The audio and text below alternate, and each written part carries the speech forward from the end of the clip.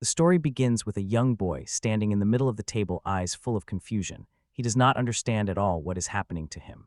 A dazzling, golden light exploded. The audience fell silent and pressed closely together, enchanted, when someone whispered, "This is the legendary golden light, which, they say, appears only once every few hundred years." The crowd bursts with amazement, and a well-dressed nobleman, shaking his head, says, "I never thought I would live to see this." Someone asks in surprise, "Does this really mean that Lars is incredible?" And another person exclaims admiringly that Lars has incredible skill. Someone tries to calm Ruz, insisting that Lars is still Rowan's son, and Ruz only bitterly mutters that Lars's skills are better than his. Meanwhile, a woman turns to Lars gently and asks about his skills, repeating the question with obvious interest: what exactly did he receive? Lars settled comfortably and, as if casually, said, "In this world there is such a thing as skill, and his is a jack of all trades." Lars continues to explain, "One type is a skill that can be trained and mastered later in life if you make an effort and practice a lot." Lars firmly confirms that the other type is a unique skill, given by God at 5 years old, and yes, he checked. The information is true. Skill description: super jack of all trades but master of none. Someone nearby asks in surprise if it really says super, and Lars just smiles and says, "No, it just says jack of all trades but master of none. There is nothing super about it." He adds, skills are not just innate abilities, but real survival techniques in this world. The woman listens with closed eyes, then says with disappointment, "What a pity." Lars continues the story. His father Rowan has a unique ability, fertility, which allows enriching the soil and making the harvest significantly better. His mother Marion is incredibly hospitable, and also excellent at medicine and knows how to brew extraordinarily effective potions. In their family, each unique skill of the parents works towards one goal: to feed the family. They earn money by selling medicine and vegetables. The rarer or more useful the skill, the more society respects it, and the more generously it brings money and status. Someone asks, what kind of skill is it to be a jack of all trades in general? The woman bitterly realized that the century-old blessing this time turned into a curse. Lars, hesitating, explains that being a jack of all trades seems to be a useful skill that allows him to somehow cope with practically anything. He felt a chill and remembered, more than 100 years ago someone also received this ability, at least that's what the records say. But Lars admits, no matter what he does, his growth is slow, and no matter how hard he tries, he will never become first class. They said this skill is a complete failure. Lars stands frozen. The weight of those words hit him painfully, but this time he can finally start anew. Lars imagines his new family. If it will be with them, he will no longer have to feel unhappy. He wants to be happy with them. That is exactly what he wished for. Someone insists that nothing can be done, but Lars insists, "Does that mean I will die?" Round tells Lars that being able to do anything is something to envy, and then sincerely admits that he himself only knows how to work the land. Marion sharply intervened and called Lars, "Come with us," and meanwhile Lars suddenly realized something important: he really loves these parents. Thoughts rush to the father, to the one who is completely unlike his previous parents, but the memories still remained. Lars wonders if this can even be called his previous life. In that world bore the majestic name Hydioma, a memory from the times when he was not yet in this world. Unfortunately, he himself was not worthy of that name at all. Hideo recalls the moment when he was asked, "Aren't you disappointed?" The parents began to favor only his talented brother. From the very beginning, no one expected anything from him. All the hopes of their parents rested on the shoulders of the younger brother. The brother was naturally talented and shone not only in studies, but also in art, writing, and everything else, and with each day there was less and less room left for Hideo. Hideo lived desperately, with one obsessive thought in his head: he wanted to be recognized. He passionately dreamed of having the same talent as his brothers. But reality turned out to be merciless and cruel. The chasm between them only deepened. The family raised him as the heir, although he was a nobody. No, actually even worse, they did it without any real malice at all. Hideo sits alone, looks at the moon, and quietly thinks, maybe this is enough. Perhaps simply because of the way of life he lived, so that even if it suddenly ended, he would not regret it. Nearby in the darkness on the ground lay the remains of a car. After all, the parents and younger brother would only be glad to receive insurance money if he died. That was the kind of family they had. He only dreamed that the parents would at least notice him. He did everything he could just to hear their praise. He tirelessly searched for any kind of activity to occupy himself, and even started playing games seriously just to beat his brother. But in the end, he never managed to prove anything to them. A hand reaches out into nowhere, and that is why Hideo felt true relief, as if it all finally ended, and the pain of his past life finally disappeared. And then the scene brightened. people joyfully greeted Marion on the birth of a beautiful, healthy boy. Rowan holds the baby next to Marion and says that in the end they are still their children. The older child, Dead 8, looks excited by what he sees, and someone asks Dead 8 to look at his little brother. Marion laughs, the baby has her hair. He is just like Dad, what a joyful future awaits with 2 boys. This is how Lars is born into his new life. Some time passes, and Hideo finally realizes what is happening. The new parents are not at all like the previous ones, although he did not know them before. Being near them made him feel calm and cozy. They say that the one who was already considered dead was reborn as the second son of the Irving family, and someone called the baby Lars. Marion gently pressed tiny Lars to herself and, smiling tenderly, whispered how cute he is. Dead 8 also wants to hug him. Someone asks if he is trying to behave like a real older brother. But they tell him, maybe when you grow up a little. Lars notices that the older brother simply adores stroking his head. Because he is constantly being stroked, he worries. Such thin hair might fall out, so he asks to be left alone at least for today. Meanwhile, someone asks where Nenah is. For Lars, who has survived such a harsh past, even a simple question brings a little joy and makes him happy like a baby. Every time he looks at their faces, they seem to glow with smiles. Oh, what a happy family this is. Imagine Nenah is going to her parents today and asks if anyone is leaving. Since Lars was born, Rowena can't get it out of her mind. Salaries will have to be cut. He wants both boys to go to the academy, so he probably can't afford to leave him angry. Nenah asked to stay even for a meager wage, but it seemed too sad to him. Moreover, Lars found out that she was struggling with money. She was almost his peer and resembled more a friend, and he liked that. But Nenah returns with a smile, joyfully exclaiming that she is back. She will work harder than ever and earn a lot of money so they won't have to worry. Someone shouted, "Wow, how fast." Nenah, beaming with joy, greeted Lars. "You're home. I wanted to see you awake as soon as possible." Lars exclaims excitedly, "It's Nenah." He also wants her attention. Dead 8 notices that Lars is quite popular, and someone tells him that he is also cute. Finally, the whole family gathered together. Father Rowan, Mother Marion, older brother, 8-year-old Lars, and their maid Nenah, all 5 make up the Irving family. Although money is scarce, they generously shower the children with their love. Lars sincerely loves his new family. And after 3 years, when Dead 8 turns 5, he receives the charisma skill from the church. Lars calls his older brother, "Wait," and Dead 8 responds to him. Rowan assures Lars, "This skill will definitely come in handy when you grow up, but for now, be patient. Strength can be trained." Lars admits he desperately wanted a skill like strength enhancement or acceleration. Grandfather was amazed. When will Lars finally acquire skill? If only this boy had at least some talent. Meanwhile, in the forest, Lars stood alone, and nearby, leaning against a tree trunk, a girl was resting. Worries consumed him to the core. What if his skill turned out to be useless? What if he had no talent at all? And suddenly someone called him. Fear slowly crept up on Lars. Would he be abandoned again, as in a past life? This thought pierced him with fear to the bone, and his hand trembled. But the girl, holding hands, suggested going home, so that no one would separate them.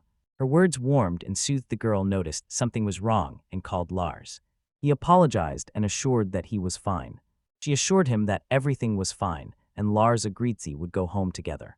As soon as they returned, Marion immediately noticed their dirty clothes and declared that she would wash everything herself, so it was better to undress.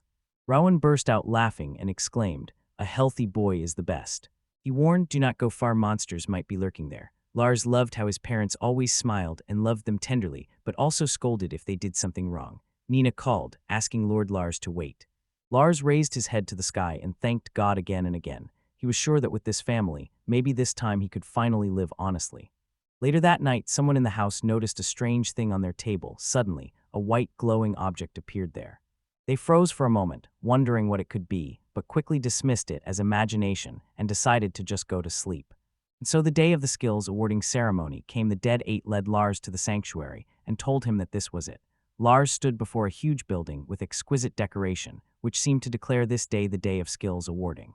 Dead 8 felt that deep, quiet calm around, while Lars's heart was wildly pounding. No matter how many times he found himself at this moment, the feeling did not change. In the sanctuary, Lars stood as if on pins and needles, while crowds of children and their families gathered around. The doors dramatically opened just as Deadite was carrying Lars, and the vigilant official looked up and noticed that everyone was already gathered. Meanwhile, Ruse, that confident boy who appeared earlier, stood with crossed arms and declared that everyone should watch. He would receive the best skill of all. Someone impatiently asked Lovin what he was doing here, and then another person suddenly recognized Lord Blau. The noblewoman explained. Her youngest son turned 5 this year, so they came for him to receive his skill. Blau addressed the woman. Since her son was the same age as his, Ryu should come and greet the poor fellow. Ryu, raising his chin, approached Lars, introduced himself, and boldly said that he would one day become the lord of this land, and that Lars should already start sucking up to him, then asked Lars his name. Lars simply said his name, and Ruz snorted that it was boring, advising Lars to pray for a good skill. Someone did not hide their surprise. Then Ryu noticed a girl with a plush teddy bear and said she was cute. Lars reacted with shock. But the girl shot words at Ruz, called him a scoundrel, and sharply stated that being the son of a lord did not give him the right to behave that way. When they started fighting, Lars shouted to Ruz, "Stop," and Ruz called Lars the worst. Lord Blau exploded with rage, demanding to know how Lars dared to fight him, and yelled at Rowan, who apparently had not taught his son at all. The priest sharply exclaimed, "Everything is ready, proceed to the altar." Lord Blau told Ruz it was time to go, and Ruz nodded to his father. Lars felt his heart tighten. He recognized Lord Blau as his old acquaintance from the past. Someone quietly noted that Blau used to be completely different. And Lars's thoughts involuntarily returned to his father. The girl with the plush teddy bear sincerely thanked Lars for what he had done earlier, and the blonde girl introduced herself as Lucio. When the time for the ceremony itself came, Lord Brauick enthusiastically gave the signal to continue. The priest called the next participant, and Brau proudly stated that, as befits a son, Ryu received a good skill. Dedaid told Lars it was time to go. Lasil waved goodbye to them as they were leaving. The ceremony dragged on, and it was then that the priest ordered Lars to place his hand on the exquisite plate of the altar. The ritual began with a prayer to the god. They asked him to grant the new child divine power. Then Lars received his skill. Lars received a unique skill. He became a jack of all trades. Someone called out to Roan, and Lars suddenly realized that was exactly who he was in his previous life. Suddenly someone's voice laughed mockingly. They said that jack of all trades is a lousy skill, and Lars deserved it for standing against them. The mockery did not cease. People whispered that Ryu possessed the skill of a magical swordsman, both father and son. They even added, a lifetime in that dirty little hut suited Lars perfectly. Lars called his dad, and Roan protectively placed his hand on Lars and sternly told them to stop it. Lars apologized. Someone awkwardly threw at Lars that his skill was a complete failure and good for nothing, and Lars could only respond uncertainly. Someone said that Lars still wouldn't be able to do anything, and Lars hesitantly agreed. Then he asked who that person was. And the boy introduced himself, Naruto. Lars looked at Naruto and said with interest, "What is your skill?" Naruto explained that his skill is friendliness to animals, which allows him to befriend them, but he honestly admitted, in reality, he dreams of becoming a traveler. Naruto bitterly said that his father is a worthless drunkard who ran away, so he came to the ceremony completely alone. At the end, Naruto whispered that he just wanted to tell Lars, let them both do everything they can. Lars lit up, introduced himself, and enthusiastically suggested meeting again if they happened to cross paths, and Naruto smiled, said his home is on the hill, and agreed. The scene changed. Plants and a wide landscape were shown. 2 boys are walking along a dirt road, and Naruto sincerely sympathizes with Lars because of his skill problems. Naruto told Lars that in life not everything is decided only by skills. Sometimes people end up in jobs that are not related to them at all, and he encouraged Lars to try to find what he really wants. And Lars replied firmly, "I will do everything I can." Lars looked at the display with information about his skills, and not believing it, saw it really said super. He turned to his father, a little nervously asked if his skill is truly a super jack of all trades. Lars wondered if that super, which only he saw, made any sense at all. Naruto loudly remarked that, from his point of view, he had no super at all. Meanwhile, Lars declared that he is home, but immediately waved it off. Now it doesn't matter, even with a useless skill, he will live firmly next to his family. Lars thoughtfully recalled that other version of himself, the one he was back then. He still did not grasp the true value of that strange skill called Jack of all trades. A sudden flash of memories about his family raced through his mind, while Nenah and another girl joyfully greeted Lars at the doorstep. They impatiently asked how everything went, urged him on. "Tell us faster." The family gathered around with excited exclamations, and Lars just stood there, his eyes sparkling with emotion. Lars explained with mild irony that it turned out to be one of those useless skills, the so-called master of all trades. Someone in the house asked, "What kind of skill is that anyway?" Roan immediately began to explain. Lars tried not to lose heart. He insisted that it was not some skill that held him back, and that he chose his work himself, so he felt that everything was fine. Someone expressed sympathy to Lord Lars. And Lars suddenly emotionally clung to Nenah, and she froze in complete shock at his reaction. Then the nameless girl anxiously admitted that people would look at her strangely if they found out about her useless skill. Nenah agreed with Lars. "You are right," she said, and added that there really are people who discriminate based on skills. Meanwhile, in the background, Roan simply stepped away from the group. Later outside, Nenah and that nameless girl walked alongside Lars when someone respectfully addressed him, "Young master, my lord," and said that skills supposedly no longer matter. And Lars, reflecting on these words, felt as if he finally understood what was what. He thought to himself how truly good his family is. Roan calmed Lars, promising to work hard so that Lars and the others would get into the academy, and said not to worry about money. Lars, in response, with hope in his voice, only whispered that he just needed to find some job. Then he enthusiastically thanked his father. While Lars's thoughts were already flying into the future, he imagined getting excellent grades at the academy and finding a great job, constantly reminding himself not to worry about money. He was troubled by the thought of whether they would get angry if he went to work in the city without permission, but he reassured himself that his dad was doing everything possible, and although extra money would be nice, they were doing fine as it was. He decided to wait a little longer before going to the city, and Lars also became interested in that Lord Guy, Brow, or whatever his name was, because his father clearly did not want to oppose him. After 5 years of training before entering the academy, Lars finally understood. Now he had only one task to truly master his superpower of universal mediocrity. He decided, starting tomorrow, he would do everything in his power. Footsteps echoed through the house later that night. The appearance of the stairs and the exterior of the house silently suggested how the quiet evening was slowly descending, and Lars lay in bed staring at the ceiling. Suddenly, a mysterious figure with dark hair appeared, calmly greeted Lars, and said that he had really made it here. Lars abruptly sat up, stunned, and demanded to know who were they. The figure seemed to smile, and easily said that they did not arouse suspicion. Lars had already responded to them before.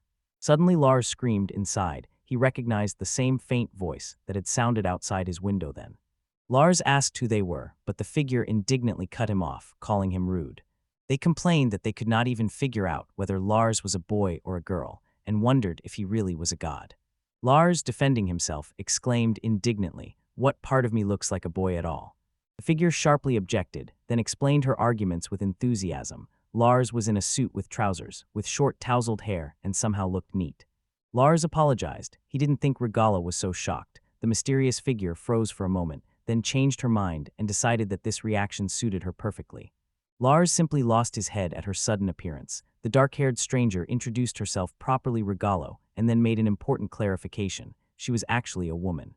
She began to explain again, and Regalo admitted that she was the one who transformed Lars into this other world. Lars froze in amazement. Looking at her at that moment, realization dawned on him. Regalo explained that she thought Lars would believe her only if she showed him proof. Suddenly Lars looked around and recognized his room from his past life. Realizing that everything was going wonderfully, he sincerely thanked her for the rebirth. Lars asked if that meant she was a god. Regalo corrected him. No, on the contrary, she was what people call a demon. Lars shuddered in shock upon hearing that she was a demon, but Regalo instantly calmed him. "Don't worry, I'm not going to steal your soul or anything like that. I just wanted to tell you about your abilities." Regalo asked, "Do you want to learn about that super skill, jack of all trades, that I gave you?" Lars smiled and noted that since he reincarnated, 5 years had passed, asked if she was a bit late in appearing, and curiously inquired what exactly that super jack of all trades thing meant. Regalo explained with a smile. As the name itself suggests, this is a jack of all trades skill. If Lars takes it seriously, he can handle any task or work at an intermediate level. But she felt, just as he once painfully realized in his past life, this skill could only work up to a certain limit. Lars nodded. He understood this part, but immediately asked with curiosity, what exactly does the super part of the skill mean? Regalo praised him, saying how quickly he grasped everything, even calling him Hideo Makoto. Lars immediately interrupted and said, "Don't call him that, it only brings back bad memories." Regalo apologized for getting a bit off topic, then with a light smile explained that this super ability, jack of all trades, can actually go beyond that certain upper limit. Regalo explained with a passionate voice, if Lars works persistently, then with self-belief and motivation he can become better at anything. Most people could reach higher, it just required a little more effort, but they simply didn't take that last step. Lars thought and admitted that in his past life he had actually given up, thinking he couldn't do anything better than what he had already achieved. Regalo agreed. Because of this, the skill he was given then turned into some kind of universal set truly good for nothing, and she considered that a real shame. Regalo told Lars that he could surpass that confident boy, the magical swordsman with body magic and sword mastery, so much that Lars would laugh at him. Then someone asked Lars what his name was. He first recalled his father's name, but quickly corrected himself, just Lars, called it a boring name, and added that Lars better acquire some really good skill. Lars smiled and softly said that it was all right, there was no point in worrying about those two now. He was already Lars Irving, just the son of dad and mom. Regalo noticed, if Lars said so, nothing can be done. Lars said that it is enough just to understand only efforts matter, and he will give all his strength to master super jack of all trades. Regalo summed up, that's all with the skills, and asked if Lars had any questions. She said that she understood and was now free too, and then added that she doubted she would ever see Lars again. Lars admitted that he felt a little lonely. Regalo Muse suddenly thought that maybe there is almost no difference between humans, gods, and demons, and Lars thought the same. But then Regalo, convinced that Lars had done something, sharply asked about it and declared that time was up. And laughing, wished Lars a happy life. Lars noticed that Regalo spoke as if they would never see each other again, so he decided not to waste energy on anxiety. Regalo began to say goodbye, but Lars honestly admitted that he still could not get rid of the unease. Regalo simply reminded Lars, she is a demon. Of course something was indeed happening. Perhaps Lars will no longer see her that way. Just after Regalo left Lars's room, a considerable time passed since they last spoke, and since then Lars decided to train endurance, strength, and swordsmanship daily because he dreamed of becoming an adventurer. Today Lars was training again near his home. His older brother was beside him. Someone noticed a person was approaching them. The girl finally found Lars and shouted to him. Lars recognized her. The nameless girl climbed the slope to Lars and sincerely thanked him for coming to see her. Lars asked whom she meant, and she sighed. When she received her skill, she met one. His name was Nolt. Nolt told them about his skill, kindness to animals. As soon as he petted an animal, its fur became incredibly shiny, and if he clapped his hands and called, animals ran up, even if they were not domestic. The father got angry and sharply told Nolt that this skill was useless, just loving animals does not bring money, and called him a worthless brat, sharply saying that he needed to go and find a job that truly brings money. Nolt shyly admitted that he was clumsy and not very smart, then quietly asked if Lars would be his friend. Lars at first looked uncertain. But the girl and Lars received this note warmly. Then Nolt occasionally came to visit them for fun. That is how Lars found his first friend.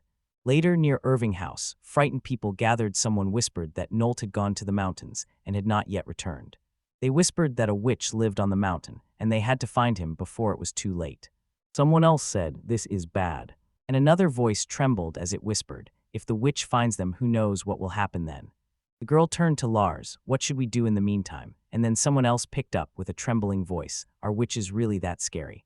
Another voice whispered that they heard, "No one knows what will happen if the witch finds someone." Someone else confirmed that they had heard this too once, but the girl refused to believe it. Lars could not understand why Nolt went to the mountains at all. Then Lars shouted decisively, "Nolts." Someone warned if they get caught they will be scolded, but Lars said he was going anyway. Dad admitted that he was worried, so he asked his older brother Lars to wait at home. The girl asked if everything was okay with Dead 8 and said she could not just let her little brother go while she herself stayed here. Lars replied to her, "Of course not." And the girl said decisively that she was going. Someone approached Lars and asked what happened and if there was anything funny there, and he just shrugged and said it was nothing. The girl shouted to them, "Go," calling her older brother as they set off. Lars and Dead 8 were rushing through the forest, calling Naruto and demanding that he respond. Lars looked around, noticed that Nalta was missing, and wondered if he had gone deeper. Dead 8 looked worried. Someone whispered that probably only Mom could go further from here. The girl was terribly worried the witch could have grabbed Nalta. She noticed anxiously, if they went further they would be scolded badly and it was dangerous there. Suddenly a giant bear appeared before them and growled menacingly. The girl suddenly noticed the beast and immediately shouted, "Brother." Lars promised to hold it back, so she should run to call for help, but the girl refused. She couldn't leave Lars. Lars ordered her to just go and hurry, but the girl stubbornly declared that instead she would protect Lars. The girl, overwhelmed with panic, shouted loudly at the bear not to come closer, and Dead 8 called his older brother. Then the girl raised a book and pronounced a spell called Water Prison. Suddenly water appeared around the bear, swirling into powerful streams and enveloping it in a liquid prison. Lars and the girl stood below and watched as the magical effect began to take hold. Lars turned to stone from shock, his eyes wide open as mighty forces swept through the area. But the girl was not finished yet. She cast another spell, shouted Blade of the Earth, and struck with powerful magic. The attack hit the girl and Lars fell to the ground, completely exhausted. Lars could barely comprehend what he had just seen and muttered something about magic. Meanwhile, Lars and the girl sat on the ground after the magical attack, looking up. The bear was now covered in glowing magical energy, and Lars was utterly stunned by what had just happened. The girl explained that this was nothing like her mother's water magic, and Lars still only muttered, "What a wonder." The girl instantly scanned herself with a glance, asking if she was okay and if the magic had hit her. Both looked quite worried but, surprisingly, unharmed after that powerful spell. Suddenly, among the flowers and leaves in the forest, a dark figure emerged. The girl noticed it and exclaimed that something had appeared, and when her eyes widened in realization, she shouted, "It's a witch." The mysterious figure shyly apologized for appearing so suddenly, saying she just couldn't resist, and Lars admiringly acknowledged that what they had seen was real magic, and suddenly realized. This was the witch everyone had been talking about. Then the witch said that she would definitely truly enjoy this. The girl grabbed that phrase and, not believing her ears, asked again, did she just say she was going to eat something? Lars panicked and desperately blurted out, did she mean to eat both the bear and them? Meanwhile, somewhere nearby, Dead 8 called out, encouraging his older brother, hold on. The girl's heart tightened with anxiety. Would Lars be okay? With a trembling voice, Lars nervously begged the witch not to eat him. But the witch pointed to the child who had fainted and then asked if they wanted to approach her. The witch instantly calmed them, assuring that she would not eat them. After a minute of hesitation, the girl finally agreed and said they would go. The witch led them through the forest along with the bear, and Lars walked behind with a worried expression on his face. They reached the witch's place deep in the forest, and there, among the trunks, a whimsical treehouse was cozily nestled. The witch dragged the bear's body to her hut, and Lars and the others followed behind, staring wide-eyed at this strange house. Inside, they found Nolt. He was already there, and upon noticing them, he shouted loudly. The witch explained with a trembling voice. The whole town was in turmoil. They had not returned from the mountain, and the residents, along with Lars's father, were now searching for them in the mountains. Nolt told how Miss Berna helped him when he injured his leg and couldn't move, and the witch indifferently replied that she had just come to gather herbs. Lars, thank you for taking care of Nolt. Then the witch whispered an apology and gently pressed Nora to herself.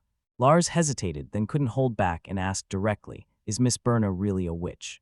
He awkwardly brought up the rumors about her supposedly she kidnaps and eats children, and fearfully asking if it was true, the witch only smiled and replied that she is a woman who can do magic, so such a label suits her perfectly. The girl trembled, murmuring that the witch is scary. She panicked and exclaimed, what will we do if the witch attacks? Lars caught the panic and also fearfully asked what to do. The witch just laughed and waved it off. These are just empty rumors. Would I ever do something so terrible? She explained that all those talks of the townspeople about the witch are just misunderstandings. Suddenly Lars seemed to see clearly. That ancient magic revived within him. The witch admitted that combat magic is her best skill, but she doesn't mind teaching them. Lars was delighted and said that's great, because he actually prefers something practical. He asked her name, she answered Berna, and then he hopefully asked if she would teach him magic. While Lars was processing this, he suddenly understood what it would mean for him if she was going to teach him.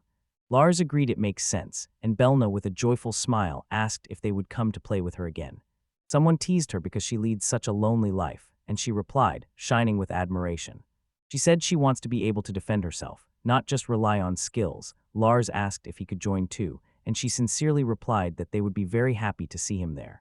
Meanwhile, someone wondered why this rumor spread specifically about Berna. She cheerfully said she was very happy because today was simply a wonderful day. The girl looked anxiously and asked if Lars was okay, told him to run away as fast as possible, suddenly fell silent embarrassedly, and Berna noticed that the bear needs to be well prepared before it spoils. Later that evening, when they had safely returned to the village, Lars's father beat them, and the story says plainly, they felt his fists. The girls suddenly shouted, brother, and at that moment another voice called Depato. Later, Lars decided to visit Berna again, not only to see her, but also to study magic. Someone asked if Lars could go, and someone else simply thanked. Lars and Nolt walked together to the forest, and the girl wondered if it was a bit too early for Lars to leave already. They reached the cabin in the tree of Berna's, and Lars loudly shouted, hello. Lars and Nolt stood by the door, called hello, but no one answered, and they immediately felt that something was wrong. Lars asked, did something happen? Suddenly the girl announced that she was opening the door, and sharply opened it. Lars froze in shock at what they saw inside. When they went inside, they found Berna lying in the house looking gloomy. From the story it became clear she knew that Lars would not come, although he said he would come to hang out. She was choked with anxiety. Maybe he hates her now, or she said something strange. It seemed to her that maybe she should have shared the bear meat with him. Meanwhile, Lars uncertainly called Berna. A tense expression froze on her face. Lars said to Belma, "I came to hang out as I promised." Someone shouted the name Berna, and Belna instantly became alert, asking if someone was really here, then joyfully exclaimed that they had come and that she was waiting for them, after which she enthusiastically grabbed the girl. The girl tried to tell Berna to wait and calm down, and Lars and the girl herself looked worried. The girl said she had seen a garden of white flowers, and a touch of emotion played on Belna's face, and someone quietly whispered, "Just imagine the one they had rumors about turned out to be such a sweet girl." Belmont apologized. Suddenly Lars noticed tea leaves in her cup. Belna smiled, asked if he noticed it, explained that the tea was from her native land, and with a sincere sparkle in her eyes, added that it made her incredibly happy. A close-up showed Belna's face and her outfit while Lars asked about her hometown. But seriousness froze on Belna's face. She said that they helped save the children, so all the details suddenly ceased to matter. An unknown girl again sincerely thanked Belna for helping the children, and in Belna's house the witch took both her and Lars by the hands. Then she simply said she saw them by chance and that's all. Belna whispered that if they came to visit her, that would be enough. She added that she would definitely teach them how not to make mistakes in magic. And so Belna's magic lesson began. Belna started the lesson and explained with all seriousness it was time to talk about magic. To use it, they needed magical energy mana. Some got more, some less, but magic was in everyone. She pointed to drops of water, showed their glow as an example of magic, and then warned, just as long running exhausts the body, excessive use of mana can cause fainting, and in the worst case death, and Lars became worried hearing about such danger. In the shadow, the nameless girl in the note held their breath, watching how the lesson unfolded, until Belna calmed them. Such complete exhaustion rarely happens. Someone said that probably that was why Marion never taught magic lightly, the risk was too great. Meanwhile, the frame froze on Marion, who was intently gathering herbs near their house. Then Belna, without pause, moved on to the next topic, the classification of magic. The children became fascinated while she explained. There is attacking magic that strikes directly at objects. There is supportive magic that strengthens the body and power. Attacking magic was Belna's specialty, and there was also healing magic that heals wounds and removes poison. And finally, the magic of life that creates medicine and clean water. Someone recalled that Lars's mother was a true master of this, and Lars, the girl without a name, and Nolt shone with excitement, and Belna noticed how well they were learning. Who would have thought even before that day, Lars's mother and Nenah had already managed to teach him the basics of magic. Suddenly Lars interrupted and, raising his hand, asked Belna to wait a second, saying that these were 4 basics. Someone looked embarrassed when Lars asked if those were only the basics, or did that mean there were other types. Belna confirmed, and it turned out he was right. They explained that there is strange ancient magic that gives effects as if they were real skills, and there were even spells that allowed flying. The 3 children lit up with excitement. Nolt exclaimed that it was like magic, but the girl without a name gently corrected him. What they are learning is magic itself, and Lars enthusiastically added that it is amazing, like some kind of skill. Belna sincerely admitted she still does not believe she can teach them this.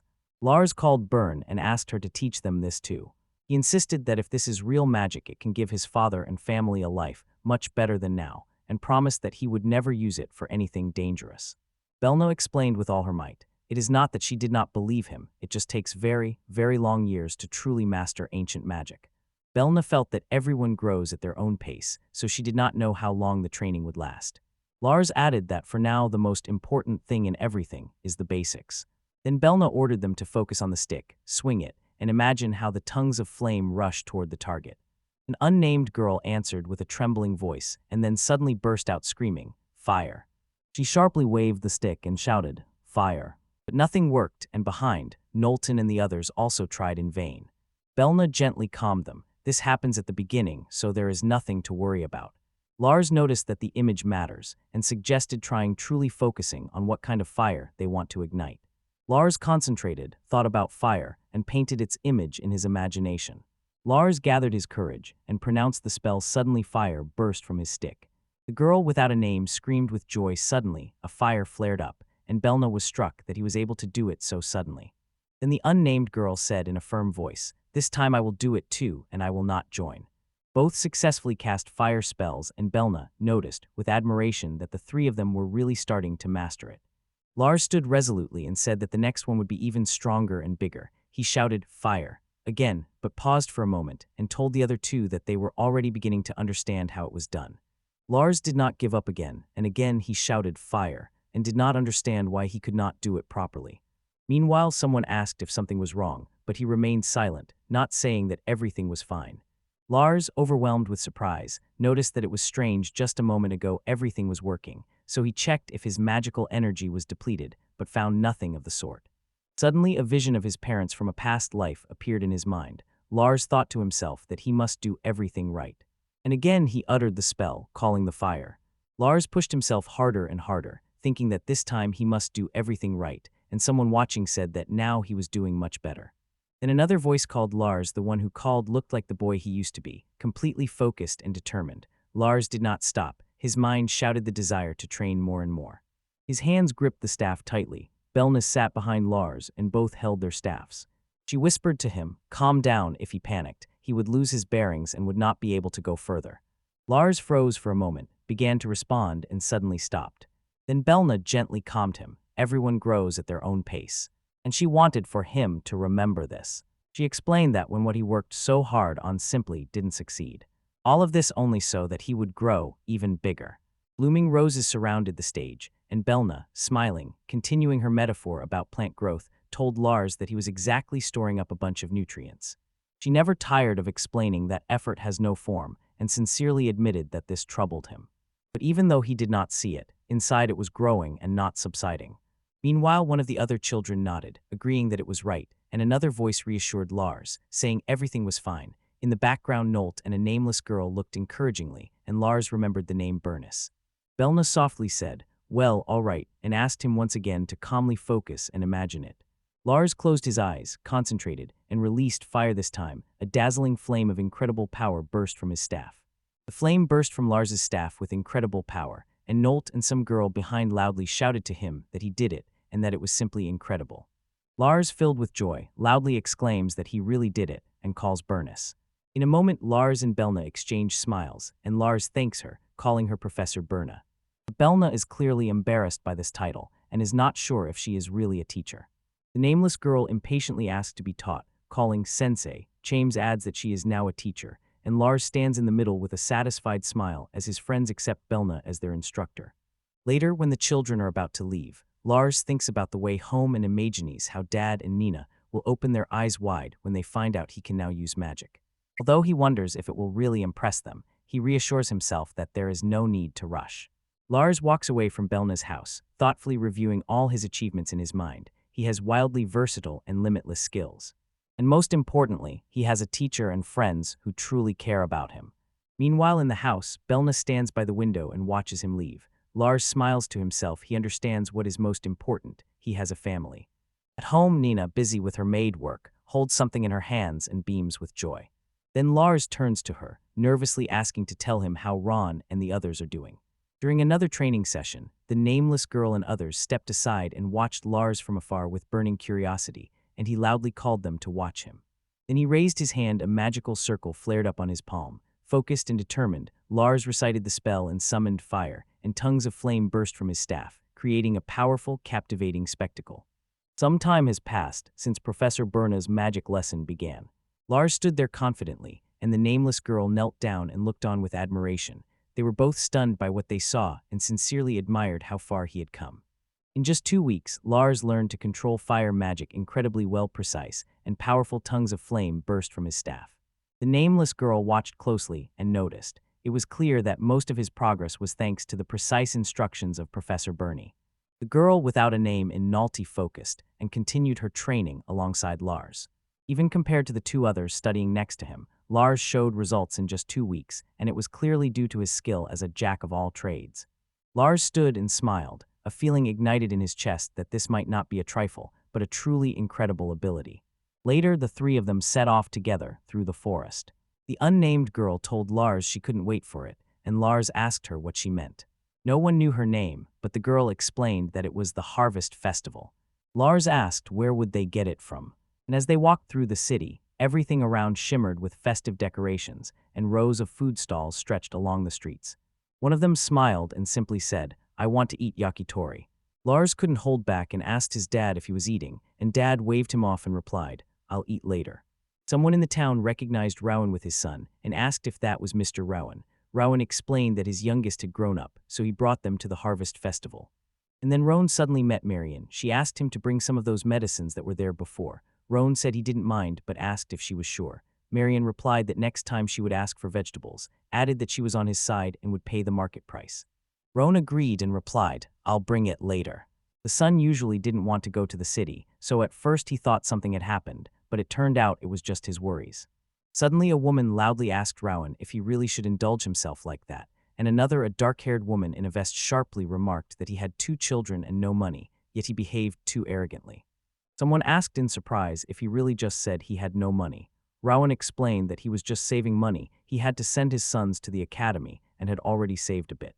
As soon as someone touched on the topic of his eldest son, Lars suddenly shouted sharply at them. He called them scoundrels, insisted that his sons had nothing to do with it, and ordered them to be silent. Someone threw out the idea, "Let them go." Dad 8 restrained Lars and in a quiet, stern voice warned that there were mean people outside, so he didn't want the children to approach the city alone. Lars quietly whispered, "Dad." He thought that he really didn't have to go to the academy after all. He was already learning magic from Professor Berna, but the money still didn't give him peace. Dad 8 emitted an irritated sound. The girl without a name suggested, "Let's play a little more, and then we'll go home." The people they had just met, she called an unpleasant company. Lars called his mother. Suddenly the scene changed, and the girl noticed that someone recognized Nenah in her. Lars gasped in surprise, and someone addressed the AI and, barely holding back panic, asked to wait. "Sorry, I can't hold on any longer. Can I go to the bathroom for a moment? I promise I'll be right back." Lars rushed through the streets, frantically searching for the right direction. The nameless girl recognized it was Nenah and wondered, wouldn't she be surprised to see them? Lars and the girl followed until this huge mansion rose before them. At the very doorstep, Nenah was met by a young servant smiling. He greeted her and said that his father was waiting just for her.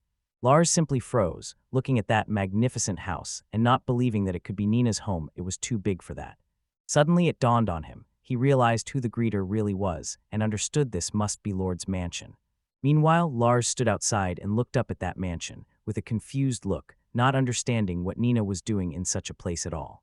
Nenah entered through the door all dressed up and with makeup, while Lars, hidden in the garden bushes, was watching. Hiding in the estate, Lord Brow noticed that all this reminded him of Rowan. Others around were clearly suffering, and the servant agreed and picked him up. The Lord's face hardened with cruelty, and he ominously said that it would be fun to simply drive them out of the city.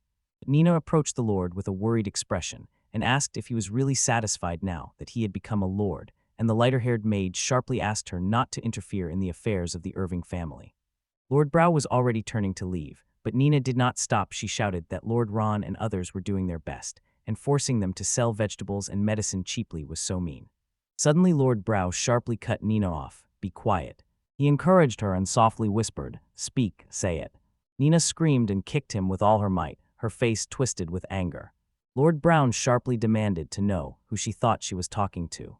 Nenah answers loudly and confidently, "He is Lord Blau, the ruler of the Gas Kingdom." Lord Blau decisively confirms this and loudly declares that he is the master of this land. When Nenah acknowledges this, she noticeably becomes nervous. Then Nenah accuses him. He stole that position from Lord Rowan. When she accuses, her face simultaneously burns with audacity and drowns in despair.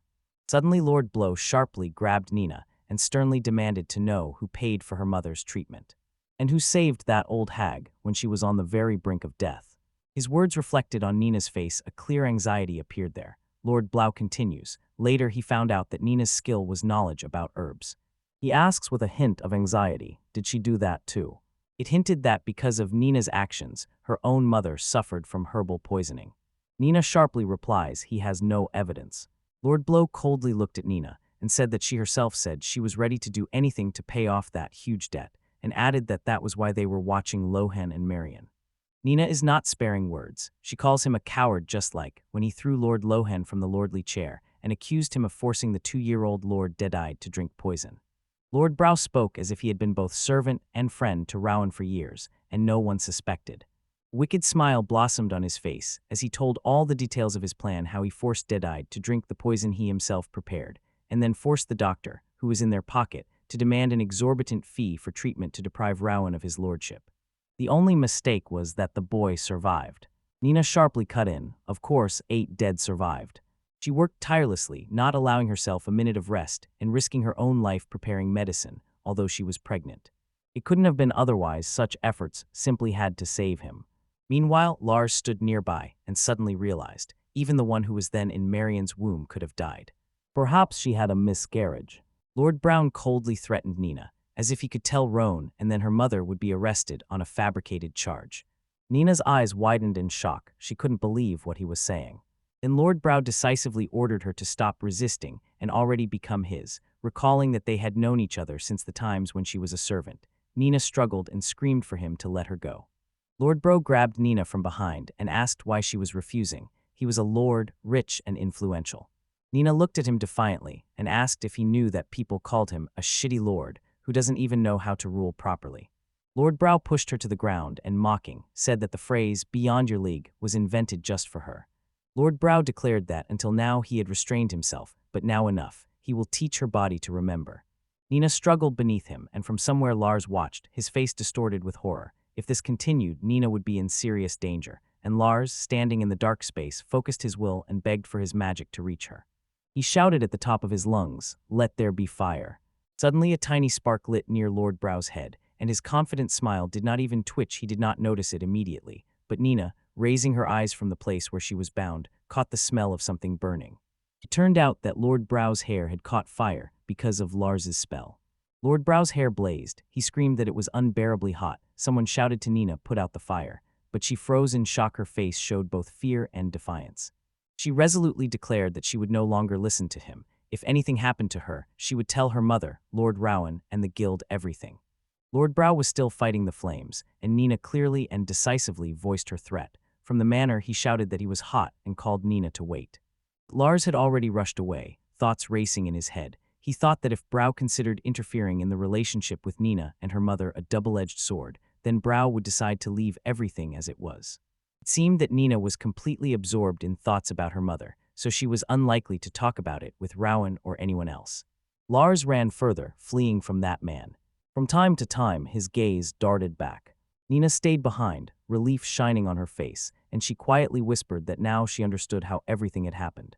The story about how Brown trapped Rowan and took his place shocked Lars to the core, and now he finally understood everything his father and others had been hiding all this time.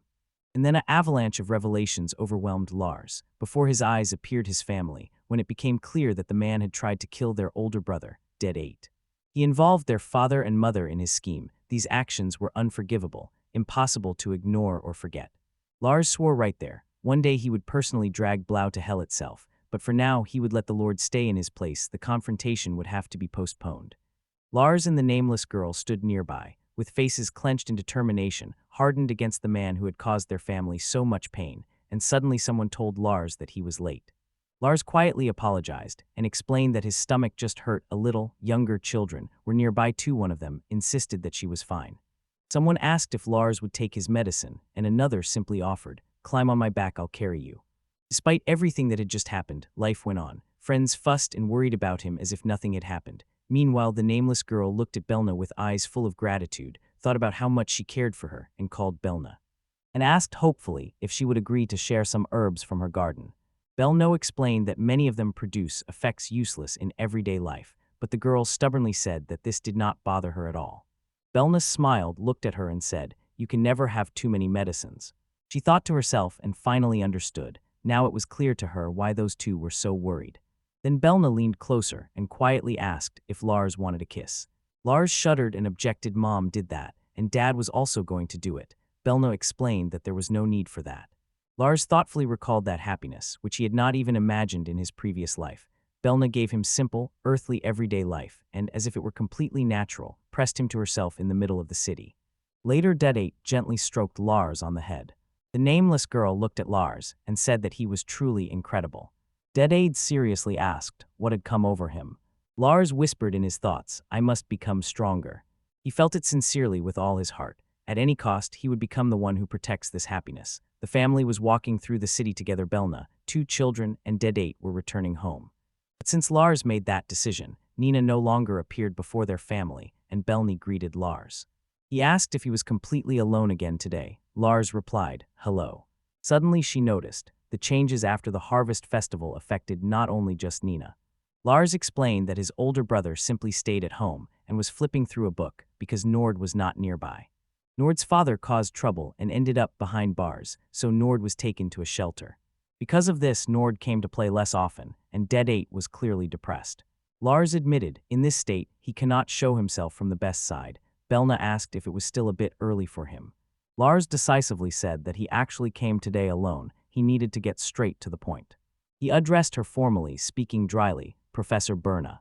Lars raised his hands with enthusiasm, and with a sparkle in his eyes, asked Berna to teach him even more magic. Berna told him that, in her opinion, he was already doing enough, but still wanted to know why did he want more. Lars admitted that he wanted to be able to earn money so he could help his family. Berna felt how hard it was for him, but said that for such work he was about 3 years too early. Meanwhile, Berna pondered the situation. She remembered that even 8-year-old children in the guild took gathering tasks, and thought that maybe the time had come. She also thought maybe it was worth approaching the teacher and persuading him a little in case someday they would have to rely on him. The realization suddenly stunned her. Berna asked if Lars meant there. She blurted out that she simply hates such people, and added that she herself will go there. Lars was clearly embarrassed. Suddenly a shadowy figure whispered to Lars, "What is more important? What are you going to do with all those spells you learned?" Lars sharply replied, "That person tried to kill my brother, so he deserves to die." The figure asked, "Does that mean Lars is going to kill them?" Meanwhile, Berna coldly told him, "Go and kill that person," and then asked what will happen next.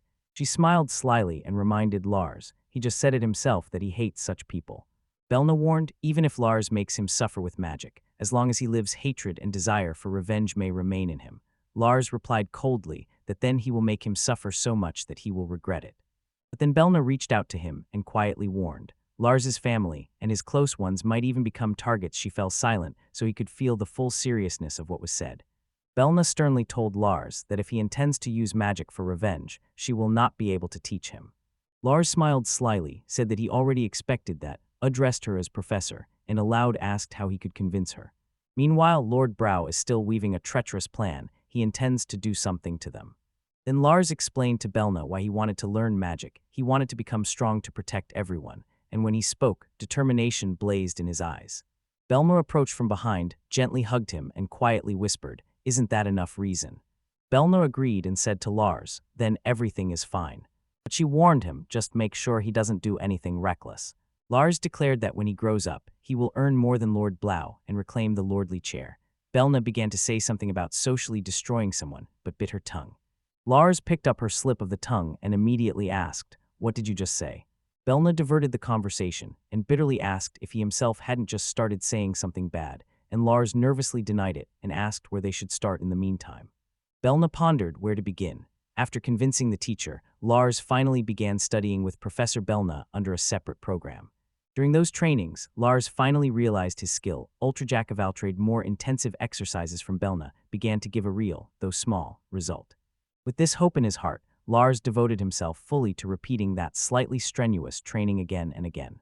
He believed that even the smallest piles of dust could eventually make a huge difference. Due to the relentless individual schedule, Lars eventually trained mostly on his own, and his brother, Dead 8, also lost enthusiasm and visited Berna less and less. With each day, as Noltz became more immersed in shelter affairs, he drifted further away from their training group. Lars relentlessly honed his magic and quietly whispered to himself, "Don't rush." He knew now he had only one thing left to gain strength step by step. 3 years had passed, and someone reacted with surprise in front of the majestic building. 3 years had flown by since Lars swore to take the blow. Dead 8 stood in the city square in academic uniform. He already exuded adulthood. Lars told his older brother that he looked cool, and Dead 8 shyly whispered, "Thank you." Their mother anxiously asked Dead 8 if he had forgotten anything, and he assured her that everything would be fine. When Nolt stopped coming, a year before entering the academy, Dead 8 started training properly. He didn't want to look like a pathetic older brother. Thanks to this, his swordsmanship, endurance, and magic should grow enough so that no peer could defeat him. At least Lars really hoped so. Lars noticed his mother Marion had clearly overdone it. She wore a beautiful dress, her hair braided. She looked happy, but it was clear she was trying too hard, and Lars really wished Nenah was nearby to help. Marian, with a sparkle in her eyes, whispered to Dead 8 that she was infinitely glad finally he would really be able to go to the academy, because she promised to do everything to make it happen. Lars looked at his mother and brother together and seriously thought he needed to earn money no matter the cost. Lars and Dead 8, in their new form, stood before the building of the Great Academy. Lars hurriedly told Dead 8 that they needed to enter immediately. The initiation ceremony was about to begin, but suddenly, a familiar voice called Dead 8. She came from their childhood nameless, completely confused and out of breath, frantically apologizing for being late. Lars turned to her and asked who she was, and suddenly the girl froze. She was struck by the feeling that she had heard this voice somewhere before. The girl shouted to Norton with excitement, "I am so glad you came," while Lars just stood stunned and could not understand what was happening. Meanwhile, the girl froze in front of him. The narrative clearly revealed the truth. The sweet girl right before Lars was actually Nort. Note shouted, "Lars," and Lars responded with complete confusion. He stood and tried to understand that the sweet girl before him was Nord. Lars could not believe his eyes and strained to reconcile what he saw with his memories. And the narrative hesitated. Was this really the same Nord who used to wear baggy clothes? Note asked in surprise if Lars seriously did not recognize her, and Lars quietly apologized. Note added that he really did not know. They said that Dead 8 immediately felt that she was a girl. She and Dead 8 laughed heartily, and Note added that Lars had been like that since their first meeting. The girl without a name stood and felt herself beginning to worry a little about Lars's future, while Nolt teased him, asking if he was only just noticing that now. Suddenly Nolt hugged Lars from behind and said that he was so cute he stammered, and insisted that he was not cute at all. A moment of sudden movement. Lars, seemingly embarrassed by the hug, faltered, and Nolt, already in academy uniform, simply said her name. Nolt held Lars's hand tightly as they climbed the academy stairs, and resolutely said that this was exactly why she would study at the academy with all her might. Their hands were still intertwined as they climbed the stairs.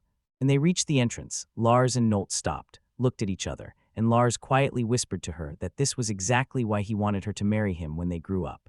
The nameless girl looked at Lars with surprise, and he stood there no less embarrassed.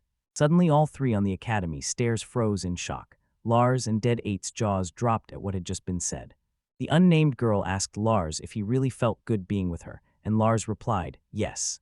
But then Lars, overwhelmed with anxiety, said aloud that maybe when he grew up, he would still be a klutz, and Nolt replied that she didn't care. The unnamed girl confessed that she was also an orphan, and their palms clasped tightly.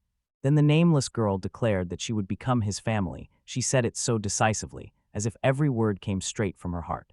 Two girls stood pressed against each other, both clearly nervous. Lars looked at them, and someone quietly acknowledged and understood it. Nenah made Dead 8 understand. The time had come for him, and for Lord Lars to start thinking about such things. She said that maybe this was the age when they could already have a fiancé, and Dead 8 asked if that was really so. Nenah explained, in this country, it starts roughly at their age, and added that often they are already decided for whom to marry, and no one is surprised by that. Then Dead 8 asked Nenah, why aren't you married if that's the case? Nenah blushed, turned red, and explained that she was a servant, and had been so busy with her duties that she simply never had the chance to meet anyone. Someone exclaimed in surprise that she had been a servant since such a young age. Suddenly a loud announcement sounded, Lord Wrath. The three of them stood together. Lars silently radiated calm, Dead 8 smiled happily, and the nameless girl cried from strong emotions. Close-up showed the nameless girl in a luxurious festive dress. The narration whispered that this was a scene under the sun, in both the literal and figurative sense, and suddenly the thought flashed that Nenah should see this too. The story said that it was a big day for his brother, the induction ceremony, and he suddenly turned into that unforgettable, wildly tense moment when they skipped the dating stage and got engaged immediately. The academy building rose with a noticeable clock tower, and as soon as his brother finally went to school, Lars was left completely alone during the day. Lars sat at the table, happily studying alone and looking from inside his Dead 8, while the nameless girl walked together to the academy building. Meanwhile, Lars turned to his parents to implement his long-planned plan. He finally approached and, choosing no words, directly told Rowan and Marian that they both had lost a lot of weight and had not changed clothes for a long time. Marian hotly denied that it was untrue, but someone told Rowan to listen. Lars said he knew Dad's portions of side dishes and bread were smaller than everyone else's. Lars decisively retorted, if because of this his mom and dad collapse, he will not go to the academy. Rowan called Lars outside, right under their house. Rowan put his hand on Lars's head and said he wanted to give him the same opportunities as Dead 8. Rowan continued as if reading a script, If that nameless girl goes to the academy, and Lars does not, then, as he guessed, Dead 8 will simply explode from shock, so he calmed Lars. Don't worry. Rowan smiled confidently and added, since Lars is so worried, I swear, I will not fall or anything like that. Then Lars replied, let me work there too. Nolt stood behind him, and without hesitation, blurted out that she already had permission from Miss Verna. But an unknown girl said to him, you cannot do this. She sternly reminded Lars that he must learn magic from Verna. I will go check if everything is all right, she said, and Lars replied that he was fine with that. Meanwhile, in the forest hut on the tree, Berna excitedly said that it was a wonderful idea. An unnamed girl reacted with obvious surprise. Berna told them that Lars was extremely talented, so she was sure he would handle it brilliantly. She smiled and said that she had heard about Lars's feelings for some time, and at his age, was certain that he would definitely find a place in the guild. The unknown girl and Lars just stood there, looking tiny and listening, while Berna from her treehouse shouted, Lars, do you hear me? Adding that she was doing it partly for social experience. Later, walking outside together, Lars sharply told Roan that he knew everything. Roan firmly emphasized that only requests from the guild are accepted. Finally, someone in the guild stood up for Lars, saying that he should not be blamed. He was truly gentle, and someone else shouted that if it becomes too hard, he can immediately return. In the guild, someone apologizes and asks for a moment. The worker begins to greet, but suddenly falls silent mid-word. Then Roan approaches the counter, and a guild member with glasses immediately recognizes him, saying they haven't seen Mr. Roan for a long time. Guild member asks what Rowan is doing in such a place, and Rowan explains that thanks to the guild, the threat from monsters has significantly decreased. They even took on small jobs in the town, so such places no longer existed. Guild member says that this is exactly why they could all live in peace, and Rowan replies that he is glad to hear that. Guild member shouted Gibson's name, began to say that he knows. Lord Roan is the ruler of this territory, but immediately falls silent. Gibson apologizes and, with curiosity in his voice, asks what exactly brought Rowan here today. Rowan explained that his son stubbornly insisted that he wanted to work and did not obey at all, and then suddenly Lars appeared all cheerful, introduced himself, and warmly said he was glad to meet them. Gibson tells Lars that he is very polite and notices that his father probably has his hands full. Meanwhile, behind the reception desk, right behind Gibson's back, stood a dark-haired girl. He says she works as a receptionist in the leading guild. The receptionist smiles warmly and tells Lars that he is a good boy, that if he is looking for work he should not hesitate to contact them, and that she is pleased to meet him. Lars confidently says that he will indeed do that. Long time no see, someone exclaimed, addressing the professor. The professor says they have a real lively one there. In the background, Lars and Rowan standing near the guild building. Inside the guild building, under its chandelier, the professor tells Mr. Rowan that quite some time has passed and that he seems to be doing well. Lars froze in surprise. Who is this dark-haired professor? He had never seen his face before. The professor asks if this is the same child from those times, but Rowan clarifies, no, this is his younger son Lars. Rowan introduced the dark-haired man to Lars and said, this is Dr. Ritzell. The doctor glanced at Lars and explained he is just a local doctor. Then Dr. Ritzell said that it happened then, a long time ago, and Rowan agreed. Yes, indeed, it was a very long time ago. Lars looked up at the doctor and at that moment suddenly realized it was him. Lars thought he has known Dr. Ritzell since the times when Rowan was a lord, that is why the father looked a bit hesitant in this whole matter. Lars politely addressed Dr. Ritz's camera, introduced himself, and said he was glad to meet him. And he named himself Lars and added that he could not wait to work together. Dr. Ritzell smiled and replied that he felt the same about working together. Dr. Ritzell noticed, since Lars came to the guild, then probably the boy successfully acquired his skill.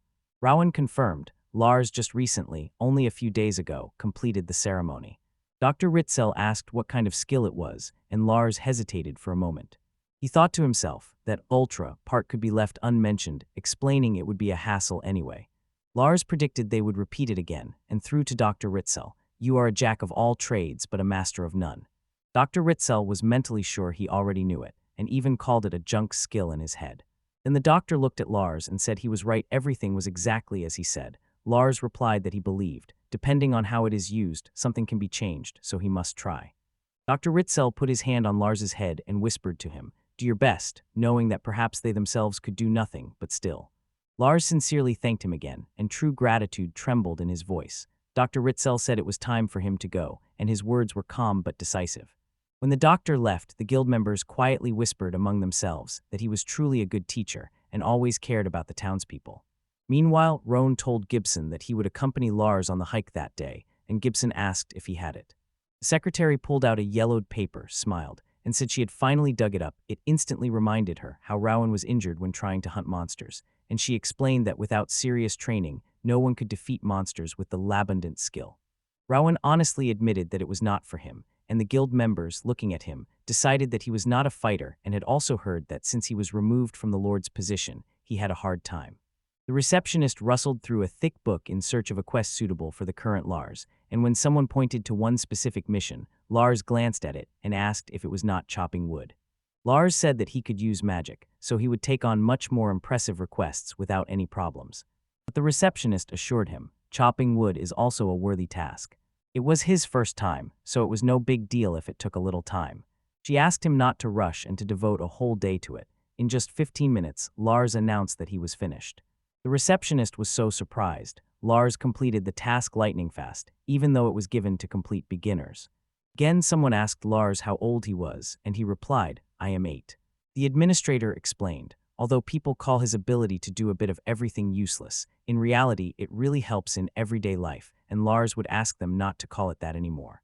The receptionist told him that he was quite reliable and that she was looking forward to working together, and Lars replied that he also couldn't wait to work with her. Meanwhile, the receptionist organized everything. To take a task, Lars must write his name on the same guild card and listen to the explanation, just like today.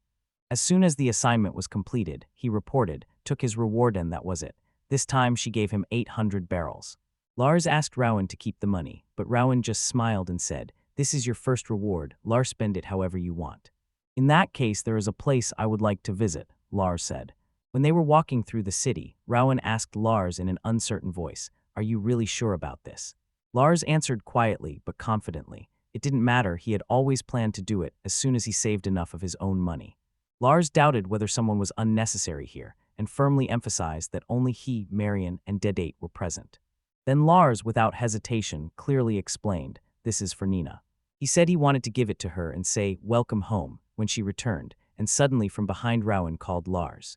Lars noticed a figure and couldn't hold back. Was that just Nenah? Meanwhile, the scene changed and revealed the words of a letter. It said that Rowan and Marion were being watched because Lord Date, who was only 2 years old, had been poisoned. The letter said they had not yet been exposed. It was signed by an old friend named Shinmajin, and Lars realized that if Nenah disappeared because of this, she would in no way want his father to find out about it. Just at that moment, Rowan called Lars, but Lars replied to his father, "I'll get home by myself, go ahead," and apologized to his father for hurrying so much. Rowan shouted to Lars not to stay out too late, and Lars, without hesitation, rushed through the city. Out of breath, he frantically searched for where Nenah had gone and where she might be. He anxiously looked near the door, asked, "Where is she?" and then ran into the yard, shouting, "Nenah." Finally, Lars found her. He noticed Nenah in the distance and loudly called her name. Nenah turned around and met his gaze. She was standing on the stairs. Lars was walking towards her, and behind them, other townspeople were visible. Nenah fixed her gaze on Lars and, with a trembling voice, asked if he was Lord Wrath. "Finally, I found you," Lars whispered to her. He restrained himself, feeling that he had reacted too sharply, and Lars thought, "This won't do, these words will only corner Nenah." Lars called Nenah again, his voice trembling. He had been looking for her all this time. But Nenah, with a trembling voice, asked him, "Please go home." Nenah whispered quietly, with pain in her voice. She was a woman who did not deserve such kindness. She could not believe that Lord Lars truly cared so much about her. Lars is gentle, the one who gives names. Suddenly someone shouted at Nenah to return home. Through tears, Nenah looked at Lars and asked confusedly what she was supposed to say if even he, her older brother, said that. Nenah's voice trembled. She said that everyone was waiting for her, and she did not know how to tell them the truth about what had happened. Nenah fervently tried to explain to Lars that just recently, his older brother, Dedate himself, got into the academy. She wanted everyone to see and celebrate together that Dedate had become so honorable for their family. Nenah was tossing in her feelings, asking herself what it all even meant. But Lars said to Nenah, "I won't ask what happened, you'll tell me when you're ready." Nenah thought to herself that she already knew everything, but even the truth didn't change anything. It was still very hard for her. Lars firmly said that even in such a situation, he would not allow anyone to say that Nenah was unworthy of being part of their family. Lars said without hesitation that he didn't need any reasons to consider someone family. Nenah, the one who first showed him what a real family is in this world. Then Lars told Nenah that this applies to her too, because she is dear family to him. Nenah raised her eyes, tears appeared on her eyelids, her hands clasped in front of her chest, and she called Lars with a trembling voice. She sincerely told about the day when she completed her first task in the guild. And with the money she earned, she bought gifts for her family. But Lars said to Nenah, it doesn't matter how much money someone has or how luxurious their house is. Lars told her that none of that matters if the whole family is not together. Nenah leaned in and hugged him tightly, tears rolling down her cheeks. Through tears, Nenah whispered the title of Lars. Lars smiled and warmly welcomed her home. Meanwhile, Nenah loudly called Lars from outside the house. Cheerfully exclaimed that she was already home and brought souvenirs for everyone. The nameless girl screamed, asking where Lars had been, and then Dedate loudly called Nenah. Nenah hugged Lars tightly and promised to try to pay him a decent, though small, salary, and Lars told her not to worry about money. After that, Nenah loudly shouted to Lord Dedate. When some girl asked where Nenah had been, Nenah addressed Lord Dedate and said she had so much to tell them. Then Lars gave a real gift, showed a pair of Dedate gloves. Nenah thanked Lars for everything. Someone spoke to Lord Lars. Nenah thanked him again, quietly explaining that his kindness saved her, and immediately added that there was nothing great about it. She just wants to protect her family. But then Lars said to Nenah, I am engaged. Nenah, unable to hold back, confesses she is also engaged. An unknown girl immediately asks Nenah to repeat what she just said. The unfamiliar girl says that the boy is Nalt, curiously asks if Nenah will still greet her, and then, as if stunned, asks if this really happens at Lord Dedate's age. Nenah, embarrassed and stumbling over her words, says that of course she will greet her, but did she really just say Nolt's name? Lars gently tries to calm Nenah. I told her straight that just because you don't have a boyfriend doesn't mean you can't have one, you just decided not to want it. Nenah bows deeply and says that his kindness hurts. Meanwhile, someone notices. Nenah has left again, and the nameless girl is just standing in the background. Lars smiles and says that this time she will return soon. The camera slowly pulls away and shows Irving's house from the outside, and Lars thinks to himself, she will probably return soon. It's time to go, Lars said to the nameless girl. She replied, follow me. Lars crouches and activates his invisibility skill, instantly dissolves and disappears from sight. The unnamed girl, eyes full of admiration, praised Lars. She was truly amazed at how much he had already managed to do thanks to his invisibility. Lars again showed his skill as if casually, he simply disappeared right before her. The girl made a surprised sound. He was completely invisible. She told Lars that it was incredible he even managed to disappear like that. Lars said that he sincerely believed he could do it, but the girl asked why he was so uncertain, noticed that he had already spent a lot of mana, and suggested taking a break for today. Lars admitted that all this was already making his head spin. But to the girl, it all seemed amusing, and she wondered if Lars really intended to stay in that outfit while invisible. Meanwhile, Lars recalled, when everything finally settled with Nenah and she returned home, he gathered his courage and asked Professor Berna to teach him ancient magic. He admitted he honestly thought she might simply, without hesitation, decisively refuse him. But Berna warned that it would take a very long time before he learned to use it properly. Lars said that was not a problem at all, on the contrary, it only pushed him more to start training as soon as possible.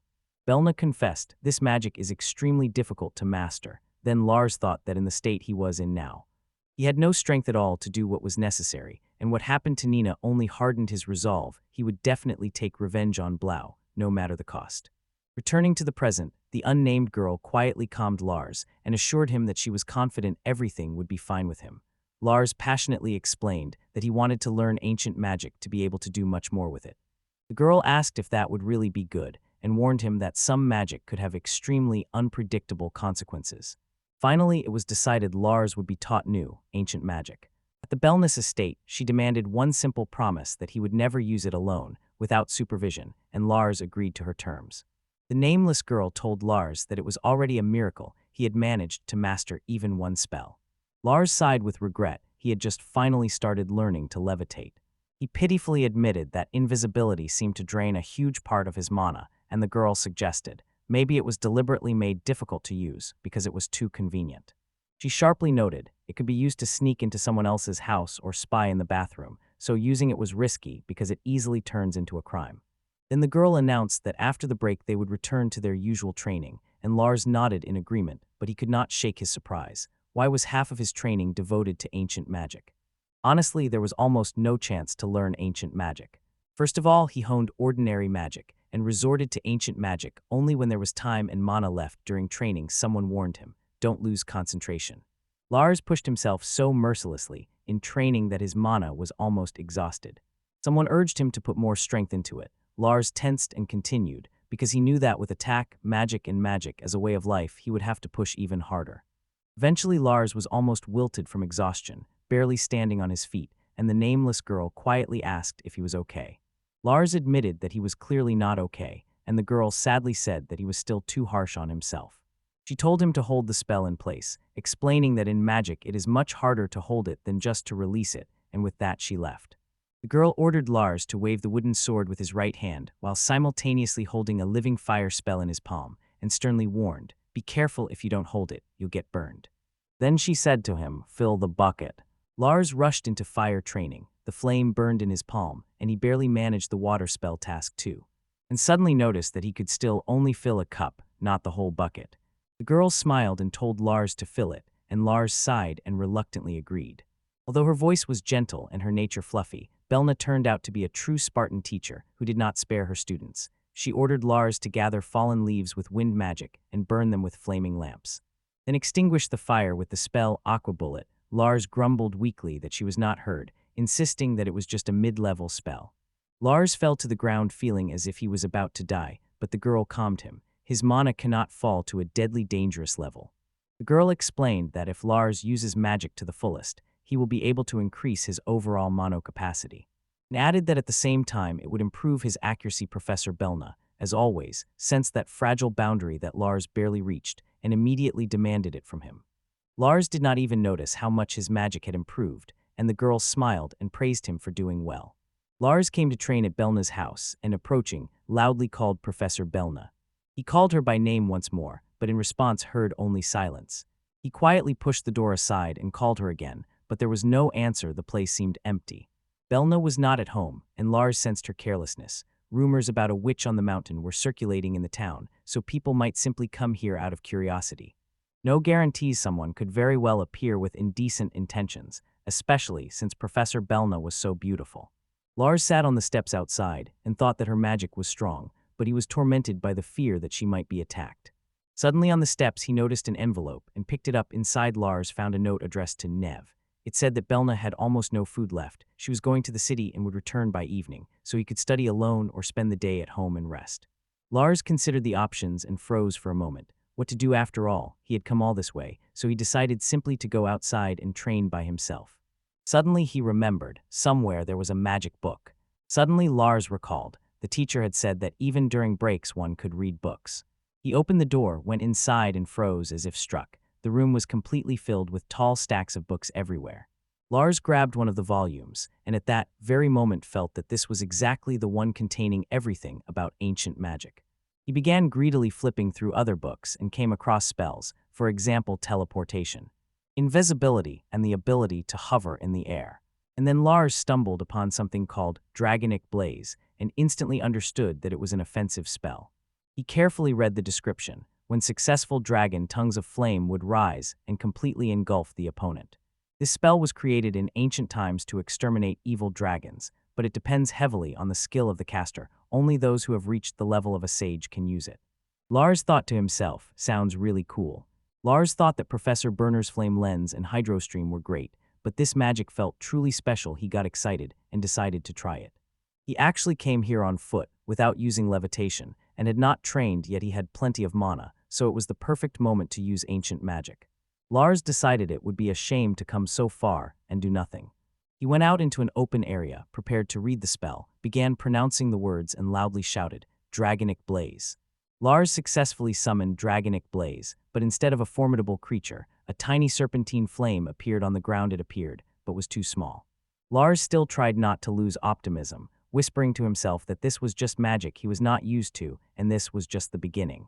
He restrained the mana during the incantation, and instead of a dragon, rather a lizard or a snake emerged. Suddenly, Lars felt as if he was being pressed. His body became heavy. Then he heard someone calling him, and he doubted whether it was really a voice. The mysterious voice did not cease. It called and asked to sleep a little longer, and Lars recognized it and was surprised. Why was Professor Berna in his house? Meanwhile, the nameless girl, full of admiration, called Lars.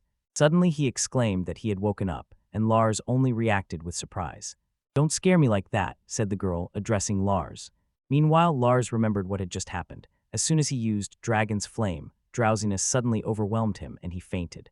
Lars apologized to Professor Berna, admitting that he tried to restrain his magic and clearly overdid it, and the girl only noted that he looked as if he had simply fainted. Then the girl shouted at Lars he had terribly frightened her, and she asked what would have happened if the mono-recovery medicine had not arrived in time. In a sharp voice, she pointed out that Lars had broken his promise and resorted to ancient magic. Lars lowered his eyes and confessed guiltily she was right. The girl asked what exactly he had tried to do. Lars told her this is Dragonic Flame. The girl stopped confused in thought and suddenly realized something was off with Lars's mana reserve. That spell required an incredible amount of mana. He wouldn't have been able to activate it. But Lars stubbornly insisted that it was tiny, although he himself used it. The girl fiercely scolded Lars, who was still lying down, saying it couldn't be that he died because he ran out of mana. Both were stunned. It was clear how close he had come to real danger. The girl's mood instantly changed. She lit up and cheerfully told Lars that she could stay the night, adding that she would have to inform Marion later. Lars looked embarrassed and asked her to wait. He was just about to go home. The girl leaned closer, smiled teasingly, and asked if he wanted to spend the night at their place. Lars, completely exhausted, told her it was his fault, added that he was going to sleep now, and just settled on the couch. But the girl firmly objected. He wouldn't sleep well on the couch. Then she appeared in a nightgown and, without any hints, directly told him, "You will sleep with me tonight." Lars panicked and objected. He was a guy, so it was normal. He sometimes napped outside, so he would be fine. She just waved off his protests and indifferently said that he had training tomorrow, so it was time for them to go. She grabbed Lars and pulled him to her room while he was shouting, "Wait," and someone just noticed how strong she was. At the door, the girl said to him, "Good night." In the middle of the night, Lars suddenly woke up. He felt something soft on his face. The girl tightly hugged him and mumbled in her sleep how delicious the strawberry was, and Lars couldn't move. She held him firmly. The night passed, showing an exterior shot of the house, and in the morning Lars greeted everyone very monotonously, with a tired expression on his face. The girl looked at Lars with curiosity and asked, "Did you sleep well last night?" Lars pressed the pillow and with an irritated expression on his face sharply replied, "Not at all." The girl wondered if maybe he couldn't fall asleep in a strange bed. Lars thought to himself, he couldn't exactly say what the real reason was. Then they went outside. Near the house stood a large barrel of water. The girl asked Lars to try to fill a bucket first, and Lars agreed. Lars tried water magic, and suddenly, a huge stream of water burst out of the barrel with explosive force. Lars and that nameless girl froze in place, their eyes wide open in shock. Lars was completely confused by what had just happened. Then the girl said to him, "Now try to summon fire." Lars asked whether to do it as usual, and the girl, with a slight suspicion in her voice, replied by asking if he had done something different. Lars cast a fire spell and an absolutely devastating explosion of flames burst forth. The scale of this magic was overwhelming, and he stood watching the hellfire, unable to believe his eyes.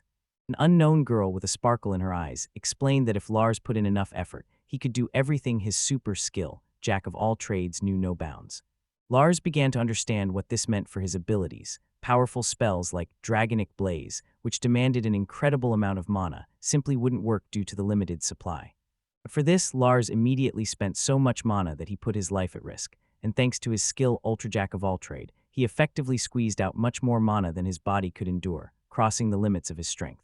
The spell did activate, although it seemed completely impossible. The rebound from exceeding the limits wildly recharged his mana reserve, which is why the invisible spell had previously only worked partially. Then Lars suddenly realized, if he continued using this method, he could increase his mana so much that he would truly master ancient magic. The unknown girl acknowledged this but warned him. Without Berna's support, it would be extremely dangerous. He would have to be very careful because there were literally no limits here. Lars sincerely admitted that he did not quite understand everything, but it was clear the Spartan training of the teacher had indeed worked. Meanwhile, someone nearby quietly doubted whether that was really so. Lars, as always restless, fervently asked her to allow him to also train with Dragonic Blaze.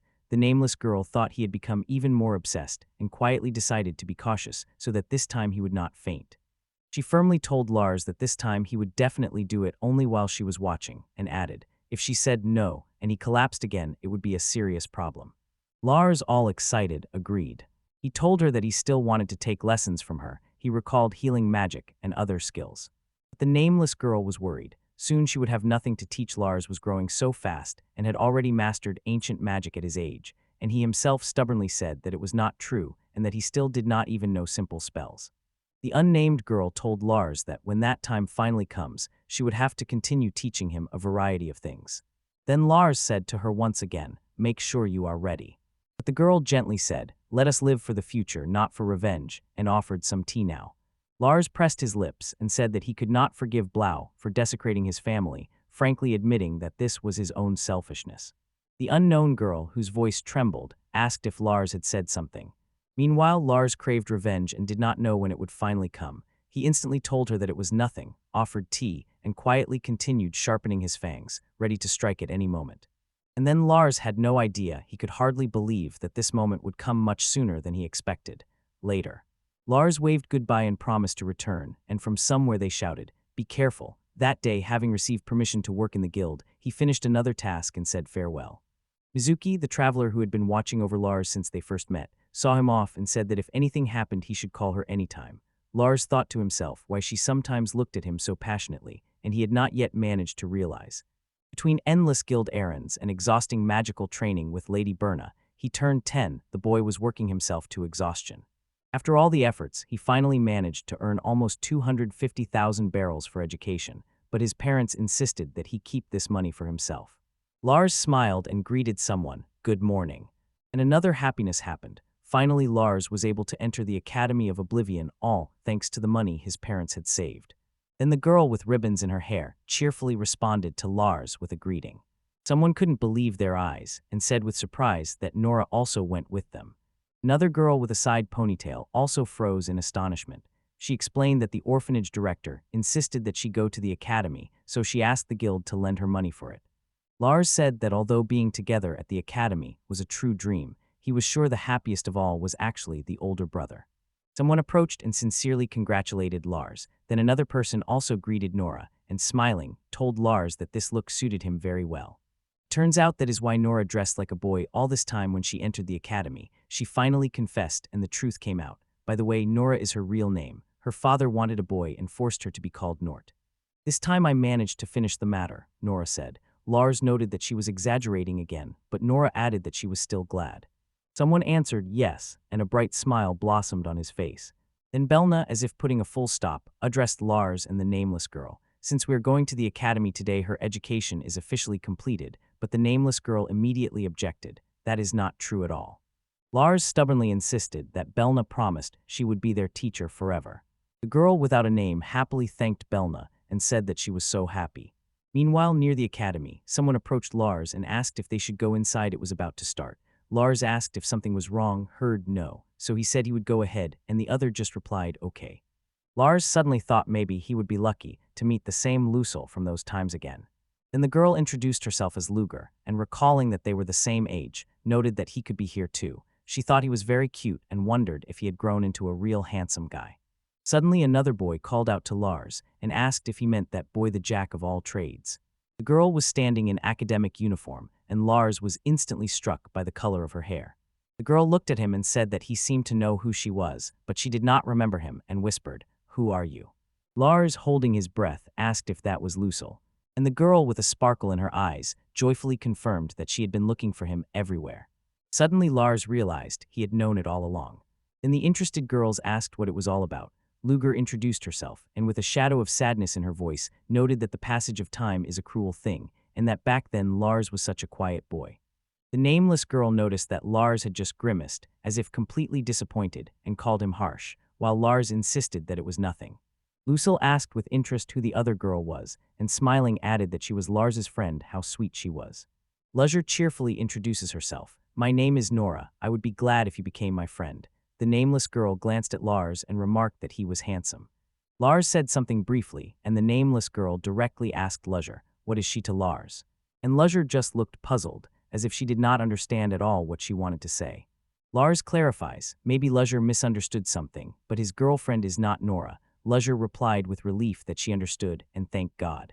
Lars explained, if he said that Nora was his girlfriend, his brother would get angry. He even called his brother by name Deadite, and suddenly Leisure shuddered upon hearing that name.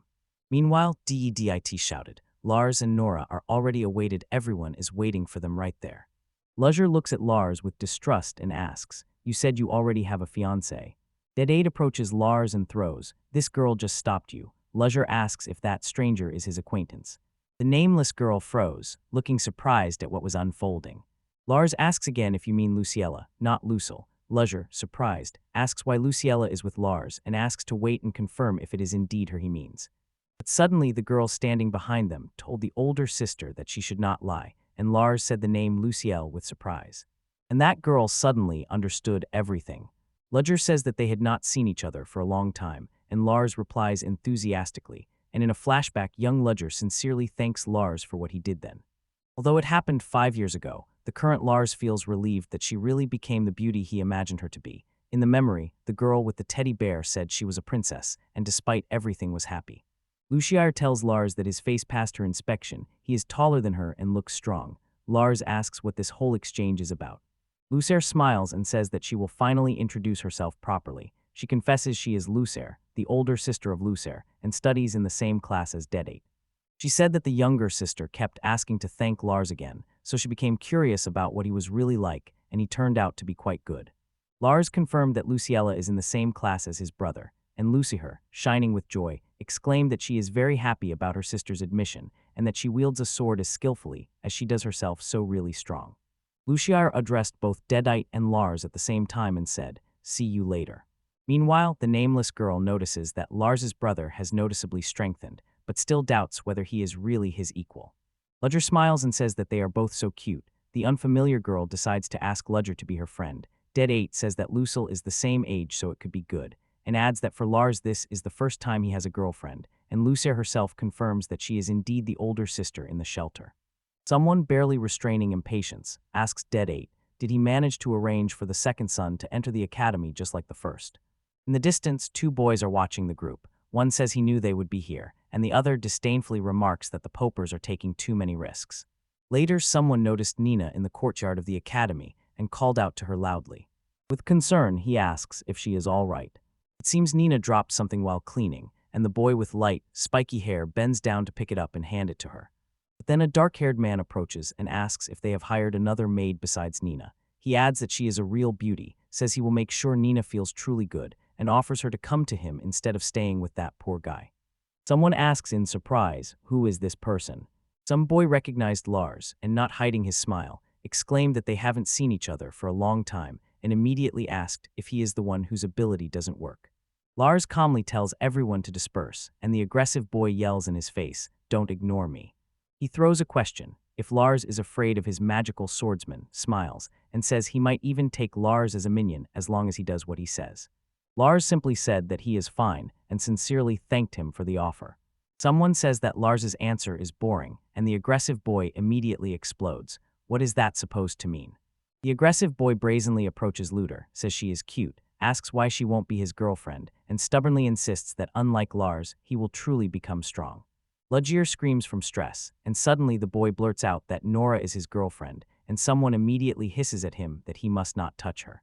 Suddenly Nenah squeezes the boy's wrist so hard that it hurts him. He cries out in pain, begs to be released, demands that she let him go, and calls her Popper.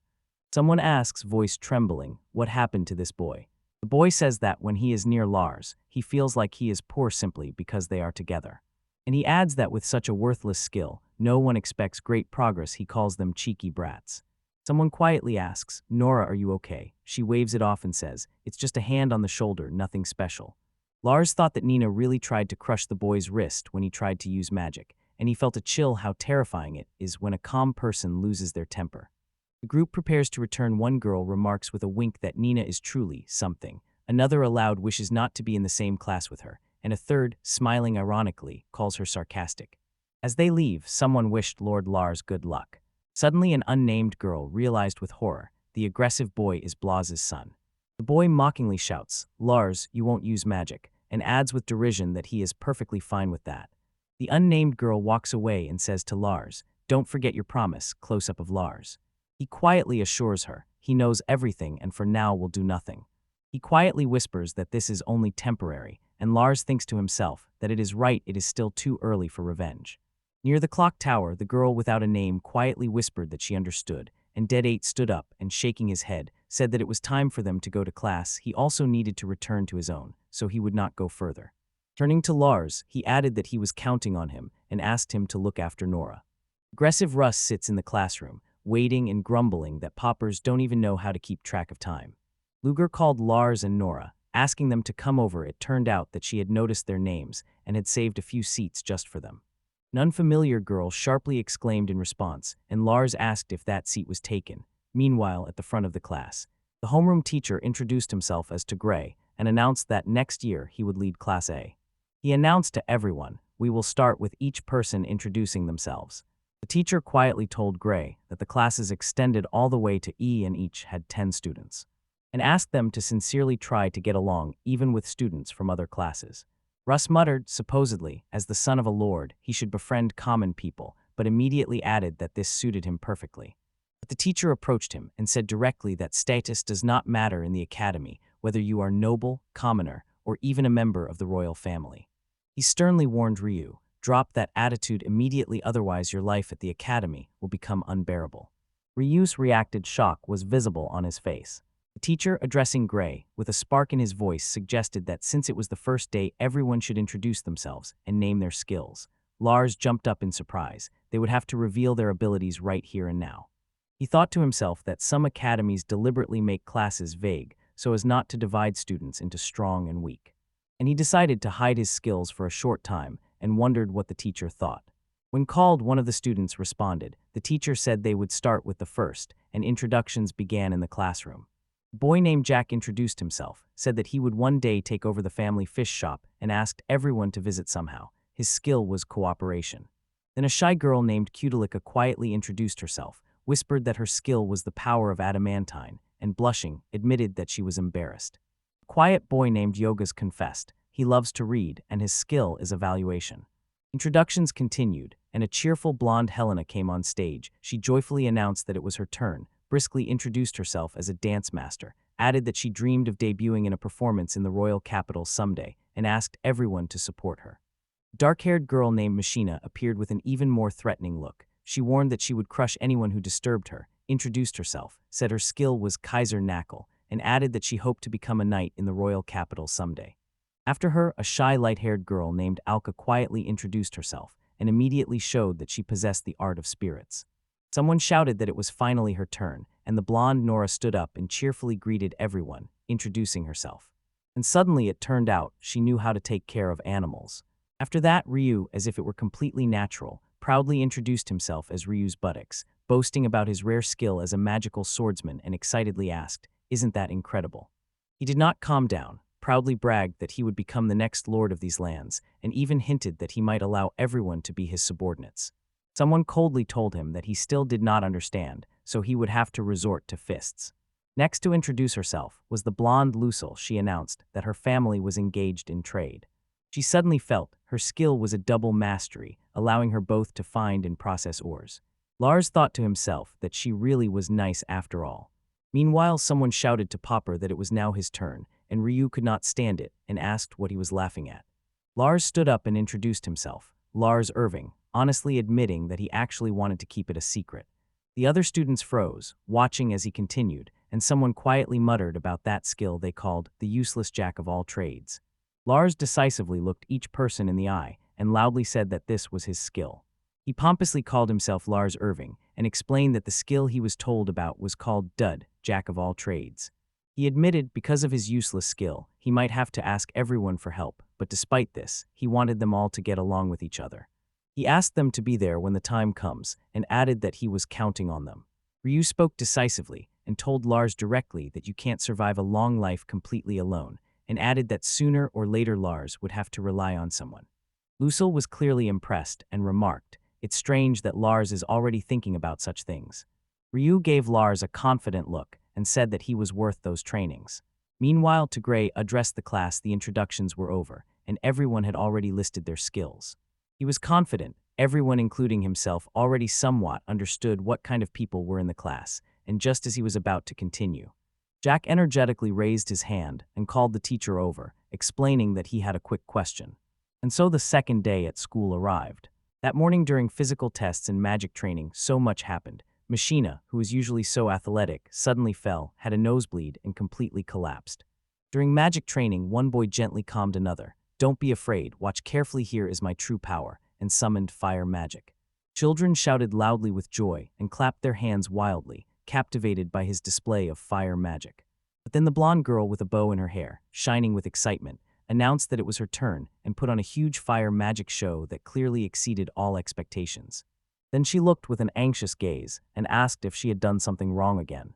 While the other students stood worriedly aside, someone muttered that Berna was also very strict. Magic outside of school was hardly taught anywhere, so the difference in skill was quite natural. Next they called Machina.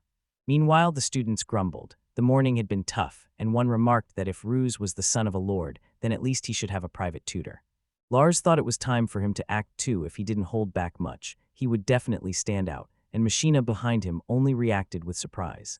In history class, Lars sits and listens silently as the teacher talks at length about the great famine of ancient times and explains that it was because of it that the 23rd king finally decided to increase food production. The famine happened over 200 years ago, and it seems those leaders went through real hell to make every territory as prosperous as it is today. Lars thinks that in his old world, he just crammed all this information only for better grades. Now, when he truly tries to understand and face history with real meaning, he finally sees these struggles and the real people who survived it all, and it fascinates him. Lars sat in class amazed. He would never have thought that at this age he would start liking lessons. The teacher ordered everyone to stand and bow, and in that commotion, Machina suddenly dashed somewhere, and someone shouted that she was cheating. Later, a girl with a sparkle in her eyes told about the fierce battle for bread in the school store, and someone else noted, "Jack the fishmonger is one thing, but even Ruse fought for bread in that store." Lars thought about his packed lunch. Their family hardly had any extra money, so buying from bakeries and snack bars was difficult, but Nenah put all her heart into it, so how could he not look forward to it? Meanwhile, Luzher called Nora and invited her to eat together. When someone greeted Dedate and confirmed that he was Lars's brother, Dedate agreed and introduced himself. The conversation turned to the fact that since the new lord took over, donations had decreased and life had become harder for people, but someone noted that we still had plenty of vegetables.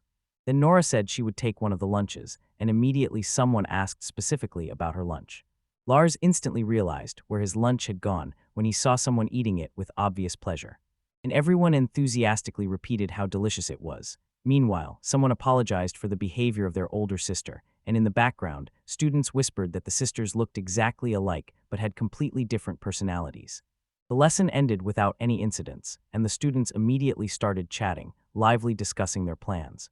One suddenly remembered that before going home, they could stop by the school store for a snack, while others eagerly talked about a trip to the royal capital or about needing to help at home. That machine I mentioned became interested in the club's affairs and decided to check out the club building. Lars, with curiosity in his voice, asked Ritzell if she was also planning to join a club. She hadn't really thought about it yet. The girl finally decided that it was probably time to study arithmetic. Her skills were of no help at home. When she heard about some Club of the Holy Night, she decided if she liked it, she would join and train there. Then Machina asked if Lars' family had a business, and Luzher instantly got excited about the idea, saying that whoever married Ritzell would get rich, so Luzher called Mona to go. But Luzher got embarrassed and objected, and Lars quietly said that his family had little money, so someone might not be suitable. But then suddenly Rue appeared, laughing, called Lars a poor man, and said he understood everything perfectly.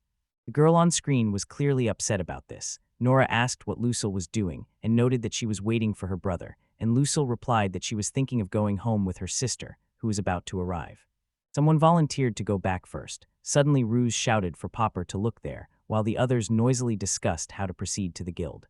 Suddenly Ruse grabbed someone and sharply shouted that he would be kind to them, demanding at least a response.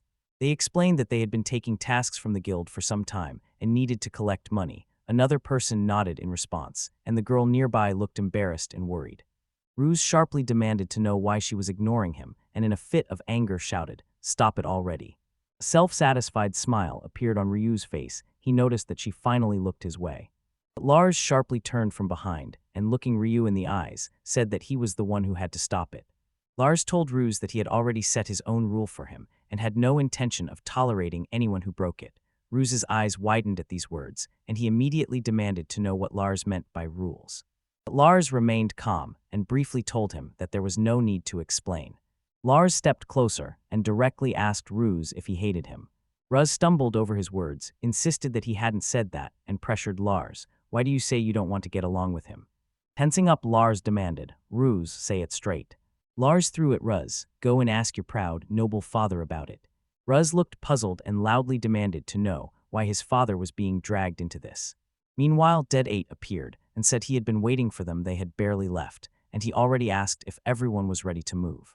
Lucy loudly called out to Lars and Nora, apologizing for making them wait, and quickly told Luger that they needed to go home. They had household matters. Nora asked if they could leave Ruz's things there, and Ruz replied with a slight smile that it was all right. Lars thought to himself he would not give in on this point even if Luger eventually hated him for it. Luger quietly whispered his name, and Lars thought that Ruz didn't even consider him a friend, so for him, it was perfectly normal. But then Ruz exploded at Lars, why the hell not, and sternly ordered him not to touch him. Lucier sharply told everyone to go and coldly added to Ruz, if he continues to behave like this, she has nothing to say to him no matter how much time passes. Luger asked excitedly if there was a fight here and if she could join, while Nora answered her older sister no way, and meanwhile Ryu stood alone and depressed on the street as the others left. Luger told her sister that she wished she would behave a little better, but Lucier sharply cut her off. Is she now also going to start making excuses, saying that taking someone else's lunch is simply wrong? Then Lauder admitted that she was curious, but their father constantly teased her about it. Lars asked if that was really so, and Luger quietly confirmed she was always the one who was blamed. Lucier explained, their father constantly reproached her older sister, you are the older one, behave more responsibly and at least know how to do it. That is why she hated helping in the store so much, and because of this, they often had quarrels. Luger looked puzzled, and Lars quietly admitted that he seemed to understand a little what that feeling was like. A familiar bitterness gripped Lars in his past life. He was also constantly compared to his parents, so he knew how painful it was. Lucy says goodbye for show. Lars wondered what were Luciella's parents like. Memories flashed in his mind. Their father constantly told the older sister, hold on or at least do something. She was actually very caring, but their father always made such a fuss about it. That is why she hated helping in the shop, and because of this they argued all the time. Lars realized that it was not yet his time to solve it. Perhaps he simply knew too little about Luciella or Lucille. The group continued walking down the street, moving further away. Behind them stood Ryu. Irritated, he was shouting at Lars not to bother him, and demanding to know why, damn it, this was happening. Meanwhile, Lars mentally replayed the rule he had established about reuse again and again. He explained that the rule applied when Ryu allowed himself phrases like poor people or verbally humiliated others. When Lars dealt with him, he himself became mean, so the rule was simple, just ignore him. Lars listened to Ruse all day, and that impudent one did not stop constantly throwing arrogant remarks, especially at Lars. But that bad temper of Ryu rather did not grow in him himself, but was an echo of his parents' influence. It seemed Brau was whispering something to him, probably because he was the son of that father. Lars thought that he really did not want to remember this, but there are two such people. There was one of those who, like his younger brother in a past life, looked down on others, because they themselves are almost perfect. The other is the one who knows he is weak, so he defends himself by humiliating those even weaker. Brau was clearly just like that. Whether this trick would succeed or not from now on, everything depended on how he would live. Lars stood alone on the street and nervously wondered if Ryuz would be able to understand it himself. And there was one more reason. Because of it, Lars would never befriend Ryuz. If it was ever destined that Lars would send Brau to hell, it was better that he be hated from the very beginning than for Ruz, becoming a friend, to later think that Lars betrayed him. Then Lars frankly admitted that his magic was far from the best, and the dark-haired classmate honestly added that he actually knew nothing about that boy. Lars decided, now they were even Rayas also knew nothing about him. Suddenly a student shouted to the teacher, I have a question. Lars stood confused and could not understand why the teacher acted that way. The dark-haired student smiled and said that Lars's skill turned out to be useless, then asked if he wanted to say it out loud. Suddenly someone shouted sharply, use it again. Lars could not comprehend how the teacher managed to extract from Ryuz an explanation of his skill. It turned out that the answer was simple and quite specific. Tigray said that knowledge about one's skills is a guide by which you walk through life. Some carried fears within themselves, while others measured people by their skills. But most of this appeared simply due to ignorance. Gray continued the lesson and said with a passionate voice that skill is individuality. Even if people were given completely different skills, the true fate of each was decided by how they used them. People had to learn to understand others, master science, and acquire skills in order to be able to explore them. The academy existed precisely for this, and he wanted them to start by getting to know their classmates. Lars asked, did this answer the question? Then Gray announced to the class that from now on, the 10 of us would push each other to become better, so everyone must give their all, and one student confirmed this. Later, Lars stood outside, gazing at the building, thinking about the past. Could he ever say that he knew his younger brother or parents, and thoughtfully repeated the word ignoramus in his mind. Lars plunged into memories and painfully wondered if everything would have been different if he had known something then, but quickly pushed these thoughts aside. Now all this is already just the past. This time, for the sake of the family in this new life, he needed to make sure that he had truly learned from his mistakes and moved forward. Later, someone knocked on the academy door, and the girl peeked out to see who it was. A dark-haired student stood there and nervously asked if the bureau was nearby. Meanwhile, Lars entered the guild and happily greeted everyone. Inside, Mizuki and the other guild workers greeted him. Someone noticed that his cheeks had reddened, and someone smiled, noting how well the academic uniform suited him. Then a woman with glasses approached Lars and said that the guild master wanted to meet with him, asked if he had time today, and added that the master had long been saying he wanted to see him. Lars stood confused. Something was gnawing at him. Had he done something wrong? Why would someone as important as the guild master want to see him? Lars thanked them. Someone quietly said that it was good, but sadly added, they had come and gone so often, yet still managed not to meet for a whole year. The maid led Lars through the building and promised to show him a room deep inside. She announced that she had brought Lars, and at that moment, a voice from inside called him to enter. Inside appeared a blond man with stubble. His figure immediately drew attention. Suddenly he grabbed Lars in a sincere bear hug, laughed loudly, confirmed that it was really Lars and that he looked very much like his father. Lars was completely unprepared for such a sudden touch. The man called himself Hassan, a master of the guild of this city. Lars finally gathered himself and introduced himself quietly but clearly, Lars Irving. Hassan explained Lars was here because he wanted to discuss something with him. Lars, pleading, whispered, "Let me down." But Hassan admitted that he had wanted to meet Lars at least once in his life. He heard the son of Lovin had started taking guild orders. He paused for a moment, admitting that he was not sure if Lars had already been told about this and whether it was even worth talking about. Lars raised his eyes and asked if Hassan knew his father. Hassan said that once Mr. Lovin was the lord of this land, frankly adding that he could not say exactly why everything changed, and noted that many people helped Lovin, then Hassan himself was one of them. Lars asked why no one could become a lord without money. Hassan replied dryly that the rules worked exactly that way. It was explained the lord was elected in elections, but to run, one had to have assets of $10 million. Simply put, one had to be able to gather such an amount, and although it was only an assumption, this person also had to cover losses from natural disasters out of their own pocket. Lars understood the hint. If his father had assets, he could become lord again. But Hassan added, his voice cold and commanding. From his position, he would rather reject this idea, because he wants to show evidence that Lord Brau tried to kill Lowen's brother and force him to fall. Lars understood. The gold 10 million barrels finally gave him the chance to ask his father and others what happened then. He sighed deeply, as if a burden had fallen from his shoulders. Finally, he no longer needed to hide his secrets from his brother. Lars smiled. It seemed that after what happened, the brother was saved and he was glad, but the truth was that even all that money could not save him. Meanwhile, Hassan told Lars that he had heard from Gibson and others that Lars had taken on the guild's affairs, thanked him for it, and then apologized, saying such stories are not very pleasant to hear.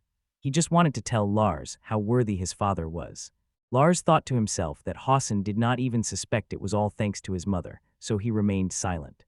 Hassan noticed Lars really resembles Marion, just as responsible. Lars snorted and confirmed. He took care of it, he was paid properly. Hassan smiled and reassured, taking on work as soon as it appears is just part of the job. Suddenly from outside came a voice. Someone called for Dad. Later, already at home, Lars excitedly recounted to his father what he heard from the guild master that Lohan was once a lord. Nora, stunned, interrupted Lars with a question if it was true, and someone quietly remarked that it was a bit disgusting. Rowan muttered that Hazen allows himself to say whatever he wants to his son. And Lars confirmed it is really true. Then Nora intervened and said, that's why Nenah was there, even though they had so little money. She was always surprised by this, and Nenah agreed, saying, Hassan really respects Rowan, and Nora confirmed, that's definitely true. Nenah quietly explained that long ago someone showed her kindness, and now she is here because she wants to serve the Lord and Lady. Rowan said to Lars, "Think about it, his father was once a lord," and added that although that was once true, now everything is completely different. Rowan sternly told Lars, "Even if you stumble, don't pretend to be superior, and don't say you were once noble." Besides, he liked the current free life. While Lars was pondering his situation, he suddenly realized behind him was a loving family. Rowan, Nora, Nenah, and Dead 8 were sitting together at the table. Lars asked Rowan if he was going to stop being a lord, and Rowan sadly admitted that he was tired of hard affairs.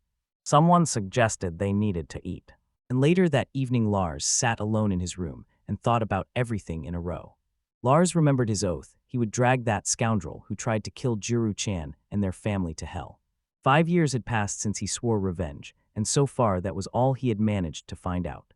Now he needed to find proof that someone had almost killed his brother. Lars froze, considering what to do next. Decided it's best to take it piece by piece and unravel it. Lars looked ahead with unwavering determination. He knew he could never give up, even if all the evidence evaporated, leaving no trace. He clenched his fist and whispered a vow to himself, "I will find the evidence, no matter what it takes." At Lord Brow's estate, Tigray rushed straight to him and indignantly demanded to know exactly how he teaches Ryus. Lushi immediately rushed to defend them, firing back that Ruse is the Lord's son, so of course he is taught as befits his status. Then they asked Gray if he was also taught to call people poor, and Lord Brow sharply cut in, "What's wrong with calling a poor man poor if they are to blame for living that way?" But Gray did not stay silent. He sharply retorted, "Looking down on others is wrong, and especially a person in power should not behave like that." To explain better, that day Ryus called Lars Popper several times.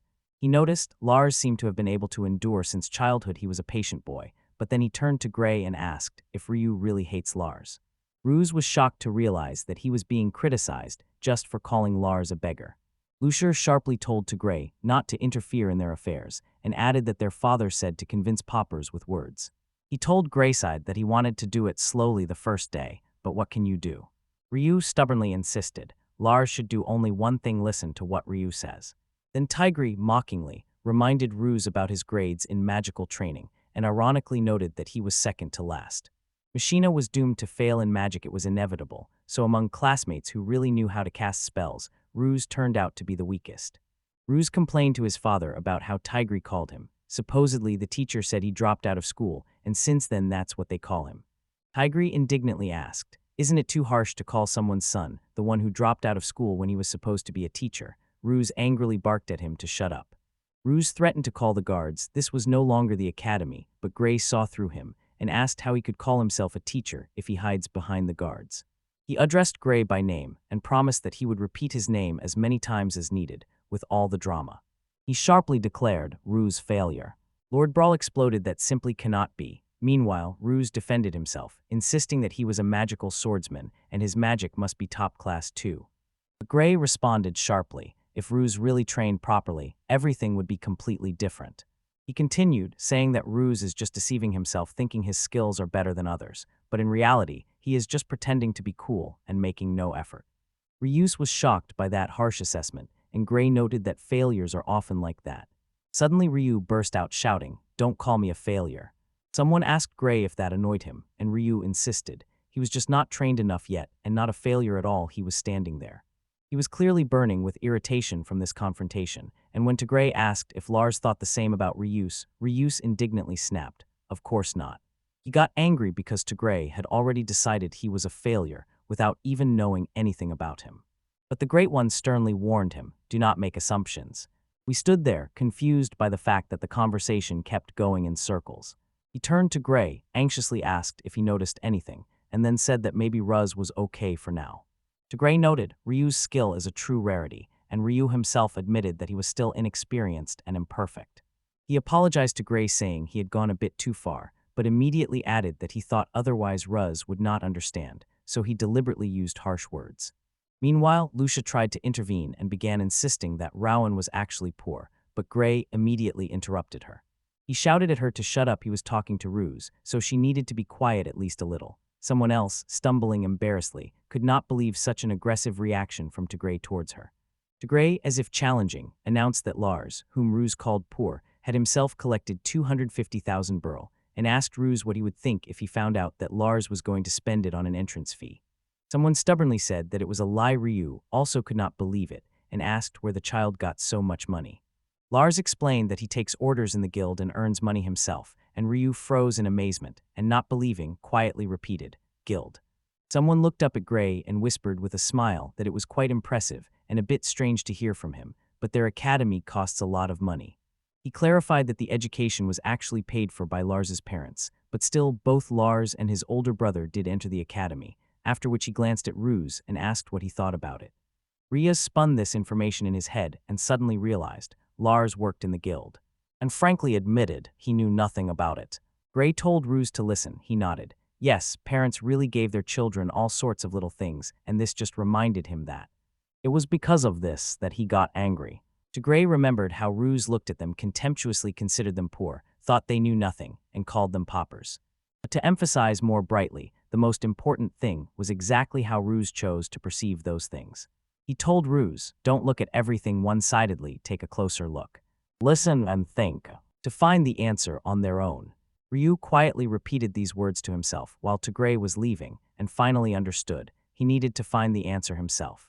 Then Tigray sharply shouted at them to go away, saying they were making too much noise. Lord Brow responded by barking that Tigray should not bother his son with nonsense. But Gray sharply cut in, and he felt the same way. Ryu muttered that Gray was a talkative old man, and Gray simply replied that his words were exactly what needed to be said. He turned to Lord Brow and loudly threw, "Drop that foolish pride," but Lord Brow sharply cut him off and ordered Gray not to meddle in other people's cursed affairs. Gray said to Ruse, "Look, listen, and think, find the answer yourself." Lord Brow burst out shouting at Ruse not to listen to such a man, and even sharply demanded to know if he should file a complaint to the director. Meanwhile, Ruz was turning Gray's words over in his mind, quietly repeating to himself, the answer must be found. The next morning, Nora and Luger cheerfully called Lars and sincerely greeted him. Lars smiled, wished both a good morning, and winked, adding that they were very lively. But Luger teased that Lars was a wildly energetic guy who walks with a girl on each arm in the morning. Nora admitted that it was indeed a bit scary. Lars told them to stop, or else Dead would get angry. After this, Lars greeted Yagas and Ruse, and then warmly said to Machina, "Good morning." Machina came in sportswear. Someone asked in surprise why she was dressed like that, and she smiled and said that such clothing is perfect for running. Ruz greeted Machina, but she firmly replied that she would not lose today, and asked if he really thought that now, having joined the Club of the Holy Knight, he could defeat her. Then Machina looked Ruse straight in the eyes and asked if he had really joined. Meanwhile, someone else could not hold back and asked if the teacher called Ryu yesterday and what it was about. Ruse waved it off as if it was nothing and explained that Gray said he wanted to come to him, so he brought him. But Lars and Ryu stood, and a noticeable distance hung between them. Someone did not back down and questioned Ryus about what happened, but he just waved it off, saying it was nothing important. Meanwhile, the tension between Lars and Ruse still lingers in the air. Ryu sat down, put his hands behind his head, and as if rewinding an old tape, thoughtfully replayed in his mind everything Gray had told him. Then someone announced in the class that they would do training fights in pairs, and Gray just stood, hand on hip. Nora asked if it was dangerous, and Luya agreed she did not want to get scratched. Someone muttered that this was exactly what she was worried about. But Nora cut in, Masha is just a dumb jock, and Luja looked like the responsible one in the class who notices such details. The girls asked anxiously, what exactly will they have to use? Gray told them they would work with a cage filled with slime weapons, explained that they handle it the same way as wooden swords, only the blades are made of processed slime. Lars laughed great. Nora said she would take the blue one and asked what Luja wanted, and Luja announced she would take the red one. Tigray said reassuringly that the material is soft, so they can hit boldly and not be afraid. Luja looked at the blade, noticed it was completely limp, and she had doubts. Suddenly someone said that their hands failed them, and someone else waved it off, saying it's nothing. But the slime blade hit with a disgusting splash. Someone asked if it was serious. Another exclaimed, "How disgusting," and Gray said that happens when someone doesn't listen. When someone finally admitted he was right, Tigray immediately explained. As he said before, this stick was made of slime, and when the attack hit, it left a colored mark exactly like on Ruse's shoulder. Someone understood. The point is to hit the opponent and not let him hit you. Another voice added that Ryu already felt this, and honestly, it was disgusting. Those hits were almost like slime splashes. Machina stood up. She couldn't understand why someone's eyes shone like that, but yes, she was right. Then Gray shouted to everyone, "Pair up." Lars thought for a moment that maybe Luja would come over, but instead Nora appeared nearby. Lars froze suddenly. He felt that something was clearly wrong. Lars could not understand why he was paired with Ryu's. The thing was, since Ryu proclaimed his rules, or rather, stopped proclaiming them, he simply fell silent and no longer picked on Lars. Ryu's and Lars stood at a noticeable distance from each other, and Tigre announced that each pair would fight for 5 minutes, and they could start with any pair they wanted. Lars was sure that this was all he could hope for, while Ruse might have been thinking about something completely different. Helena decisively declared that she would go first, then apologized to Yuruka. The girl spectators encouraged Yuruka to step out, but in a moment. Yuruka was already lying on the ground, covered in slime spots, begging Helena to stop. The match scoreboard showed that Helena won by a huge margin. Moving on to the next match. Helena coldly told her opponent that she would apologize in advance if they had to end up like Yuruka, and added that running into her, an aspiring knight, was really bad luck, while Machina stood ready, her heart pounding with anticipation as the next sign appeared. Suddenly someone was thrown into the air by one powerful, sweeping blow. Machina froze in shock, and the other students watching also stood stunned by what they saw. Machina looked at her opponent and asked if this was some kind of joke. The two girls just stood there, while sparks flickered in the background as Machina tried to understand what had just happened. Then Luger loudly shouted, "Now it's my turn." The scoreboard announced Nora as the winner. Her hand was raised, and she beamed with triumph. In the crowd, someone muttered that they still couldn't hit, even with that showy animal care skill. Meanwhile, another voice noted that Nora was still trained by Professor Berna II. Lars understood now it was their turn. As soon as the next signal appeared, two figures took their positions for the duel. An unrelenting determination flashed across Ryu's face. He declared that he would go all out. Lars calmly replied that he understood. From the side, someone encouraged them both give it your all. The match began, and Lars and Ruse took ready positions. Suddenly, out of nowhere, Ruse attacked Lars. The girl watching looked worried, but someone noticed that this was entirely in his character. Lars saw that the slime splattered much more than he expected, and it was truly disgusting. The fight did not subside. The warriors continuously exchanged blows. From the crowd, someone disdainfully remarked that Ruse's moves were completely amateurish. Supposedly, he would last only 5 minutes. Ruse shouted heatedly at Lars, "Why aren't you attacking? Are you mocking me?" Meanwhile, Lars just stood in the middle, calm as a stone, while Ryu kept going, shouting, cursing, and calling him a pathetic bastard who can't even fight back. Then in 3 close-ups, they catch Lars's face. He tries to comprehend the whole situation. His face barely moves with each shot, and then suddenly Lars calls the teacher and directly says that he is lost. From the side, someone completely shocked shouted, "Lars." It turned out that Lars grabbed Ruse's hand and by that, forfeited the match right on the spot. And the observer reacts to what is happening between them. Ruse says to Lars, "Move, you're in the way." Lars looks at him like a stone wall, his face completely calm, but Ruse does not calm down. He says that Lars ignored him because he called him a poor fellow and supposedly knew about it from the very beginning. Then Lars, with a sincere voice, apologizes to Ruse. Ruse said that he decided, probably Lars had a reason to ignore him specifically, and Lars admitted that he had been turning it over in his head all night and still did not understand whether his silence was simply arrogance towards the poor. 2 boys stood on the field, each a little apart from the other. Suddenly, someone called their teacher. Gray told the class to move on and added that he would quickly go talk to Ruse, and Lars, worried, asked him to call if anything happened. Then Gray and Ruse left the training area and went aside to talk privately. Ruse admitted that his magic really failed yesterday. The teacher told him this directly when she came to his home. She told him to think independently. He listened and suddenly realized calling Lars a poor man was also an insult. Ruse explained that although he had a rare gift, his magic was exactly as they said, a failure. He thought that Lars would probably just stay silent, but if Lars found out and also called him a loser, that would confirm everything. Then Gray turned to Ryu. He heard that Ryu occasionally went into the guild and came out, earning his own money, and asked if Ryu really worked so hard for his family. But Ryu angrily replied that to Gray knew nothing and was just making assumptions, looking down on him. Meanwhile, Lars apologized to Ryu. Lars sincerely admitted he was truly surprised. Almost 80% of the reason why the brother from a past life eventually began to hate him was due to their parents' fault. Their influence was too strong. Lars thought that Ryu's people would still listen to Blau, even if the teacher said something to him. And this boy, he was only 10, but he was already thinking for himself, and decided that what his father taught him was not that at all. Lars told Ruse that it was really terrible when the teacher called him a loser, and added that he understood well how painful it was for Ruse. Ryu replied that every time he was called poor, he also felt it inside himself. Lars apologized again, bowing deeply. Ryu accepted his apology with a gentle look and said to Lars, If he understood this, that is enough. And he sincerely thanked Lars for apologizing. Then Ruse decisively stated that he would no longer call Lars a poor fellow, and with hope in his voice, asked if they could become friends today. He suggested returning to class, and Lars gladly agreed. Ryus pondered. He had never played with friends while living in the manor. He dreamed of befriending everyone in the class.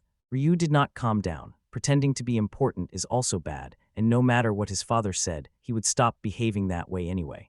Then he smiled broadly and said he would like to try joining some guild or something similar with Lars. Lars thought that Ryu probably did not really say that last phrase about the guild. Most likely it was a lie. Ruse decisively stated that everyone should accept him as he is now, and Lars agreed, saying he thought so too and would support Ruse. Ruse smiled with satisfaction and said he was glad to hear that. But suddenly tension hung in the air. Lars looked at Ruse and said that he could not be his friend. Lars stood like a rock, calm as if nothing had happened, and Ryu looked at him in complete shock. He simply could not comprehend what he had just heard.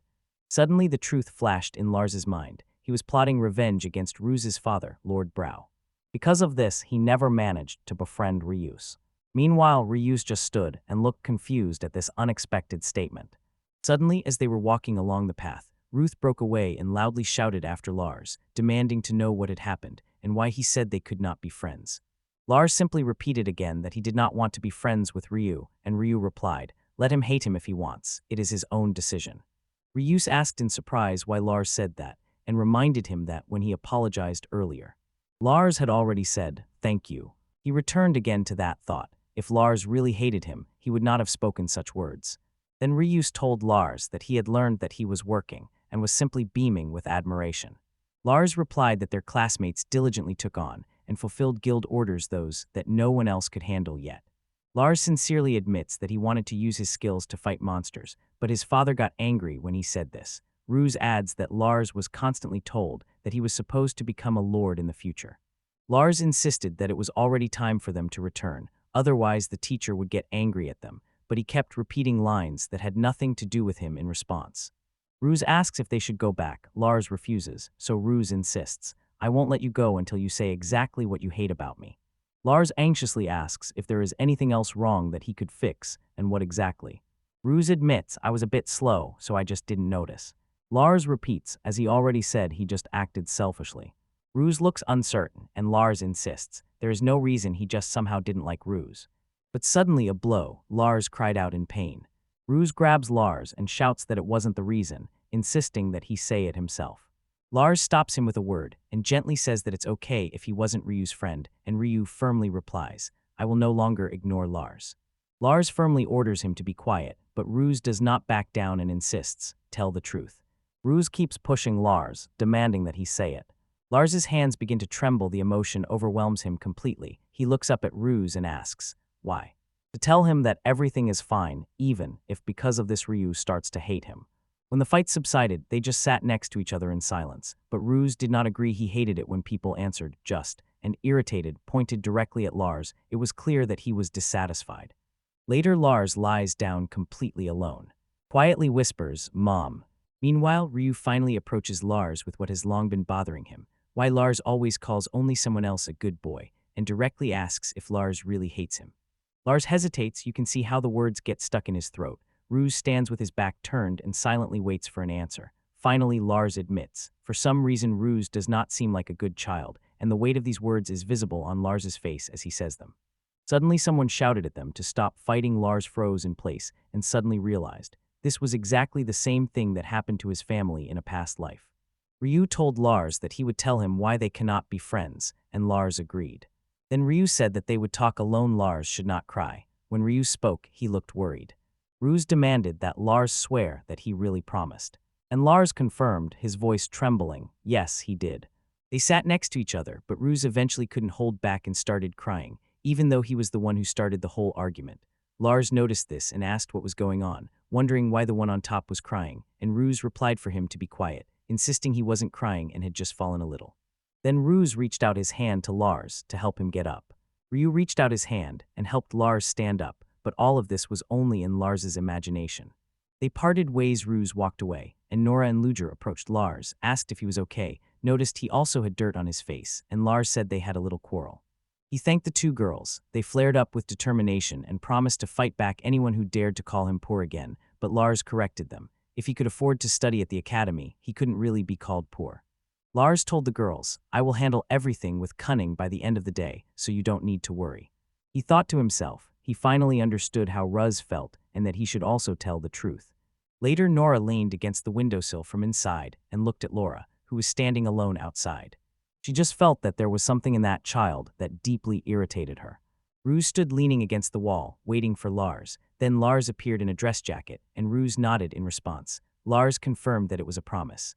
Meanwhile, Lars thought to himself that even if Ryu told Blau the truth after this, it was still a game of chance. He prayed that Blau would wave it off and write it off as nonsense. Ryu promised Lars at noon to frankly tell him what happened and why they cannot be friends, but Lars replied that he had one thing he needed to say about it. The black panel illuminated Lars's thought just at the moment. He was about to say that Ruse was completely truthful. The two boys froze, facing each other. The tension between them was almost theatrical. Lars knew, as soon as Ryu heard this, he would definitely decide it was a lie.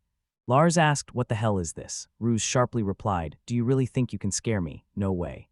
Lars said the decision was up to Ruse, but Ruse did not back down, stubbornly asked if Lars still wanted to hear it. Meanwhile, Luzher asked Nora if she knew what happened at the end of the last lesson with Lars and that other boy. Nora, blushing and embarrassed, quietly replied that nothing special happened. Luzher suddenly remembered it seemed to her that Nora said, "We'll sort it out after school." It seemed they were just pretending, as if playing a fight, and Nora couldn't stand it. Is it even possible to fight in a friendly way? Then he asked confusedly, "What does it mean to sort it out?" Returning to the boys, Ruse approached Lars and asking please, inquired if he was sure. Lars just stood there like a verdict, ready to reveal the truth. Then he coldly told him it was because his father Brau tried to poison and kill his brother. Ruse sharply threw at Lars, "Wait a second, what are you even talking about? Are you joking?" On Lars's face was written, "This is no joke." Ruse sharply asked if he was really serious, and only then inquired why anyone would do such a thing at all. An answer from Lars appeared on the black panel. What if he said that all this was to become a lord? Close up, and the gazes of the two boys met. And suddenly Ruse grabbed Lars by the collar and loudly demanded, "Why?" Ryu shouted that his father had been the lord from birth, and hotly asked why, damn it, killing Lars's brother would make Lars the lord. Lars did not calm down and continued to explain, then confessed the lord before Brau was actually his father even before Brau seized power. Once Lars's father held the position of lord, Brau received the title of lord 2 years before Lars and Ruse even appeared in the world. This family history hung heavily between them like a black cloud. Ruse asked Lars directly, does he even know what it takes to become a lord? He said that his father always talked about money, and when he asked why, his father simply explained to support people and have some wealth. Suddenly Lars seemed to see clearly and frankly admitted he had learned about this only recently and was sure that Ruse already knew everything. Ruse did not back down and touch the most painful point. Lars's father was by no means a favorite, so even becoming a lord, he would hardly manage to gain support, and Lars honestly admitted it hurt him deeply. Arguing was pointless. Then Lars threw a question into the air. What if the lord lost his right? He caught it and asked, what if it turns out that Lars is the only one who met the conditions? Suddenly Lars exploded with the truth. Ruse's father actually thought this way to make it look like a deadly disease. Brau poisoned Lars's older brother, and the flashback cruelly showed what it led to. Then Lars finally revealed the whole truth. The father gave all his wealth to fully dedicate himself to treating Lars's brother, just as Brau wanted. Desperately to pay off huge medical bills, he even gave up the wealth that made him a lord. Losing the title, Lars's father was expelled from the lord's seat, and Ruse's father took his place. Ruse froze, unable to believe his ears, when Lars asked if it was all just a petty revenge for being deprived of the lordship. Ruse sharply turned and shouted that Lars was wrong. But at that moment, a memory flashed through his mind. Lars's sister, with tears in her eyes, said that it happened that way, and in the end everything turned out well. But she almost lost her brother. That feeling from that almost loss still weighed on Lars. Lars resolutely declared this is for the lordship. Ruse firmly denied. His father would never have done such a thing. But Lars calmly said that he would not allow it to happen, and firmly cast a glance at Ruse. And asked distrustfully if he thought it could not be true. Lars simply replied, "It is true." Lars told Ruse that when it happens like his son, he will definitely hate him, and added that this is exactly why he will make Ruse's father suffer. Leaves rustled around, rain began to fall, and they stood separated by distance under the downpour. Lars explained this is why he could not be friends with Ryus, and it was not about insults, because personally he did not even hold a grudge against him. He admitted finally he lost control and gave free rein to anger. He had his own reason. Lars told Ruse that he did not care whether he would tell Brau about him. But Lars still swore he would definitely drag the old man straight to hell. When the time comes, let anyone interfere. Even if he has to face death, he will see it through to the end. Lars thought to himself, I will do everything I can so that Ruse is involved in this as little as possible. Honestly, he did not want to drag him into it. He had no friends, not even in his previous life, so now it did not matter at all. Lars told Ruse he needed time. He felt maybe he should not be the one to say this, but the teacher had still somehow taught him. In his memory appeared the image of a man who placed his hand on young Lars's shoulder and whispered, Look, listen, think, and find your answer.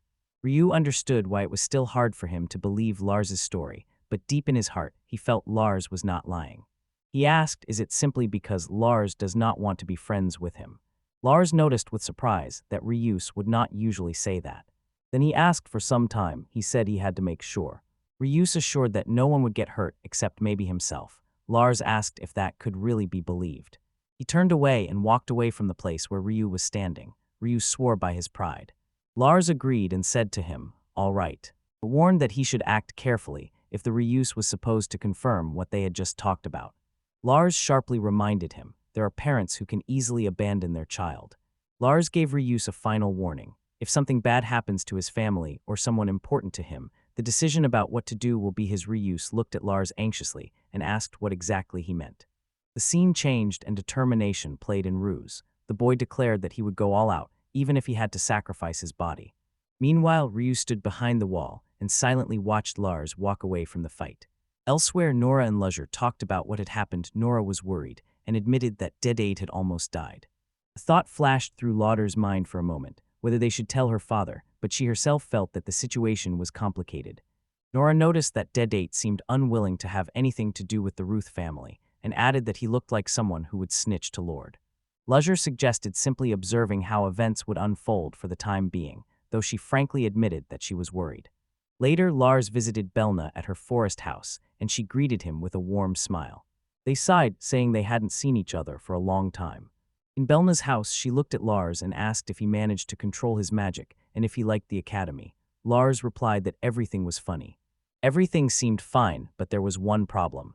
The truth was shared by everyone. The people to whom he revealed everything Ruse, who shone with purity like the sun. Lars told Professor Berna exactly what had happened the day before. He sighed and admitted that he was probably careless. If Ryu had slipped that note to Purao, it could put them all in danger. Berna slapped Lars on the head and angrily reproached him for his carelessness. But then she admitted her mistake and explained that the girl actually just wanted to be friends with Lars and reassured him everything would be fine because she was confident that the girl would respond to Lars's sincerity. The teacher's words calmed Lars. He felt that he agreed with her assessment. Berna firmly decided, although Lars and the others looked calm, you never know when some adult might accidentally find out about it. She declared that from today she would keep an eye on Lars's house, saying she was just insanely bored right now. So she had to become a shield for Lars's family. She explained because she simply loved his family madly. Lars protested, saying he couldn't ask her for such a thing, it was too much, but Berna smiled and gently assured him that everything was fine. Berna cheerfully remarked that they were like neighbors, and this made Lars think, yes, they are neighbors, but there really is a whole forest between them. Meanwhile, later that day, someone stood outside the estate of Lord Ruse and called for his father. Berna's voice, which had sounded earlier, still echoed in his head and calmed him. Everything is fine. In the house, Lord Brau looked at Ruse and asked what he wanted, adding that he should eat quickly and get to studying, reminding him that eventually Ruse would have to become Lord after him. Ryu asked when his father became Lord, and Lord Brau did not hide his joy. Finally, Ryu was interested in all this. He told that it happened 2 years before Ruse's birth. The previous Lord made a huge mistake, was removed from office, and Brau took his place. Ruse sharply asked who told him that, and Lord Brau stood stunned, and suddenly everyone realized. The previous Lord turned out to be Lars's father, Rowan. Ryu raised Rowan's son, who once sat with him at the same desk. Lord Brau's face faded, and he muttered about that man. Although Rowan said he wouldn't tell his son, Lars found out anyway. He wondered if Rowan was still fixated on something, but no matter what, he no longer had a chance to return as Lord. The longer Brau spoke, the sharper and more accusatory his tone became. In the end, Rowan just wanted to show off in front of his child, that's all. Ryu, his voice trembling with anxiety, asked again, what did the father mean? Would Rowan no longer be able to return? Rao explained nothing complicated. He simply asked the townspeople to buy vegetables and herbs from Rowan cheaply. Riaz reacted to the explanation, that's how it is, while Lord Brawl meanwhile laughed and added that Rowan deserved it. No matter how hard he tried, he would never gather enough money to become lord again. Rao declared without a shadow of doubt, he would spare neither money nor people, and Ruz must properly disgrace Rowan's son Lars. Ruz confirmed this and asked if he could clarify one more thing. Rao froze in the doorway, then Lord Brow asked, what was that? Ryu asked quietly, his voice trembling, why wasn't his mother here? The silence pressed unbearably. Finally, Lord Brow uttered the name Nerini. Against the backdrop of flowers, Lord Brow bitterly said that Rau's mother betrayed him, and that is why he expelled her from the city. Rau's just stood, frozen by this revelation, and then Lord Brow added that he never intended to kill anyone, not even that boy. Ryu stood in true despair, his voice breaking from his chest, words bursting out of him. He shouted that if only Rowan had relaxed a little, everything would have been fine. And then he demanded to know, why did that man always manage everything so easily? Rowan was always ahead of him, no matter what he did. He needed money for the child Narina was supposed to give birth to. But she left and betrayed him. Ryu suddenly fell silent mid-word, calling for his father, and Lord Brow at that moment realized he had said too much. Meanwhile, Ryu barely held back from shock. The thought that he was the son of a killer tore him apart inside. He could no longer look his classmates in the eyes and asked his father why he so desperately wanted to become a lord.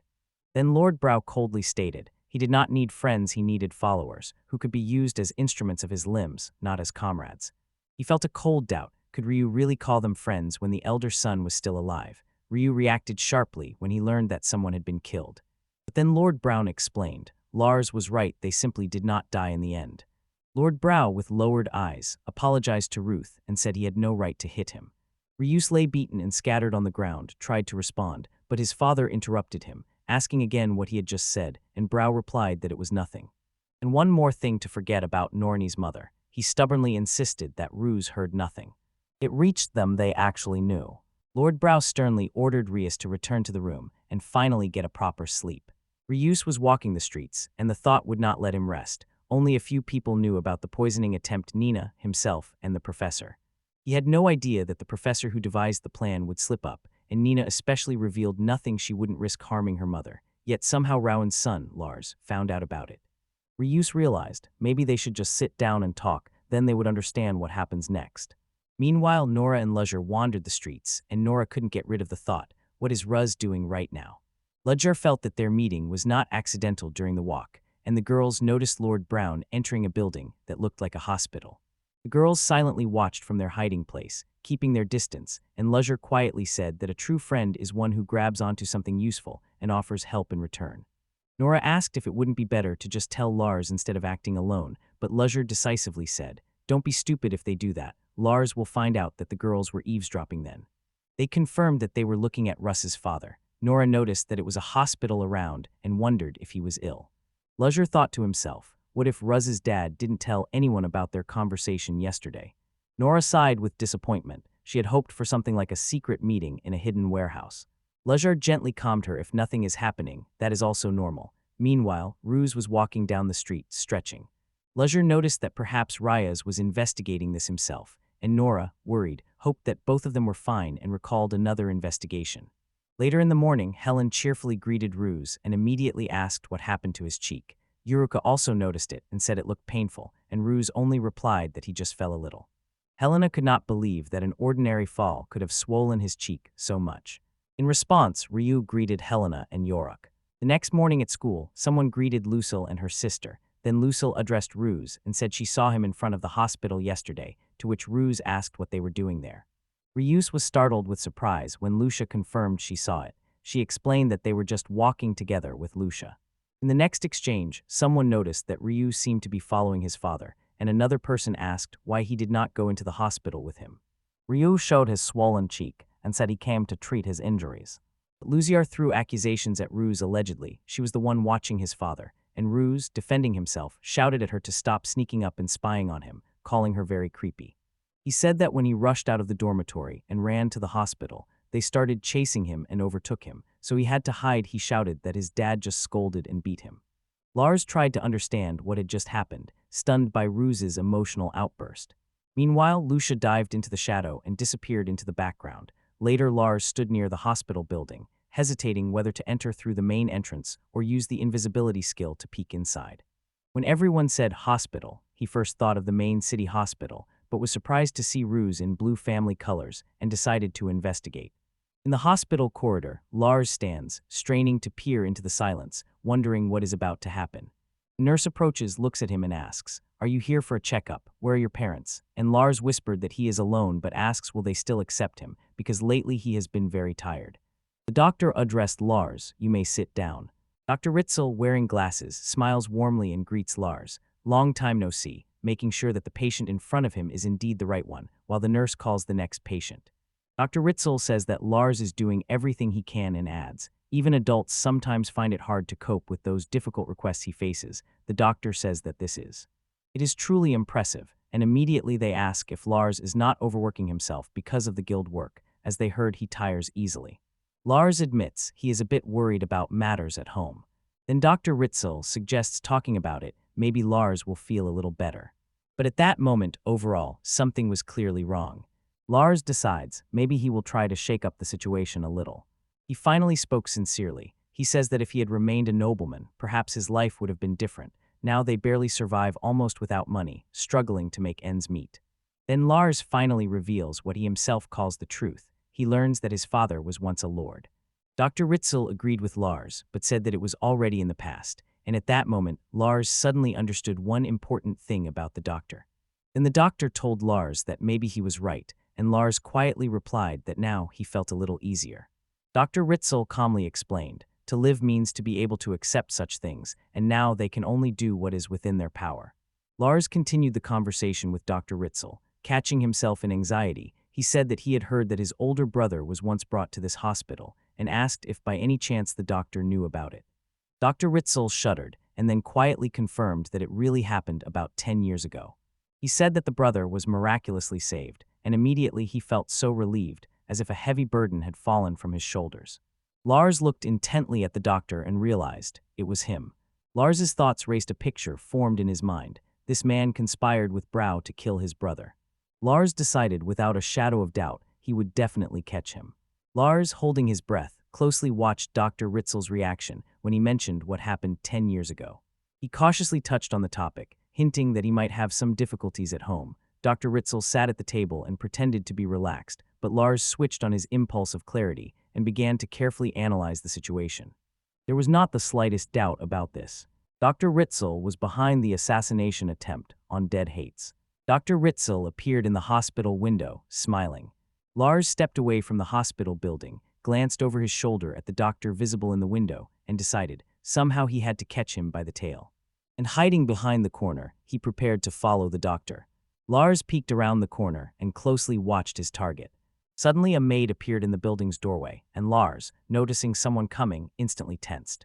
Lars froze in shock. It became clear to him that he might have been noticed. Meanwhile, someone in the hospital recognized Lars, and suddenly it turned out that he was the second son of the Irving family. Dr. Ritzell nodded it was him, and with a quiet smile added that Lars seemed to be a clever boy. Nenah appeared with a face full of anxiety, panicking inside whether Lars had found out about her and the professor and whether that was why he had come. Nenah assured Dr. Ritzell that as long as they remained silent, no one would ever find out. But Dr. Ritzell countered, no one would be able to prove that case anyway. Nenah did not back down, pressing him, saying that he still carried the poison as evidence. Nenah asked if he even slightly imagined how valuable it was. Dr. Ritzell explained that he simply could not throw away such a precious and rare thing. No matter how much it was investigated, this poison cleverly disguised itself as a natural death as soon as it was applied. There was no trace left that it was poison. Suddenly, Nenah realized with horror. She had never imagined that this was a poison that could kill. Dr. Ritzell waved off her worries and indifferently said, "They are, as always, half serious." He insisted the only way to notice it was to apply the assessment directly to the poison itself. Nenah imagined with anxiety what would happen if they started snooping.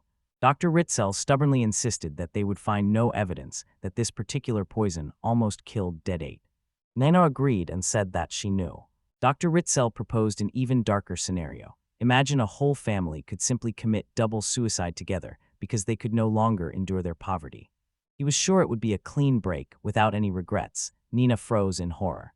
Meanwhile, Nenah stood among the flowers and wondered what wonderful medicine Marion had. Suddenly she realized cutting it off would be pointless. Then Dr. Ritzell threw a cold warning to Nenah through the window. If she wanted to keep her position, she should listen to what he had to say.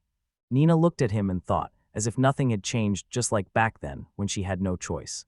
Dr. Ritzell calmly told Nenah, by the way, if she meant exposure, it had already been sniffed out. Nenah froze in shock. Dr. Ritzell coldly asked if she really thought she could snoop unnoticed, and suddenly the door sharply opened, and someone ordered to bring them inside. Nora and Ruse were led into the room, and Nenah stood rooted to the spot, not believing her eyes. What the hell were they doing here? Meanwhile, Ryu stood silently, lost in thoughts about his father, and someone told Nora that she could step aside. Nenah asked Ruse, "Why are you here at all?" But Dr. Ritzell interrupted and said that it seemed Ruse had been snooping around the estate looking for secrets and poking his nose where it shouldn't be. Ruse instantly exploded and demanded to know what the hell was going on here. Nenah hurriedly diverted the conversation, saying it was just a family matter and he shouldn't worry. Dr. Ritzell suggested that they finally take the opportunity and tell Ryu everything. There was no point in hiding anymore. He introduced himself as an old friend of Lord Ruse's father and stated that their relationship was simple. He just helped Lord Brau become a feudal lord and nothing more. Dr. Ritzell, with an unshakable calm in his voice, admitted that after considering all possible options, he ultimately sacrificed the son of the former lord. Nenah asked in horror, why the hell did he do that? Dr. Ritzell smiled and said that he thought it would be funny. Then Dr. Ritzell leaned back, completely relaxed, and said that he simply loves watching people suffer, as if it were the most natural thing in the world. He added that what affected him the most was the despair on people's faces when they faced something completely beyond their control. Ruse froze in place, confused, trying to comprehend what he had heard.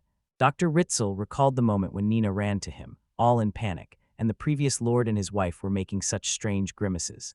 This man was clearly not himself. Nenah angrily ordered Dr. Ritzell to stop. He was scaring her son. But Dr. Ritzell said that Nenah must personally see her expression when he tells her that her son cannot be saved, and at the same time twists the knife in the wound even more. He explained that if Ruse ever becomes a feudal lord, he will have to expose Dr. Ritzell, the monster behind the mask. Later, Nenah gently tried to comfort Ruse, saying that if they just obey the teacher, everything will be fine and they will be safe. Ryu asked what his father did before he became a lord. Meanwhile, Nenah held him tightly from behind, not letting him break free, and someone began to say that his father was a certain person, then stopped and whispered that it was better not to say that. Nenah clung to Ryu even tighter, the air tensed. Then Dr. Ritzell told Ryu that his father probably never told him the truth. Nenah shouted at them to stop, but Dr. Ritzell ordered Ryu to be silent and just do what he was told. Nenah prayed that Ruth would finally be able to understand how Lars and the others felt. Ryus exploded in response, indignantly asked, why not aren't they poor themselves? He insisted that if so, they should not look down on ordinary people. Dr. Ritzell stood like a stone and calmly admitted that he once served the previous lord. At this news, anxiety petrified Nenah's face. Dr. Ritzell continued, and bitterness appeared in his voice. It is truly pathetic when you are betrayed by a servant who was at the same time a friend and a trusted person. In a flashback, they showed how the previous lord rushed at someone and shouted loudly, "You are a bastard." And then suddenly Ryu's Dr. Cell appeared, the very one that made him the one who pushed his father to all this. Dr. Ritzell's gaze was icy. He said he could deal with someone like Blau whenever and however he wanted. He placed his hand on Ryus and sternly said, "Don't tempt fate," adding that the same applies to Ruse. He is his son. Nenah, in despair, shouted at Dr. Ritzell, begging him not to touch Ruse and to stop. With a light smile, Dr. Ritzell said that he liked this expression very much, and turning to Lord Brau, added that he looked simply wonderful in it. Standing nearby, Dr. Ritzell said grimly that if he does not discipline Ryu seriously, no one knows what kind of person that boy will grow up to be. Nenah burst into tears and through them said she understood. At that very moment, someone sharply shouted, "Ryus, doctor." Ritzell stood with crossed arms, suddenly grabbed Ruse by the face and sharply ordered him to end his friendship with Rowan's son, warning that if he continued to be selfish, he would be killed. Despair flashed across Ruse's face, tears welled up and seemed to beg for it to stop. Dr. Ritzell gently suggested, "Let's calm down and talk about this somewhere else." He was making his way between the shelves in a room that looked like a medical warehouse, assuring Ruse that he was sure the guy would understand him. The shop moved into a quiet corridor with elegant doors, and Ryu took a deep breath, gathering all his courage. He had to find at least some clue about what was happening, and his face tightened with determination. Suddenly he noticed someone is approaching the building. Ryu activated invisibility and pressed against the wall, holding his breath while someone passed by. But then he suddenly thought that someone else was standing there, staring at him intently. Suddenly it dawned on him his father often visited this place. Ruse knew that if they were doing something wrong, he had to stop them. Meanwhile, someone seemed to sense a presence and shouted, "What is going on here?" Nenah appeared and sternly ordered Ruse to come to her immediately. Ruse stepped back a step and, clenching his jaw, asked if she was trying to make him run away. He refused to go until he found out what his father was doing. The confrontation erupted right on the street in front of the building. Ryu decided that it was just perfect. If he followed them while remaining invisible, he would get a chance to scout the building from the inside. But from inside, someone suddenly shouted his name and asked, "Did you really think they wouldn't find out?" Another voice inquired why they were here and mentioned his father.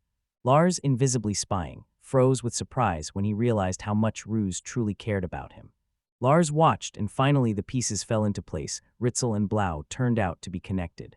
Ryu noticed a small bottle in the room, and suddenly his heart jumped. He realized this was the key piece of evidence.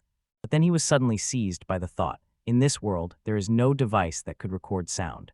This only further complicated his plan to obtain evidence. Ryu reached out to the bottles on the shelf. A plan was spinning in his head. If he got that poison and Yaga slipped it in unnoticed, maybe it would work.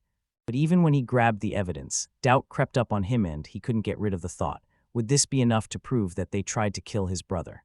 Meanwhile, Lars, unnoticed in the doorway, stood and watched intently, and Ruse knew he could not stay here long. He whispered to himself that they would figure out what to do when they got out of here, and Recovered's tension was boiling. There was almost no time left. The shot moved closer to Dr. Ritzell. He was sitting relaxed in his office. Nenah was quietly standing in the background, and he muttered thoughtfully how quickly time has passed. Could it really be 10 years already? He snapped. Ryu especially annoyed everyone with his senseless sense of justice. Suddenly a long-haired woman appeared, casting a sharp glance at Blau, and noting that he was indeed a very inattentive man. She asked if it was time for them to take control of this town. The woman smiled and suggested trying something a bit more refined, and Dr. Ritzell noted that, judging by everything, the king would attend this year's harvest festival, so it would be perfect. But suddenly someone noticed Ruse and shouted, "Isn't that Ruse? What is he doing in such a place?" Suddenly Dead 8 burst in and asked if Ryus and Lars had already made up. The man in the doorway waved indifferently, saying, "Guys will always argue."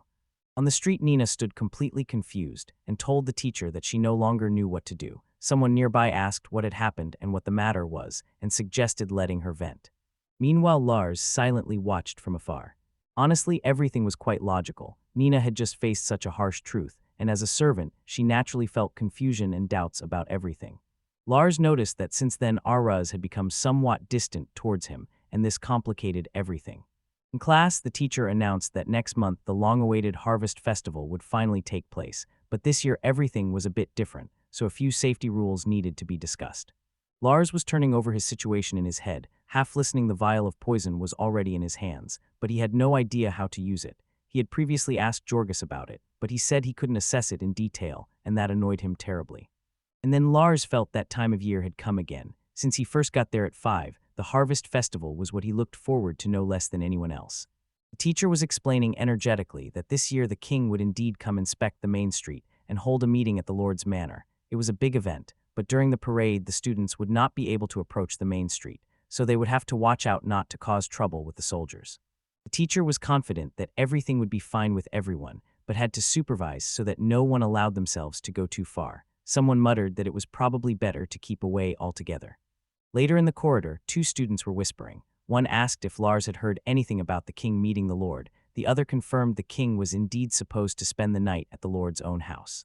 Nearby, another student raised his eyes. Surprise was written on his face from this information, and Lars stood and mulled over what he had heard in his head, thinking whether to include it in the plan he was working on. He knew for sure, without Nenah's testimony, his plan would not succeed. Lars went over all the details in his head. If it was true, he needed to convince Nenah before the Harvest Festival. Everything else boiled down to recognizing the poison and one question: would he even manage to meet the king? Later, standing in front of the tall building, Lars felt the end was finally near. At the Dead 8 Guild, he picked up the bottle with poison and confirmed, "This is it, the real one." Lars said that one of his classmates hinted at the guild you can get a full, detailed evaluation, and Dead 8 added that there is always at least one evaluator there, so they will definitely handle it. Lars stared into the dark liquid in the bottle, thoughts racing. He had long suspected Brown of strange behavior, but even the teacher turned out to be an accomplice. This was a completely different level at the guild. Lars handed the poison to Gibson, and Yaga stood ready to evaluate it. His eyes flashed magical effects, swirled around, and awakened the eyes of Essence. And so the information about the evaluation poured out in a stream. It turned out to be the original poison. It was prepared by adding leaves of K and bulbs of some rare plant, and too large a dose simply stopped the heart. The Lord of the Valley of Poisons began making this second poison. Lars swallowed every drop of information while Yagas finished the evaluation, and when it was over he just froze, bewildered, and this made Dead 8 ask what was going on. Lars waved it off, but inside he was stunned. The information about the evaluation poured straight into his head. Yogas explained how the poison was brewed from the leaves and bulbs of that rare plant. Lars suddenly realized this was the same conclusion that had just flashed through his mind, and he couldn't help but wonder, did he accidentally evaluate it himself? Meanwhile, Dead 8 got excited, declaring that with this evidence Blouse can be dismissed, no mistake. Someone immediately suggested taking it to Rowan. But Lars noticed that if the festival was cancelled, everyone would be terribly disappointed. Dead 8 said he would go talk to their father as soon as the harvest festival ended, and Lars nodded. He understood. Dead 8 threw to Lars, "You have nothing more to do, the adults will handle the rest." Lars smiled at his brother and eagerly said he couldn't wait for them to start working together. They broke the bottle of poison in half to get 2 parts as evidence, and Lars quietly noted that maybe there really was someone in the guild connected to Ritzell. So this would give them some time, Lars thought. He knew it was selfish but wanted to solve it himself.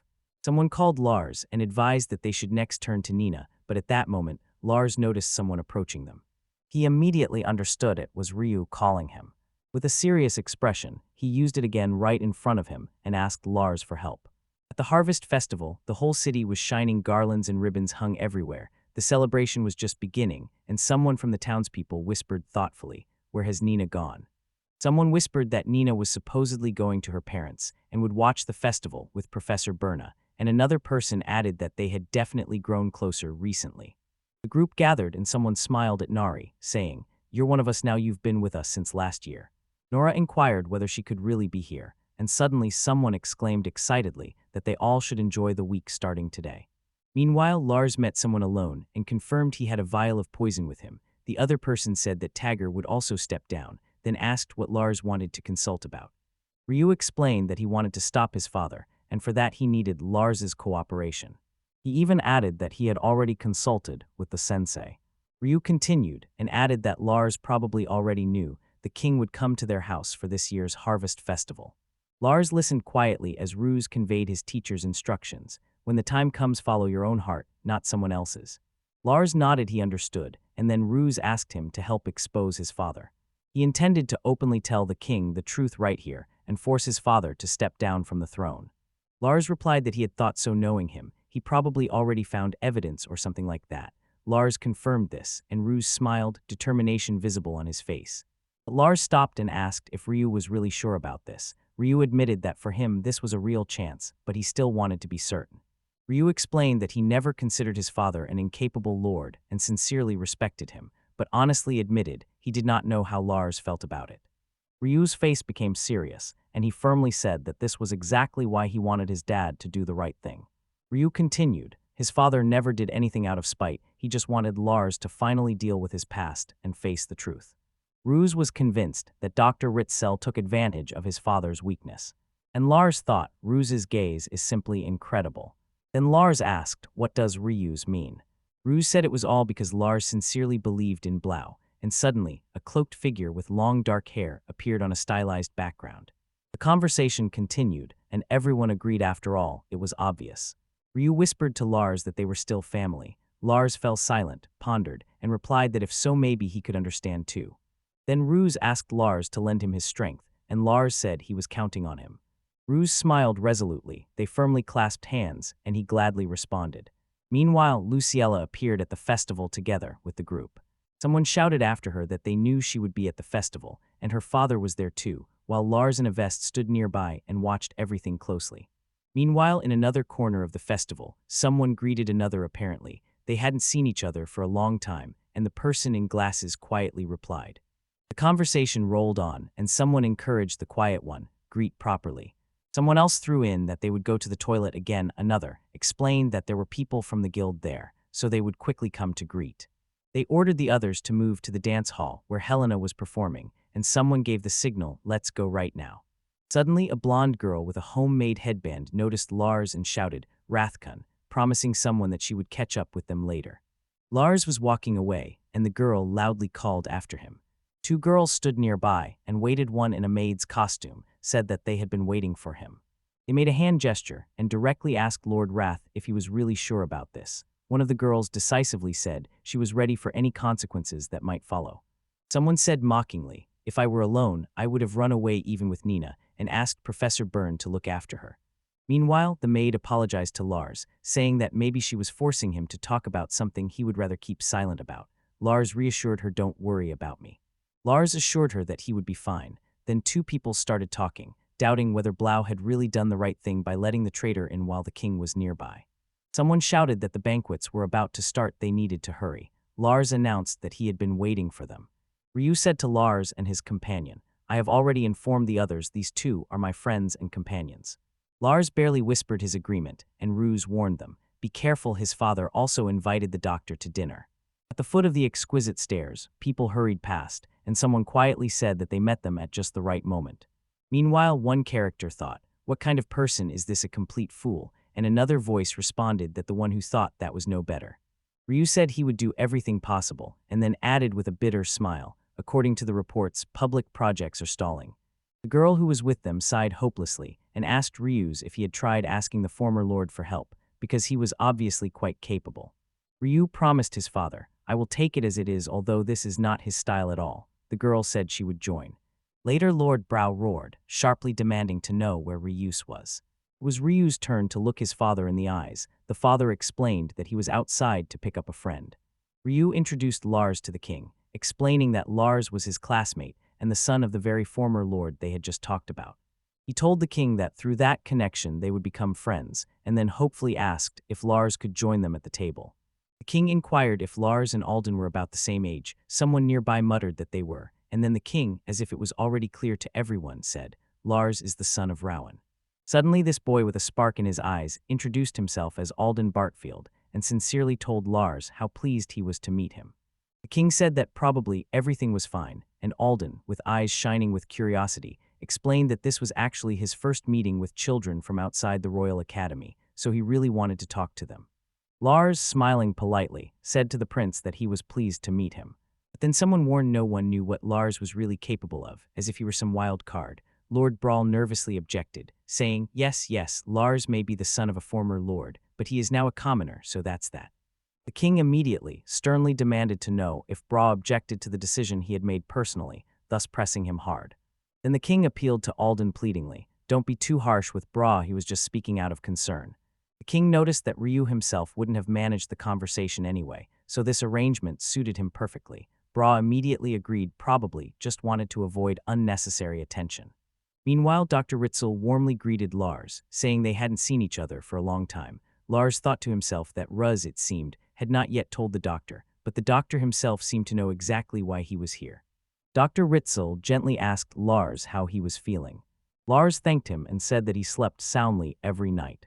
Dr. Ritzell smiled and said he was glad to hear that and looked forward to their dinner, but Lars's smile made him wary, though he kept that thought to himself. And then suddenly someone shouted, "Lars." Lars asked if it would be a problem if Nenah, the servant of his family, joined them. He explained that she takes care of him every day, and he feels uneasy when she is not present during meals. Someone sharply retorted, "Look who's talking." Meanwhile, someone else asked about the girl and said indifferently, "We don't care." Lars was afraid of getting confused in front of the king, so he wanted to have a friend nearby to ease the tension a bit. He admitted to himself Berna was his magic teacher, but she and Nenah were friends, and in fact he brought her only out of his own selfishness.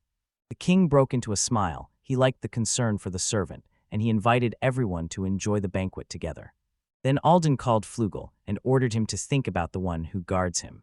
Someone asked Lars if he was really Lars, and Nenah said sadly, she only had an old nanny, but someone else had a beautiful teacher and she became very envious.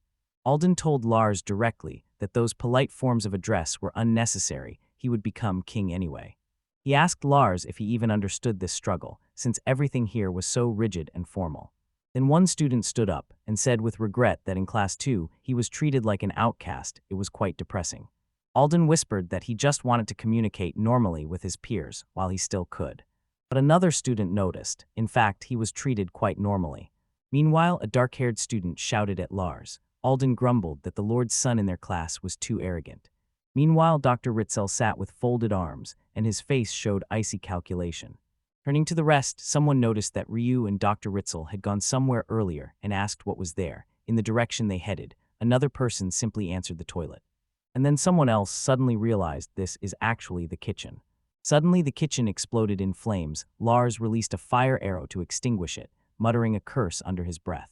Alden shouted at Lars, called him a freak, and demanded explanations, accusing him of ruining the ceremonial dinner just like Rowan's son. Lars just stood in the kitchen doorway looking completely frightened. Lars used the assessment skill, and instantly a conclusion appeared before him. The corn soup is poisoned. He immediately shouted for no one to touch the food it is poisoned, and behind him others, completely confused, asked what was happening and called for Lord Lars.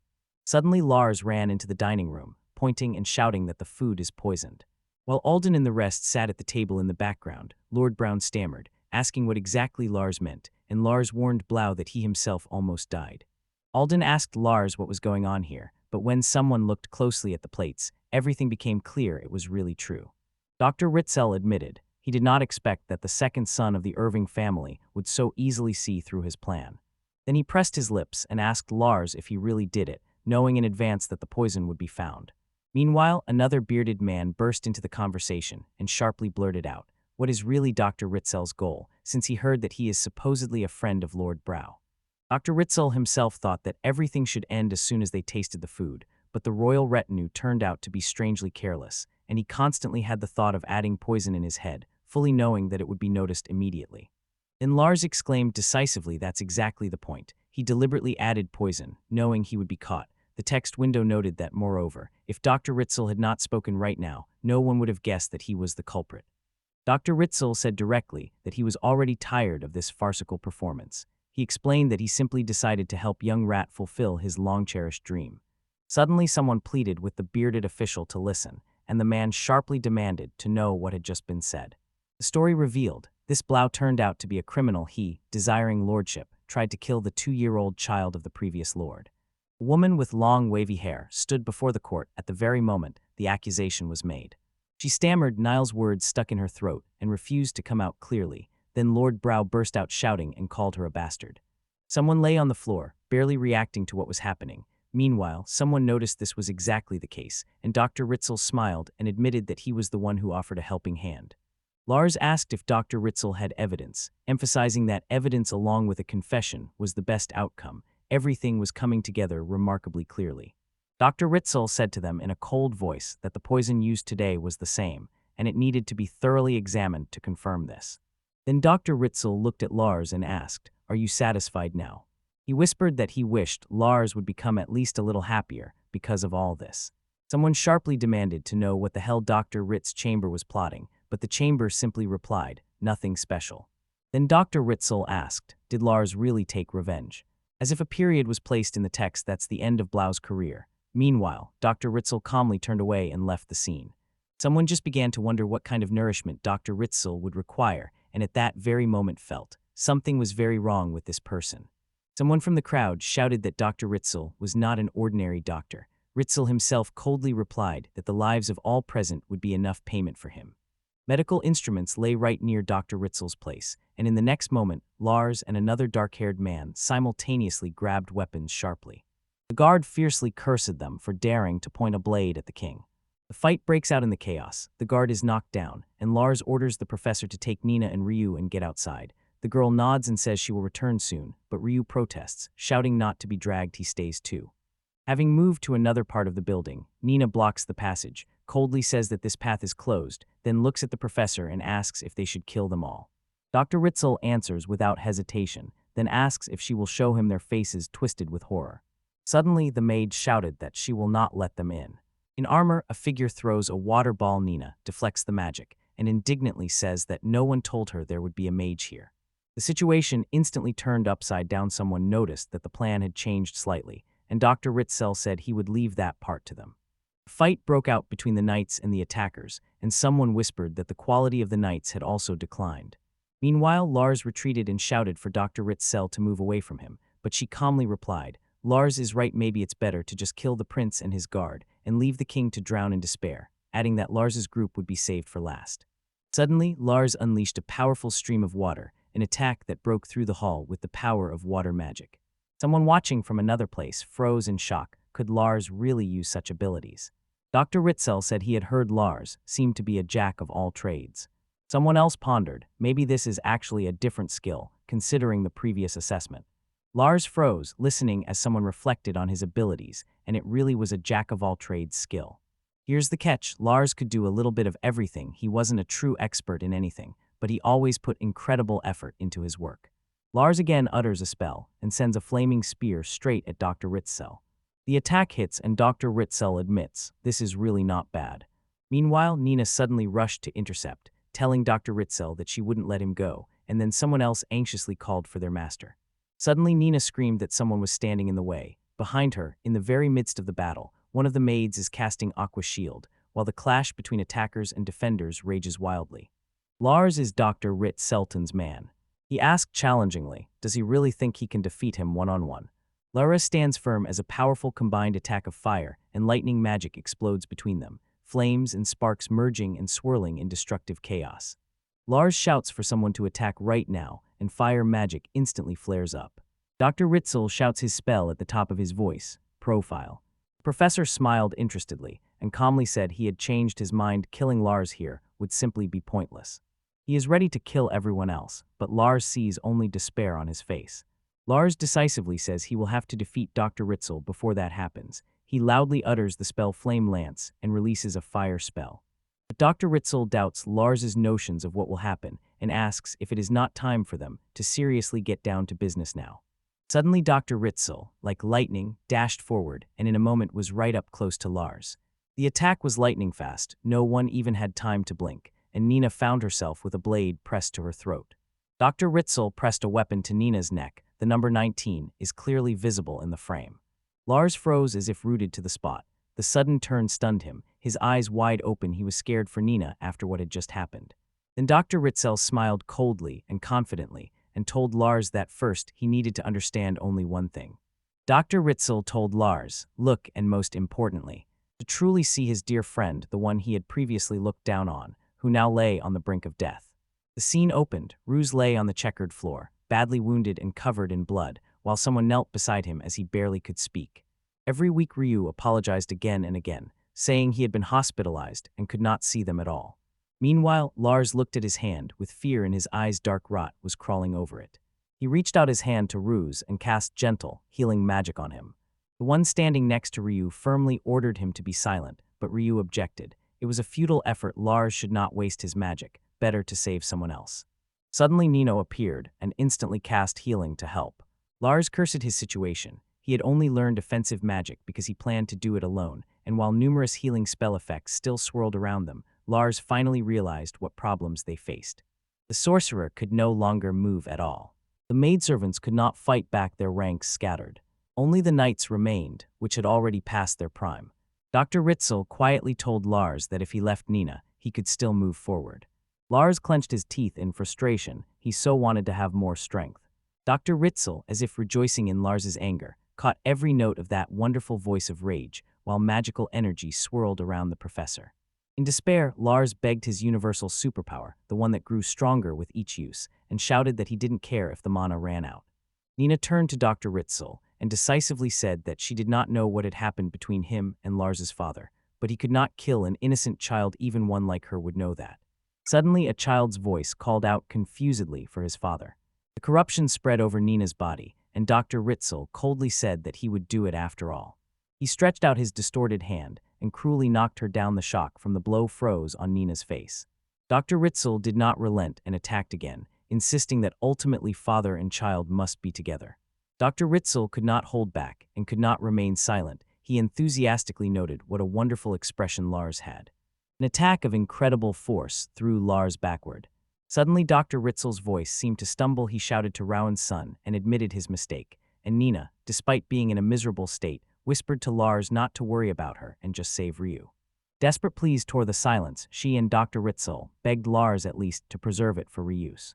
Lars spoke about his brother, saying he could never look him in the eyes if those eyes were dead. Dead 8 sat wounded in the background, but Lars's face hardened. He approached Dr. Ritzell and angrily blurted out that after trying to kill his brother, he still had the audacity. Dr. Ritzell said something about cunning, then suggested that Lars simply abandon the son of his hated enemy. A fierce determination flashed across Nenah's face, and she firmly declared that she would definitely save him. Lars picked up her words and shouted them with full conviction. Ryu was his friend. Magical energy swirled around, and Lars rushed to protect and heal the fallen Ryu. Suddenly a voice sounded. These were good words. Lars and Tigri recognized each other and shouted simultaneously. Tigri materialized, bathing in powerful magical energy. Lars's eyes widened in shock. He could not understand how his teacher was here. Gray explained that when a student is in trouble, it is the teacher's duty to come and rescue him. To Gray addresses Dr. Ritzell with a greeting and at the same moment calls him a charlatan. Then he tells how the professors take care of his student, and Dr. Ritzell only looks at him with a stern expression. Meanwhile, Lars froze in shock and asked, how did Gray end up there at all? Someone explains to Gray in a mentoring manner, when a student gets into trouble, the teacher's job is to come and rescue him. At first Lars was stunned, then he looked at Gray and said that he was not the only one who came. Suddenly voices come from another part of the hospital. Lars recognizes Labe and Hassan. The voices tell someone to leave it to them and go help Lars instead, and someone else bitterly remarks that the hospital was left in the hands of such a person. Suddenly more allies appear. Someone loudly shouts, Rector, and another decisively addresses Master Gray, leave the king to us. And one more person, unable to contain joy, exclaimed, I'm here too. Lars asked why everyone came, and a voice whispered that they were lying in wait for this place because Revs told them about Lars. But others immediately began to scold Lars. Someone shouted that he shouldn't have clung so much to an already wounded child. Another voice sternly says that he should have consulted with them first, and a third person reproachfully throws that he went and acted alone without saying a word. Lars quietly apologizes. Dr. Ritzell, barely restraining his rage, demanded to know who the hell this new person was. Berna, in a maid's uniform, coldly stated that she was Lars's magic teacher. Dr. Ritzell nodded and quietly said that as a teacher, he has the same goals. Berna agreed. Then Gray and Berna, with a fierce determination in their eyes, turned to Dr. Ritzell and declared in unison that they would protect their students. Meanwhile, Berna was told coldly. Later she would be reprimanded anyway. Berna insisted she was not guilty, but someone cut in. Even so, there would be consequences. Dr. Ritzell began to say that no matter how many came he would still win, but suddenly it was heard, is the forest already over? Berna shouted her spell water cage, and the magic struck with full force, imprisoning Dr. Ritzell in a prison of water. Powerful water prison spell crashed down on Dr. Ritzell like thunder with stunning force and completely engulfed him. Gray loomed over the bound Dr. Ritzell and said grimly that he would tell them everything.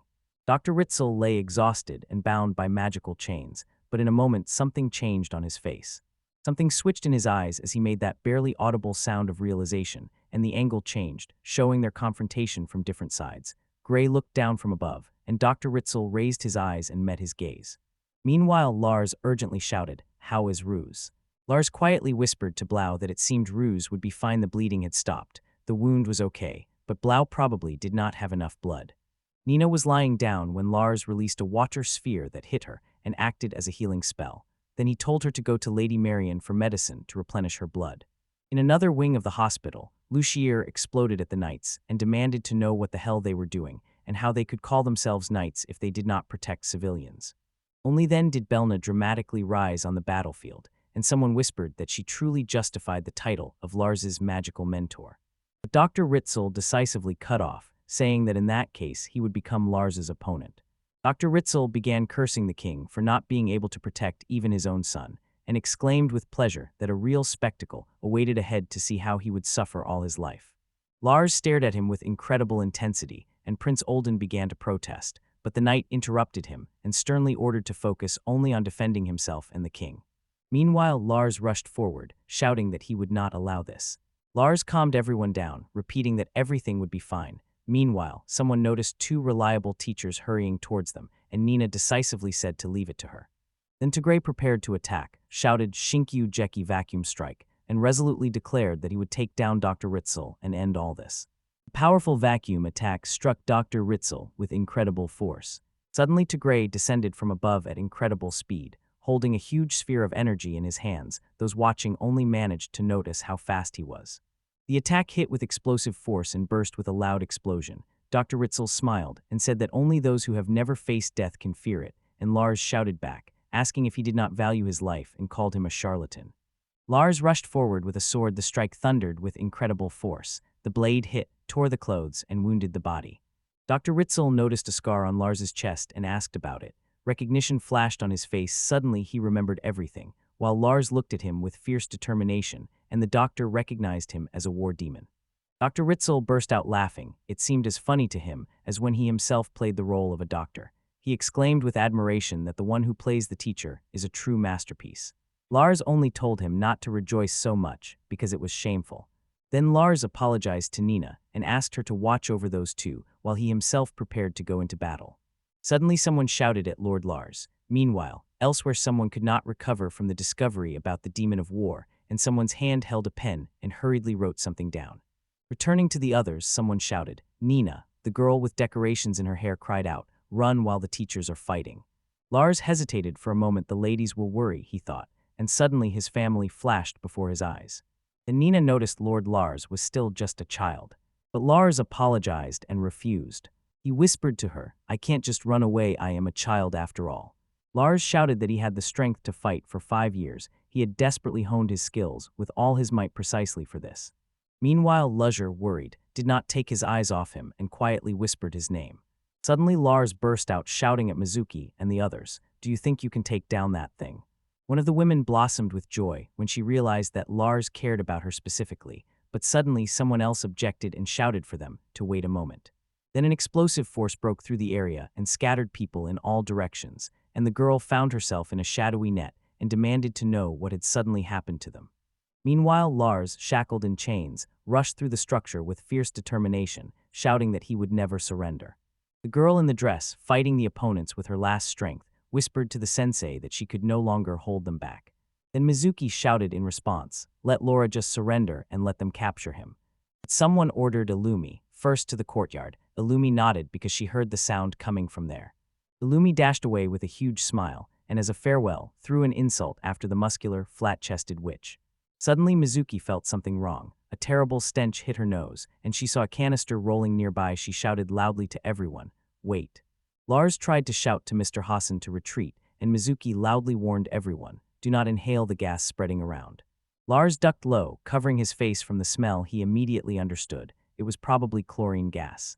He explained that although you won't get a lethal dose without inhaling a significant amount, even a little is enough to instantly cloud consciousness, and someone shouted to the others to run to safety faster. Lars unleashed Severing Void, a cutting strike that sliced through the air with wild, brutal force. But his opponent responded with Hydrostream, a huge geyser of water magic burst upward. The two attacks collided with destructive force. An explosion erupted, and someone howled in pain. When the smoke finally cleared, Lar stood amid the ruins, and nearby on the ground, like a silent witness to the battle, lay a damaged blade. Lars shouted loudly to the teacher, and decisively declared that this was the end for the charlatan doctor. Meanwhile, Dr. Ritzell, now bound in magical chains, admitted that he was indeed no match for the demon of war. Illumi clarified, all this was thanks to Lars's magic, and added that although Ritzell skillfully dodged, his fighting style alone was unimpressive. Lars instantly rushed to restrain him, but Dr. Ritzell sharply objected. He did not recall allowing Lars to call him that. Then he warned perhaps he would not win, but escaping that he definitely could. Someone froze in shock, as if turned to stone. Suddenly, even before Lars could fully subdue him, Dr. Ritzell activated some explosive barrier magic. A huge circular energy shield exploded around them both with stunning force. The sudden explosion unexpectedly shook Lars, and the shockwave rattled the entire building from outside. Then a voice ordered Lars, "Stop right here." Meanwhile, someone else apologized to Professor Ritzell for making him wait. Dr. Ritzell replied with a lazy smile that the timing was perfect, and asked Lars if he really still believed he could attack now. The reason became clear when 3 captives appeared. Nora in a maid's outfit stood in the middle, flanked by Lucier and Loser. All 3 were tied up and held as hostages. Nora shouted to Lars Wickley, and one of them pleaded desperately to be released. Lars immediately recognized them and, shocked, shouted both names. He persistently demanded an answer. Why were they not in the dance hall where they were supposed to be? Ludzra apologized, confessing that she was very worried about Lars, and immediately followed him. But then someone sharply ordered her to be silent. Suddenly, some Lumi pressed a blade to the girl and threatened that if Lars moved even a centimeter, she would slit both their throats. The captor doubted whether Lars could move at all in such a situation. Meanwhile, Dr. Ritzell warmly thanked his assistant and said that this was exactly the reliable assistant he needed.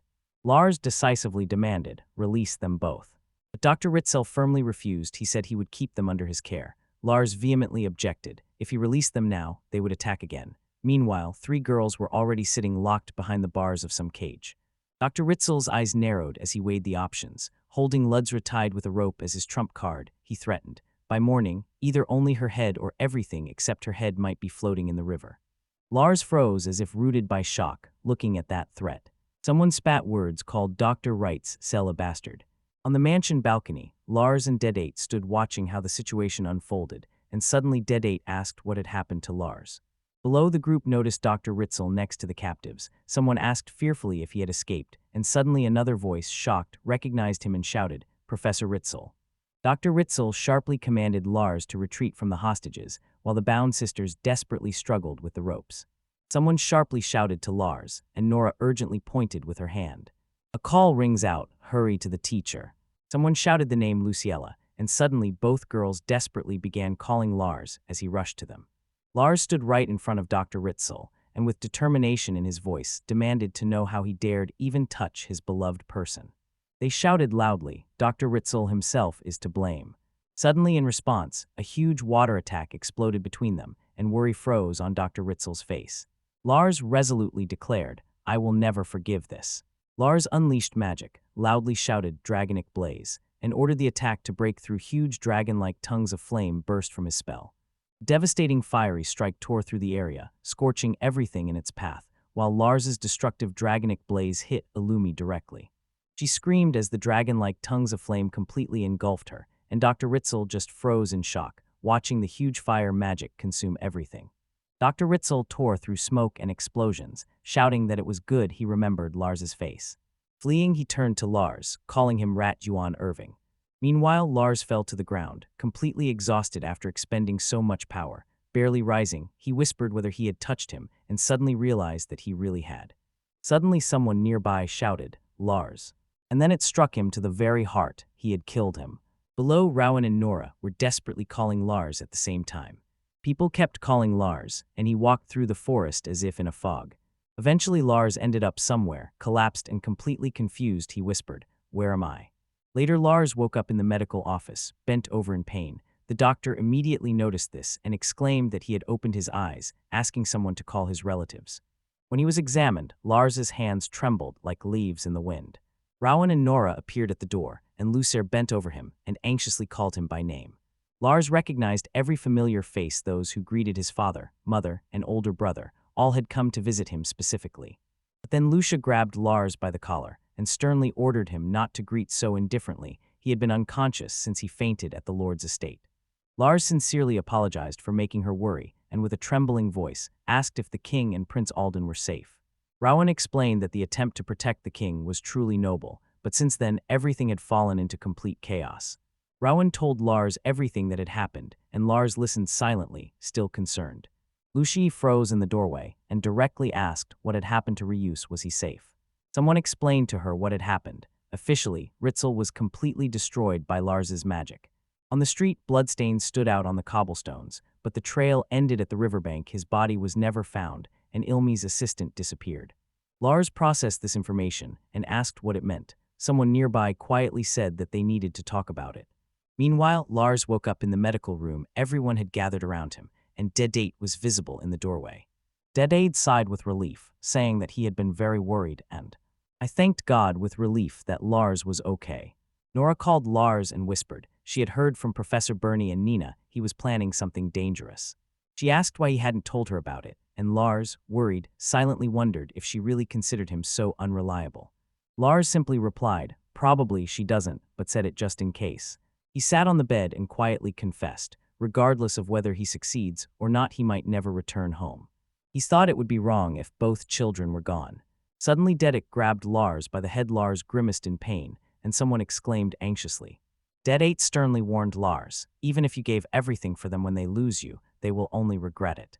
Dedate hugged him tightly and whispered that he would regret it for the rest of his life. Lars's eyes opened wide in surprise, and suddenly a dark memory surfaced. Someone told him he was an unwanted child. Lars, sobbing and swallowing his words, began to apologize, and Dedate looked at him tenderly. Lars confessed he loved his dad, mom, and older brother immensely, and because of that he could not forgive Blau.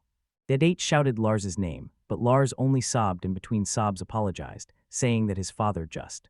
It was said that Lars cried for a long time. He couldn't even remember ever crying so much, even in a past life. Maybe his mind regressed to match his young body. He didn't know himself, but he cried, and suddenly a warm memory of happy times when the whole family smiled surfaced. Meanwhile, Dr. Ritz's camera, lonely and hidden in the shadows, stood and apologized to his uncle and older brother. Then Dedate placed a hand on Lars's shoulder and calmly said that there was no point in worrying, and Nora cheerfully added that she was fine too.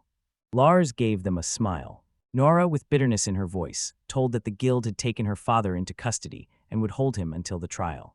Someone noticed that it was Lars who was having difficulties, and Lars replied that he had already suspected the position Lord Blau was in. Someone shyly apologized for causing him trouble with their selfishness, but Lars smiled and said, "Don't worry." He added that the traveler role suited him much better. It was clearly better than being a dry feudal lord in the future, and Ded didn't even smile at that. Lars admitted that he probably wouldn't have coped with what happened next on his own. Nora confessed she heard that his father also tried to help, and the memory again showed that magical explosion from the battle. Nora quietly said, "I just thought dying for the sake of peace is not the way." Lars said that something good still came out of it. Nora told that her mother heard the noise and came for her. Dead 8 was delighted and said that it was really wonderful. Suddenly Luzher appeared and shouted that Lars had woken up, and Lars replied that he had just woken up. Someone asked if he had really been unconscious for so long. Luzher explained that he had slept through an entire week, and she was terribly worried. Luzher apologized, saying that it was she who insisted that they rush after him. Lars reassured her that everything was fine, but she kept apologizing anyway. Lars just smiled and calmed her down. Everything was fine after all. Everything turned out well. Thanking him, she whispered, "As a token of gratitude, close your eyes." In the darkness, Luzher hesitated, but suddenly Luciara's voice sharply sounded, "Do it yourself," and Lars immediately started to object, begged his sister to wait, and said that she couldn't do it. But Luzher leaned over Lars from behind and, despite everything, kissed him on the cheek. Someone gasped in surprise and covered their face, and Lars was completely confused and asked, "What's wrong? What just happened?"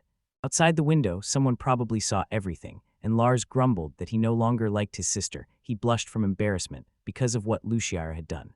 Then Lucy leaned closer, smiling widely, and asked Lars if he really loved Dedate. Lars froze in place, completely confused and bewildered by this question. Lars eventually stayed in bed for about 3 more days, regaining consciousness, and during that time he was visited by the parents of classmates, their brothers, and even teachers. Finally, he was discharged today. He returned to the academy for the first time. At school, one boy saw Lars and called out to him, "Where are your parents?" Another said that Lars would probably come soon. When Lars finally entered, he found Prince Olden in the classroom. The prince quietly said he had been waiting, and Lars, stunned, stammered upon seeing that the prince was simply standing before him. The prince waved his hand as if to dispel anxiety, "Don't worry," and added that he still could not truly exercise his power. Lars, embarrassed, thanked him for what had happened that day. The prince nodded in response to the thanks. The Hazans appeared and praised Lars for looking good, but in a moment someone else sternly pointed out his reckless act. Lars apologized. He did not want to drag everyone into this matter, but Hassan simply called him an idiot. Although he added that he was glad Lars was safe, he still insisted that next time Lars tell him first, and Lars agreed. Then Berna appeared and nervously introduced herself, and Marian apologized for making Berna wait and said that she was Lars's mother. Someone said that Berna was like a board, and she unhesitatingly admitted it. Meanwhile, Prince Olden addressed Lars sternly and formally. He said directly that his actions were only for himself and honestly did not deserve praise. Lars quietly agreed. The prince continued, saying that Lars not only disrupted the meeting and compromised both his son and the prince himself, but later added that exposing Lord Brau's conspiracy and defeating that devilish doctor hiding in their city deserved praise. He clearly understood, if the doctor had been left alone, he would definitely have caused even more harm. Therefore, Lars's antics would have gone unpunished. The prince sincerely thanked Lars. They said that when Prince Olden saw Lars appear with such strength, a fire seemed to ignite within him. The prince returned as if reborn, as if awakened with a new heart, and suddenly sincerely wanted to learn and master swordsmanship. Lars thought to himself, making that lazy one even slightly motivated, that is already a victory. The conversation shifted to Lord Brau. They were to hold elections for the next lord, but in the town no one truly wanted the position, so, as expected, Brau will step down. Prince Olden, with a shadow of hope in his voice, asked Rowan if he was not going to return and become lord again, and Rowan simply replied, "I will return and become lord again." Marian and Prince Olden froze in shock. Prince Olden directly addressed Rowan and asked if he would agree to become lord again.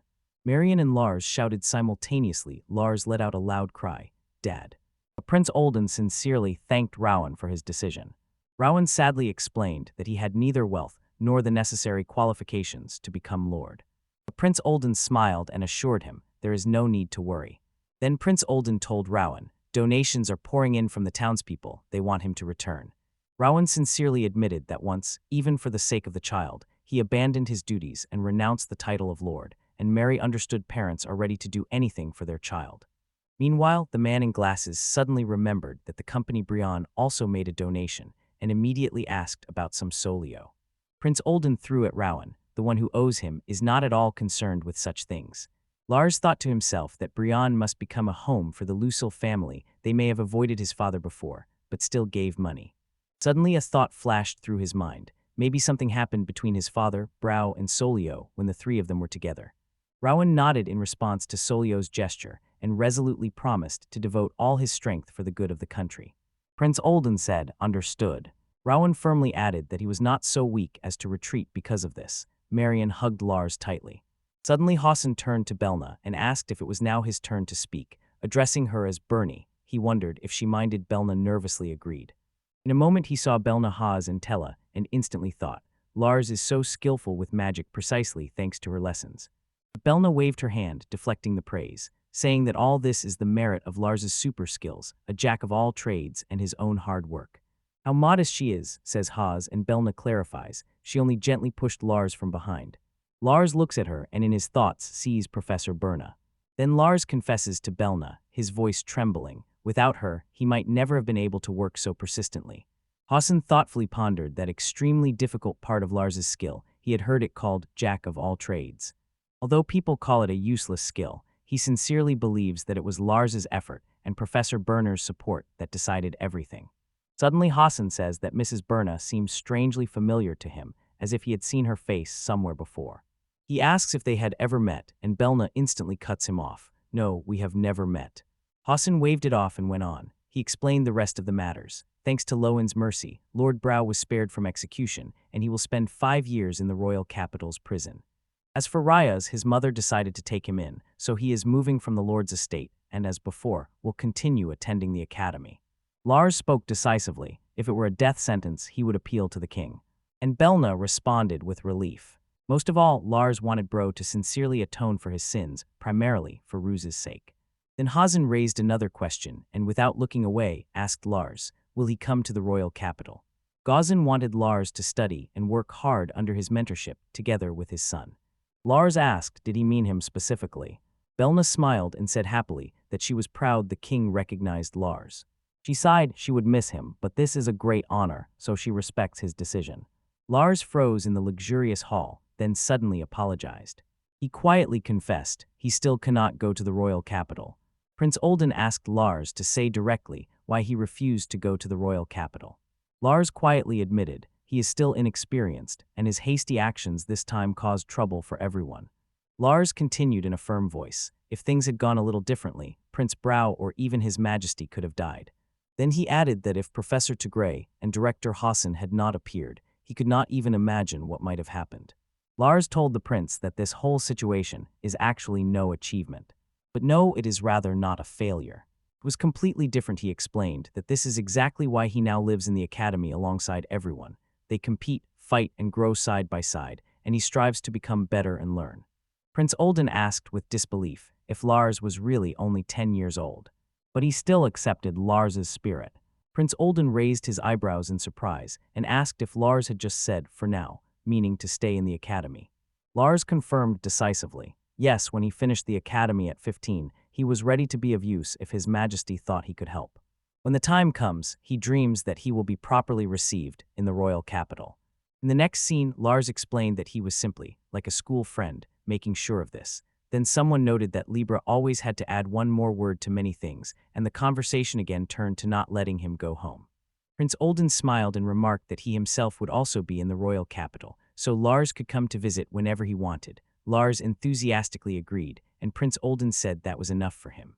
Meanwhile, Hassan laughed heartily, recalling how once His Majesty the King was a real rascal. Tigray shouted at him to stop this nonsense. Someone asked if the director was really a friend of the king.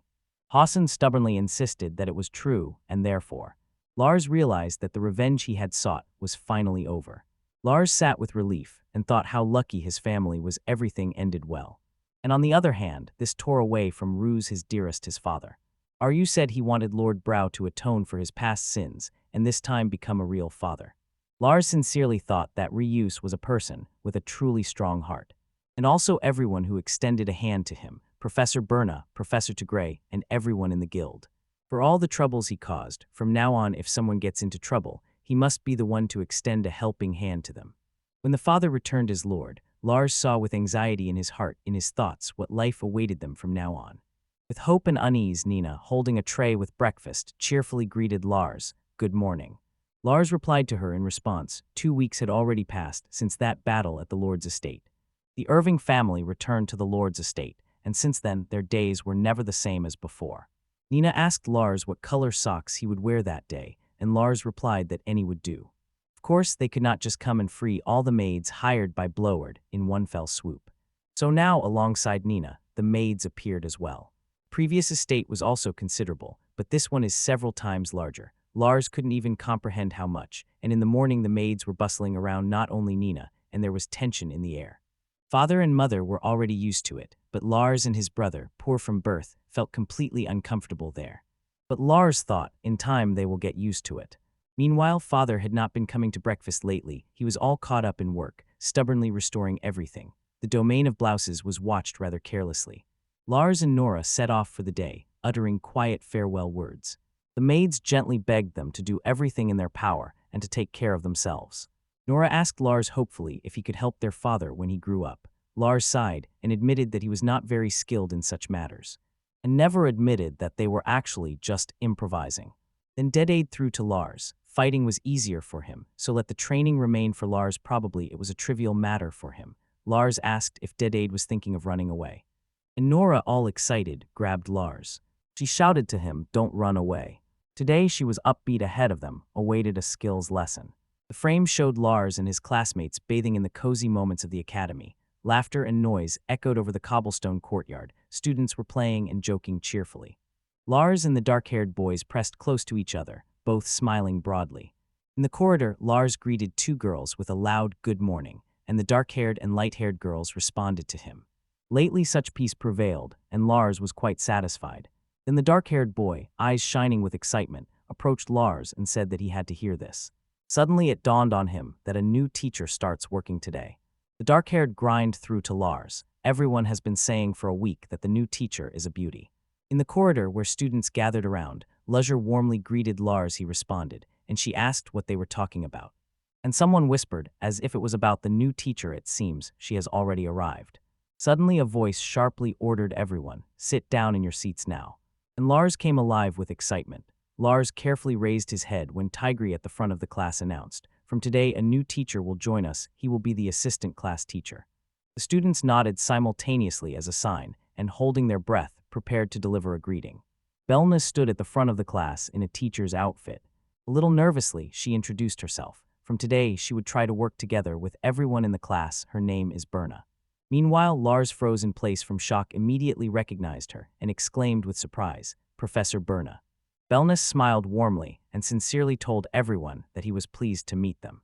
Then Berna solemnly introduced herself as their new assistant class teacher. The students responded with an explosion of the most diverse expressions of surprise. Nora lit up with a smile and warmly said that she was glad to meet her. Jack suddenly remembered that they had also met at his home and added, "Well, she really was incredibly beautiful." When someone asked Berna what subject she would teach, she simply replied, "Magic and skills," and as soon as the word skills was spoken, the students jumped up in surprise. Berna explained, the principal and Professor Tigray asked her to teach everything she was capable of, so she decided to conduct the lesson in her own way.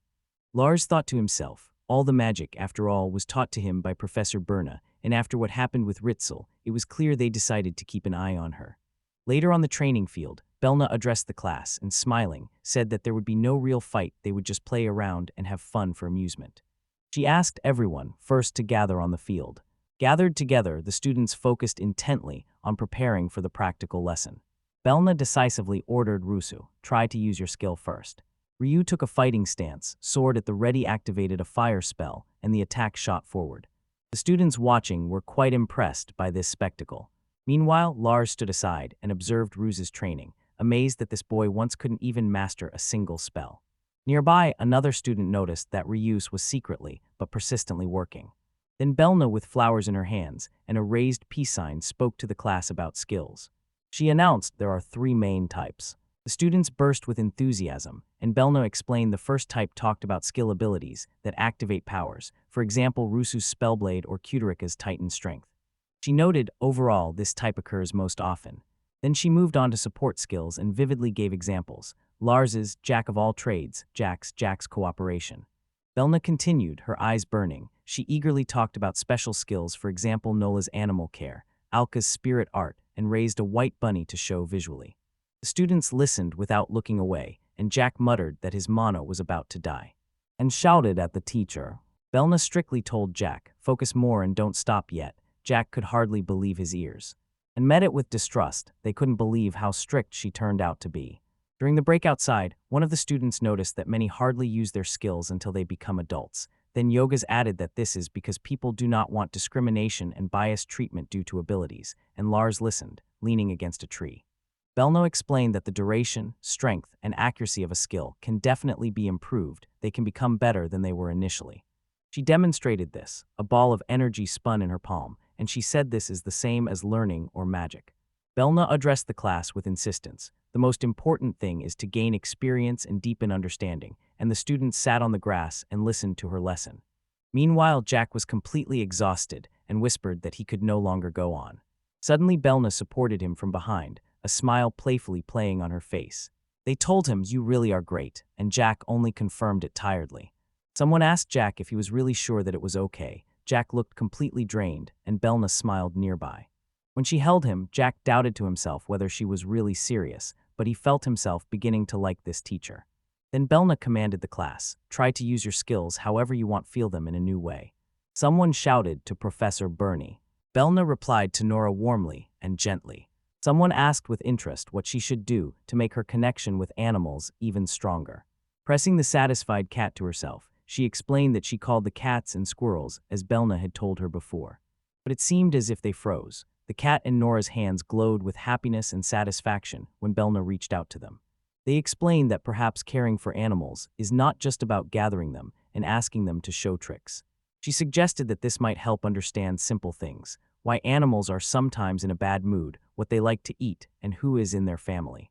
Berna continued, trying to understand another person. Nora can develop a skill that will make her an even better friend than she already was, and meanwhile Nora stood holding the cat. She absorbed the advice like a sponge, while the cat below watched her attentively.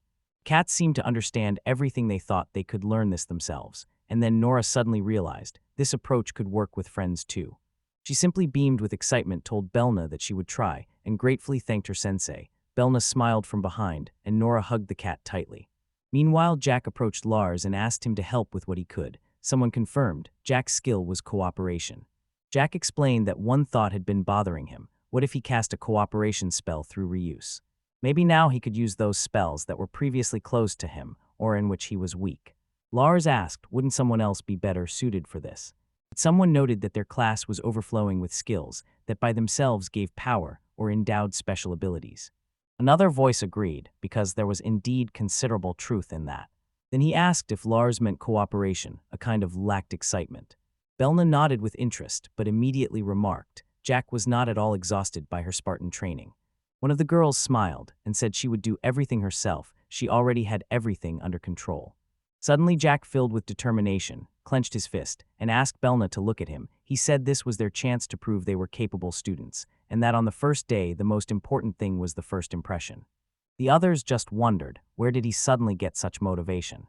But Berna simply patted Jack on the head, said don't worry, and nudged him, come on, do it. Jack eagerly agreed, prepared to say the spell to announce their collaboration with this, suddenly shouted, "Here I go," and instantly released fiery magic. The spell exploded in a fireworks display of magic because their powers enhanced each other, and Jack stood with his mouth open in surprise. Both he and Lars began to celebrate wildly. He really did it. Meanwhile, Lars couldn't give himself peace. Why was the magical sword, created together with Jack, much better than those he usually made? Someone suggested that perhaps the power changes depending on the level of magic. Lars decided it was worth trying another spell. Jack launched wind magic. The spell exploded with powerful magical effects, and the boy was very happy with the result. Later, Jack said that this might even help him level up the magic, in which he was not very strong, but suddenly someone shouted, "Wait a second." And Lars, although he really didn't want to say it, reluctantly admitted he suspected that Ryu's magic had not improved at all. Ryu angrily cut in that his magic was simply resonating in the sword through Jack, and that's that. One of the students noted that it made sense Ryu actually didn't use magic himself, and Jack just looked completely confused by the whole situation. Someone whispered that Jack was just honing his skills. Jack defended himself, saying it was hardly certain. During the conversation, it suddenly became clear, even repeated use was getting better. Meanwhile, deep in the class, training continued, and Nora and Yuruka stood apart from everyone. Nora watches intently as someone leaves the group practice, and suddenly notices Yuruka. He is standing alone under a tree, completely detached from everyone else. She approaches him and calls out. Nora, with a hint of surprise, addresses Yuruka, "Aren't you going to train with everyone?" Yuruka silently stands in his outfit, then finally whispers. Her skill is terrifying, so she does not want to join them. Yuruka is puzzled, and a doubt creeps in, is she really that bad at her craft? But Nora tells her simply and firmly, it doesn't matter whether you can't do it or you hate it, whatever the reason. Yuruka explains she herself could not make a choice. Nora smiles and gently says that it's okay, let her just train alone and do everything she can. Then Yuruka goes alone, and loneliness presses on her shoulders. Meanwhile, Tigray asks Yuruka what she thinks, and she replies by asking, "How do you live as a teacher?" In the background, the students continue to train together. Berna cannot get enough how good all the children here are. Berna said to him warmly, "They are my proud students." But even before they spread their wings and set out into the world as adults and real people, if you believe Gray, he will first have to teach them a lot of things. Berna also says she thinks so, and Tigray notes, for the two of them, it is rare that they truly agree.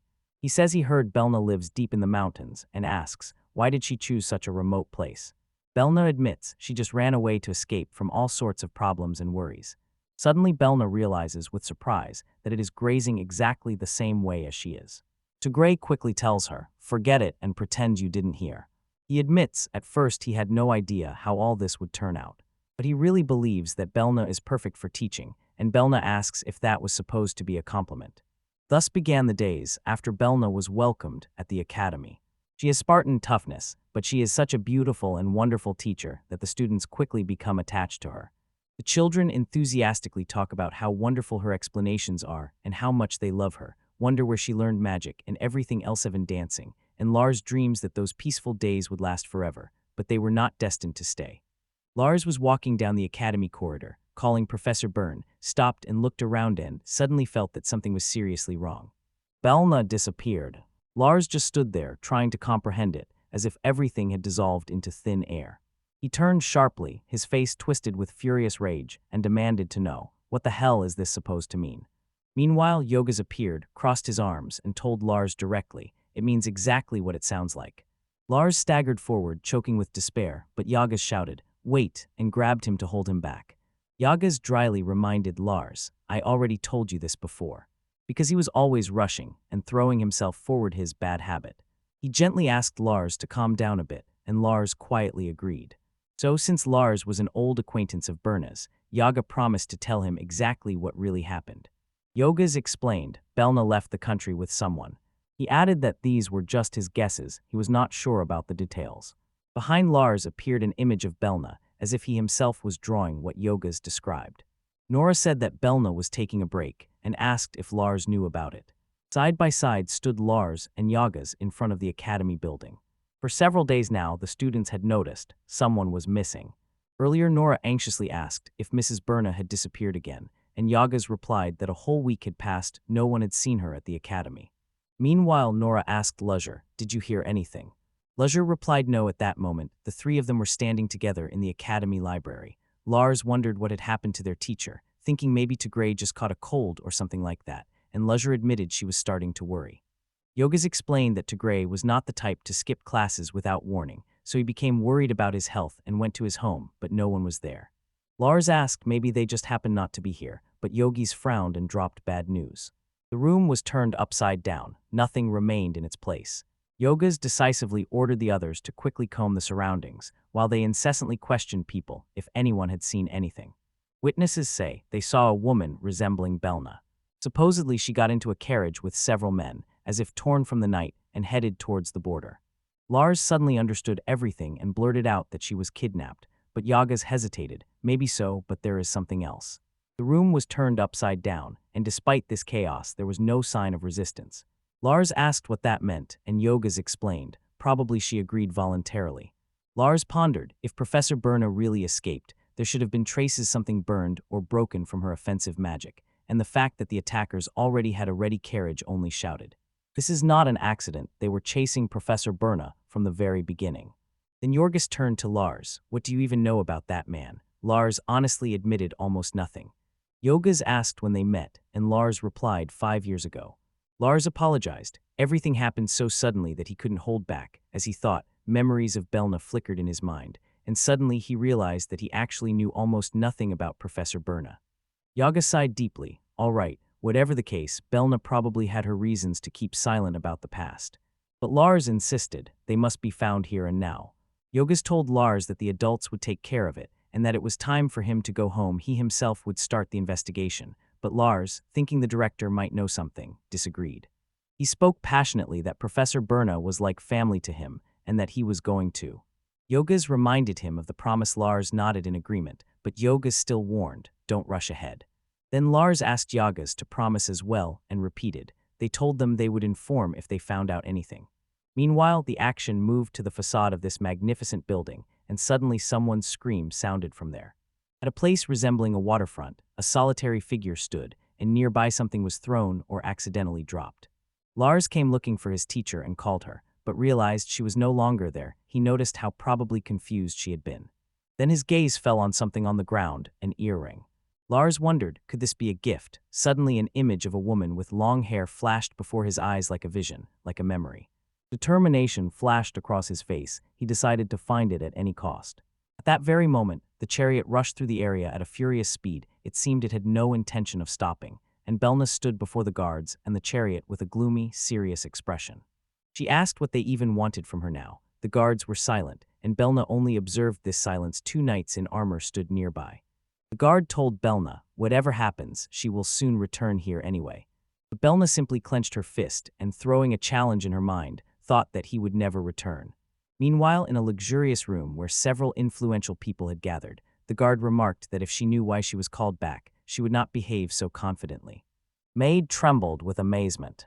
Then the carriage rushed headlong down the flower alley, and the armored guard stood, intently gazing down the corridor with columns. The man, who looked official, with hair sticking out in all directions, decisively confirmed that the carriage was heading to the border. Meanwhile, Lars sat on a plush sofa and quietly repeated sorry, and that was all he managed to find out. The official noted that again the so-called leader was behaving cowardly, but Lars sharply told him not to say that. The official remarked that if they tried to cross the border, maybe they would find out something. For a moment, a memory of some meeting flashed through his mind. As soon as the name Berna was mentioned, he immediately said that he seemed to have heard it somewhere before. Lars confessed he was the same and also absolutely did not want to talk about his past. In the memory of the dark forest, Berna suddenly recalled how someone said that he had fled. Returning to the present, Lars suddenly thought that this event might be connected to that. His gaze involuntarily froze on the building of the ornate academy, and Professor Berna suddenly flashed through his mind. 2 weeks passed. Nora said that 2 weeks had already passed, and the blonde student was surprisingly confused about what was happening. Nora admitted that she was lonely too. Nolt picked up on it, and Lars even praised her, saying she had become better at mastering her skills. Meanwhile, outside, when Yaga approached closer, Lars said that he had to talk to him about that matter. Yaga stood in front of the elegant building and sternly ordered Lars, be frank, he was no longer to interfere in this matter. Lars, stunned, asked, why? Yogas sternly reminded Lars that he was the son of the Lord, and then asked if Lars intended to overthrow his father again when he had just returned to the throne. But Yaga said that he had given his word, so he would tell Lars everything he knew. Lars, clenching his jaw, asked in a firm voice what exactly he meant by that. Yoga said that he knows where Berna is, and Lars blurted out eagerly, "Where?" Yogesh replied, "I am in the neighboring kingdom of Rutsar." Lars froze, confused. He was turning this news over in his head and wondered why she could have ended up in the neighboring country. Finally, everything fell into place. Berna turned out to be the third princess of Rutsar. Her real name was Berna, and 10 years ago the third princess of the kingdom of Ritzell simply disappeared without a trace. She was described as a gifted woman with light pink hair and insanely deep knowledge of magic. Yogesh explained that even then a rumor had reached this country. They were looking for her, but no one knew why she had come here at all. The director told him about this just when the events of those distant years came alive again in his memory. It seemed as if Berna had completely forgotten everything after all. It happened so long ago. Yogesh noticed that whatever the reason, she still eventually returned to her homeland, whether she wanted to or not. Lars pondered this whole matter for a long time and decided, if she really does not want to return, then she should not be forced to return. But Yogesh remarked cautiously, on that side is the royal family, so they could not just intervene. He sternly warned Lars, one reckless step by the son of the neighboring lord could escalate into a serious conflict between states, and Lars strained to show that he understood the situation. But Yogesh sharply interrupted him. He would handle everything himself and would never allow Lars to intervene, and the conversation ended there. Later, Lars stood on the street looking at a letter, on the envelope of which was written, "Front," repeating to himself that he would somehow figure something out, and in his thoughts called someone an idiot. When he returned home, Marion greeted him with joy, and Rowan could not hold back and asked, "What is wrong with them?" Near the estate, the dead aide approached Lars and anxiously asked if it was true that Mr. Lastigier was resigning. Meanwhile, inside Dead 8, they pressed insistently, demanding an explanation of what Lars meant. Rowan stepped aside and did not look away, and Lars simply nodded in response to the question. Lars explained, probably Professor Tigray did not want to bother everyone, so he decided to go look for Professor Berna himself. Rowan nodded, "That's how it is," and Lars added, "Of course I also want to go." Rowan asked what exactly Lars wanted to do. Lars said Professor Berna was both a benefactor and a neighbor to him. Lars thought Berna and others were like family to him. When they were alone with Rowan, Lars sincerely admitted that he had no idea what to do. He was afraid that it might harm his father and others. Suddenly, the worried face of Berna's appeared in his imagination. Rowan smiled and wondered, had Lars grown up a bit? He burst out laughing and pointed out, not so long ago Lars would have simply run away, he wouldn't have said a word to them. That remark immediately confused Lars. He looked embarrassed and irritated, and Rowan told him to continue. Rowan ordered Lars to go and check on Berna, and added that if the Lord managed to get an audience with King Louis R and personally speak with Dr. Gray. Lars remembered his father, and Rowan admitted that he himself would very much like to go, but the Lord could not simply leave his lands, and at such moments, the fact that he was a lord annoyed him terribly. Lars said to him, "It's all right." Nora stepped forward and decisively announced that she would go instead of them. Lars cautiously asked if it would be okay if one of the parents went with them. Then he called his mother, and his voice suddenly broke the silence. In response, someone coldly said, "Why is a father or mother needed at all?" Meanwhile, inside, Rowan briefly ordered someone to take care of the children, and that person, confused, asked whom exactly did he mean. Suddenly Lars shuddered. It turned out his older brother would also come, and Dedade himself confirmed that he would go. Dedade told Lars that this time they were going together, and Lars replied that he was counting on him. The group headed to a large, luxuriously decorated building, and Nora loudly announced that it was she, her brother, and their mother going, and someone remarked that such a composition was unexpected. Meanwhile, on the road, Tigray apologized to the group, and Nora, thinking about Professor Byrne, felt a strange unease slowly creeping up on her. Outside near the cart, Rowan quietly apologized. He pleaded with Gray, "Please, take care of the children and Marion," and Gray replied that he guaranteed their safety. Just as they were about to leave, suddenly someone said they were setting off. Nora begged them to return alive and warned, if anything happens to them, her heart would literally stop. The cart rumbled and rolled away down the road. Gray felt that the city had become strange and distant, and admitted to himself, he left without telling anyone because he could not drag them into this trouble. Someone shouted with all their might, "Stop the cart right here," trying to get their attention.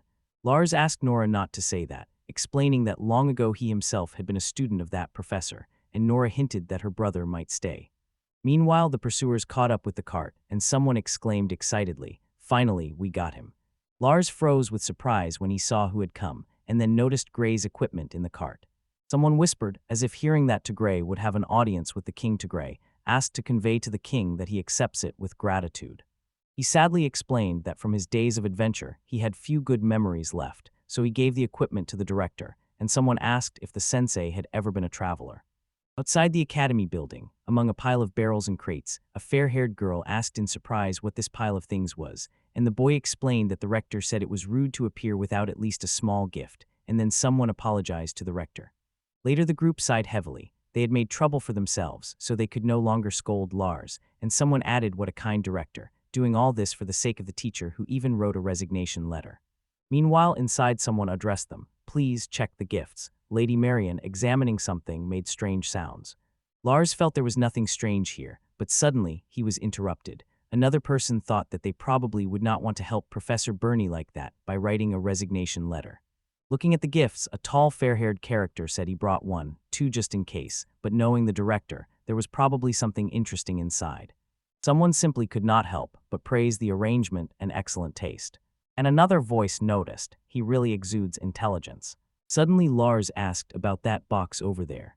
Someone noticed that Lars, as always, was quiet, but still quite a boy, and another person thought that maybe they should become adventurers too.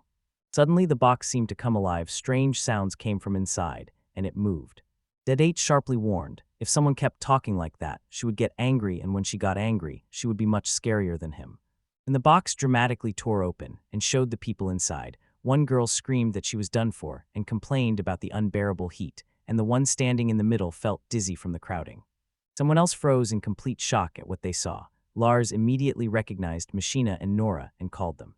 Dead exclaimed, "Where have we even ended up?" And someone asked in surprise, "Why is Jack here too?" Then Lars sharply demanded to know what the hell they were all doing in such a place. Although they were exposed, the three of them still beamed with happiness, but someone in the crowd noticed that they were about to be left behind. Meanwhile, Dead asked, "What about them?" Lars asked what they would do if something happened, and one of them sharply replied, "Of course, we would come. Professor Berna was kidnapped." Lars decisively said to leave it to her, and explained that they had asked to sneak in with the cargo. Dead added that it happened this way. Ritzell received a delivery order from the director, and they overheard it. Lars added that they were also worried about Professor Berna, so they followed her. It seems Ritzell and Kutarika arranged everything. They even wanted to join, but Jack stopped them, and Lars, touched, sincerely said he really appreciated it. Dead damn it, demanded to know what they were thinking when they so dramatically scolded the children. The children said anxiously that it was Professor Berna, and honestly, they themselves were scared. Then Gray told everyone to calm down.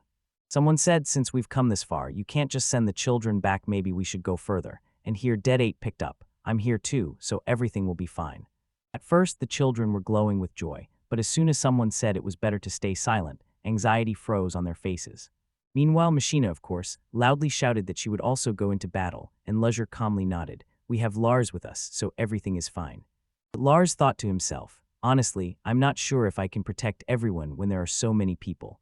Lars calmly, like a stone, reminded everyone, their goal is simply to check everything, and he did not insist at all that the more people, the better. Machina resolutely promised that she would do everything. Dead and Lars were with her, so everything would be fine, although Lars honestly admitted that he really did not want Nora to be in danger.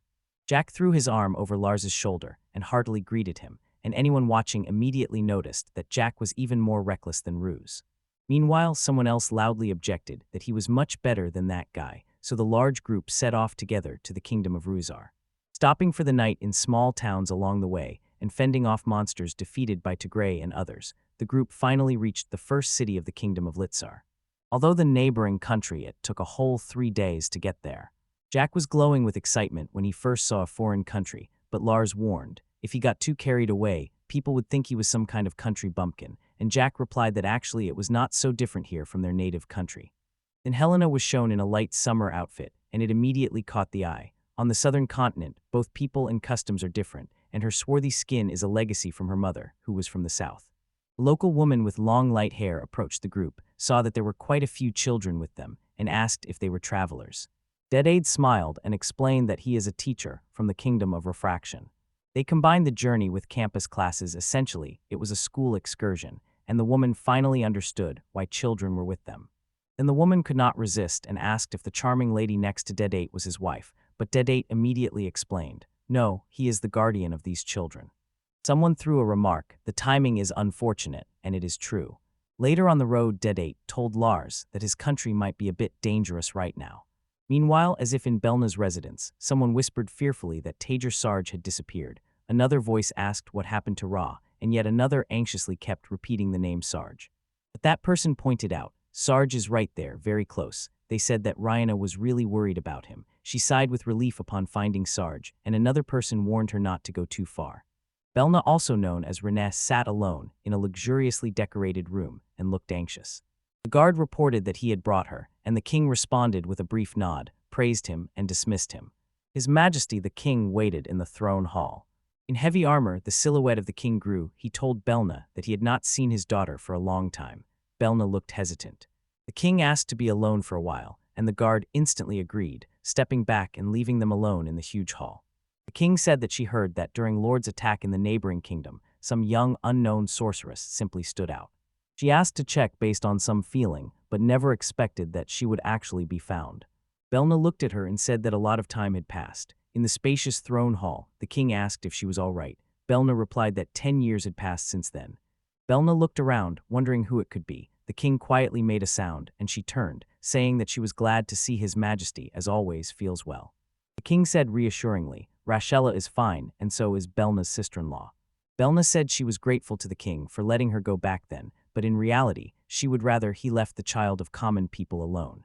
She blurted out sharply, "What does the king want from me now, the daughter of a concubine?" The king sternly ordered her not to say that, and when Berna was about to object, he sharply interrupted her and ordered her not to speak like that. Then the king said something that affected her differently. She should not have returned. Queen, frowning, asked distrustfully why Berna thought she would simply be allowed to escape from her father's hands. Berna replied, "Because I love Claire," and without waiting, addressed the king as mother. The mother painfully lamented the untimeliness. Why was Berna found just now? If not for this situation, she could really have accepted her back. Berna noticed this. Her return was met coldly here. Mother nodded. She was right, but now something else was much more important. Berna carefully gazed at the luxuriously decorated item her mother showed her. The king asked with interest if she remembered the mine north of the royal capital, and recalled rumors supposedly they had unearthed some unknown stone there. Finally, the king revealed the truth. It was a dragon scale. Turned out that they had accidentally awakened a dragon, who was probably sealed away long ago, and imagine this, he turned out to be intelligent and made a demand. Berna anxiously asked what exactly the dragon demanded, and her mother quietly replied that he wanted a sacrifice. Meanwhile, in the throne hall, confirmation of what Berna had just heard sounded. The dragon demanded the princess of this country be given as a sacrifice. Berna stood, processing what she had heard, and suddenly it dawned on her. The king wants to sacrifice her. She quietly and painfully asked her mother, "Is that all now, or do they need her only because of this?"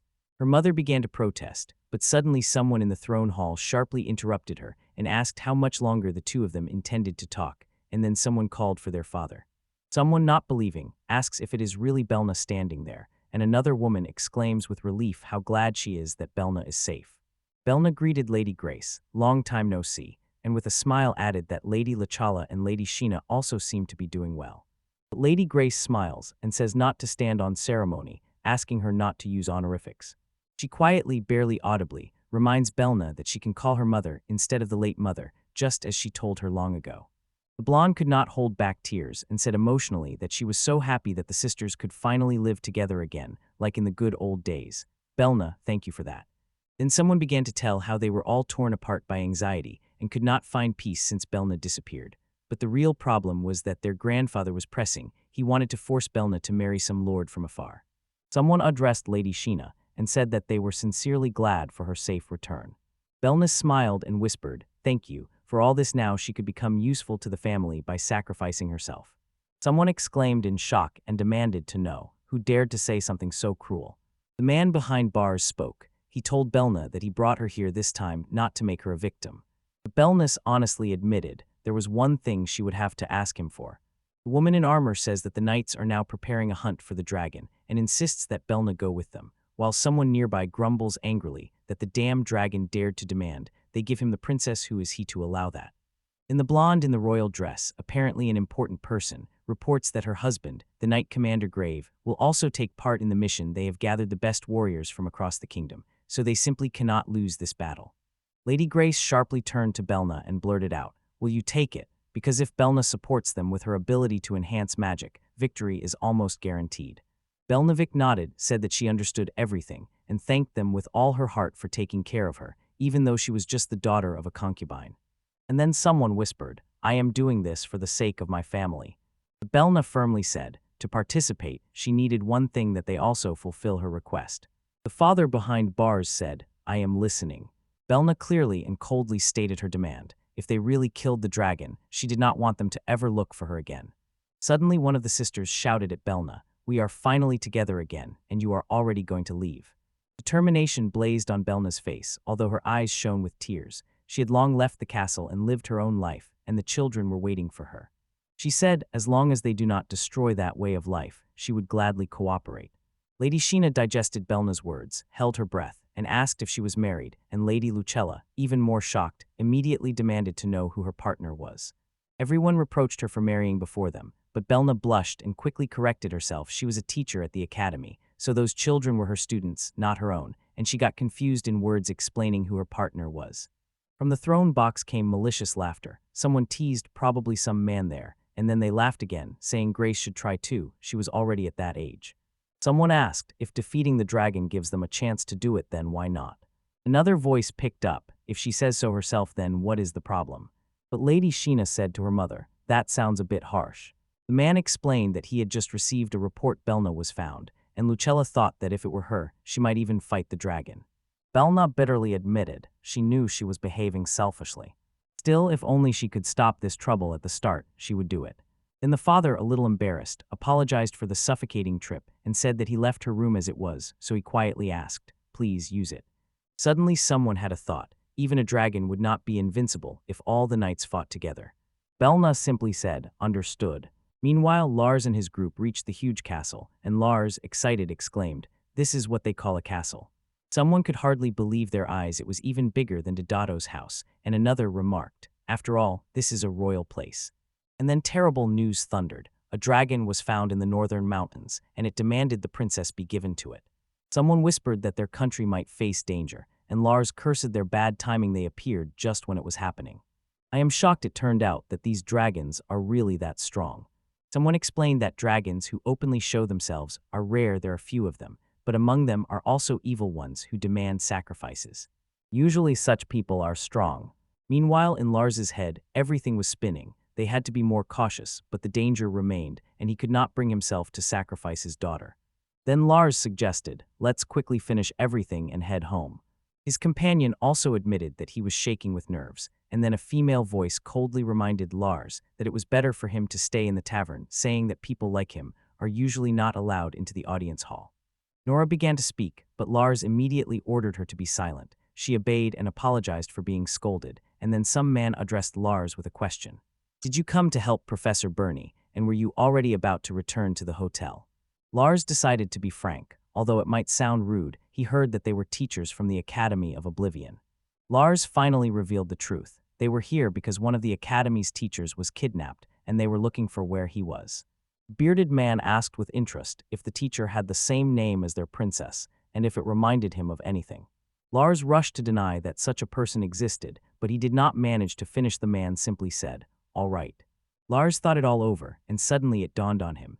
Berna really was a princess after all. She herself said she worked as a teacher. The man confirmed she really is in this country.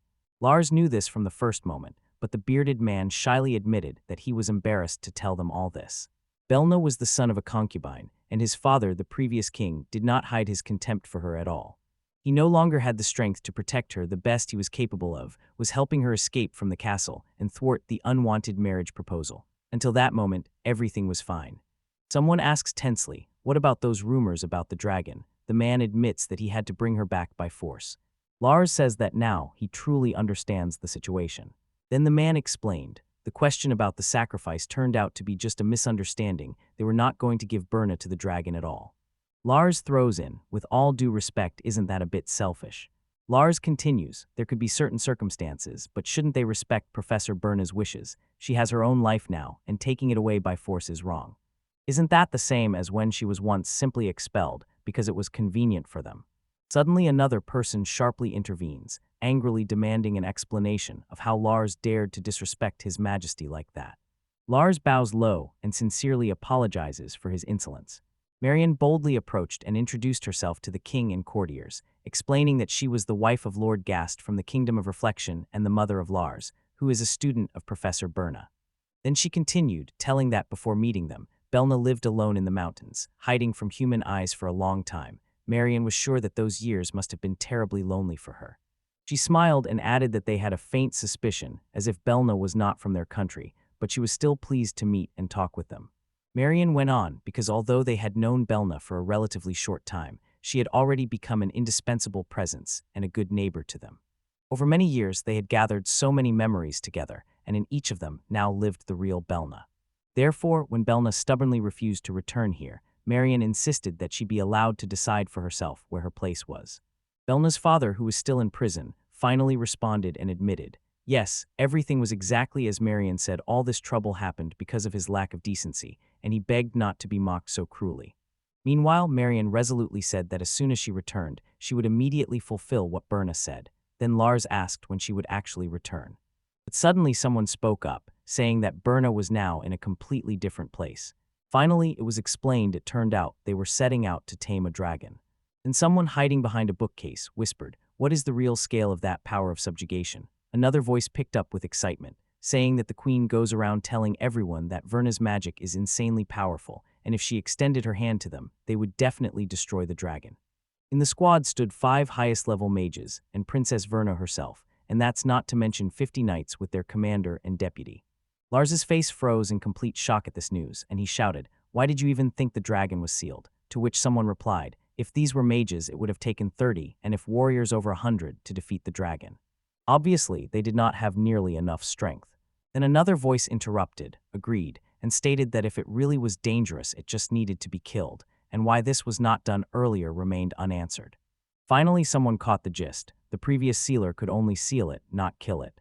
Lars was already moving forward when suddenly someone shouted loudly, asking where he was going. Lars cast a brief glance over his shoulder and quietly asked if he was heading to the northern mountains after Berna. A bearded man, stammering, whispered what could a simple teacher do if he went there. Someone mentioned the war demon, and Lars asked the prisoner Berna's father if he now understood what was meant. The bearded man's face showed astonishment. Meanwhile below, Nora and another student shouted to the professor, wait with the grades. The next moment, Nora tried to calm Lars, and Lars insisted that they also had to rush to help them. Lars felt a weight in his chest. He was responsible for the children and could not allow them to go, and Lars, trying to calm him, assured that they would manage and run if it became too dangerous. Meanwhile, Norik finally admitted it. Professor Tigri said the same thing, but dragons still remain dangerous monsters. Lars, with fire in his eyes, explained, if he combines his magic with the jacks, he will make everyone invisible and then they can escape. Then Lars jumped up and exclaimed that she would take care of it, and at least they want to help Professor Berna escape. Lars and Nora resolutely told the prisoner that they were also heading to where the dragon sits. They need to rescue Berna and the subjugation squad. Lady Sheena looked worried, but before she could finish speaking, Berna's father suddenly realized that Sheena and Grace had been listening the whole time. Both princesses looked around, asking if really no one was coming with them, and loudly called for help. Suddenly, Lady Grace appeared dramatically and loudly demanded to know what they would do if something happened to both of them, ordering them to stand still. Lars sharply cut in, saying there was no point in adding Berna to the subjugation squad if they were just going to take her back now. Lady Grace reported that she had already ordered the Knight Commander Grieve and the entire squad to return when the time comes. Lady Sheena called her mother. And Lady Grace only said coldly, even if the dragon is a disaster, it is still a smart beast. If it wants Berna, they should just give her up.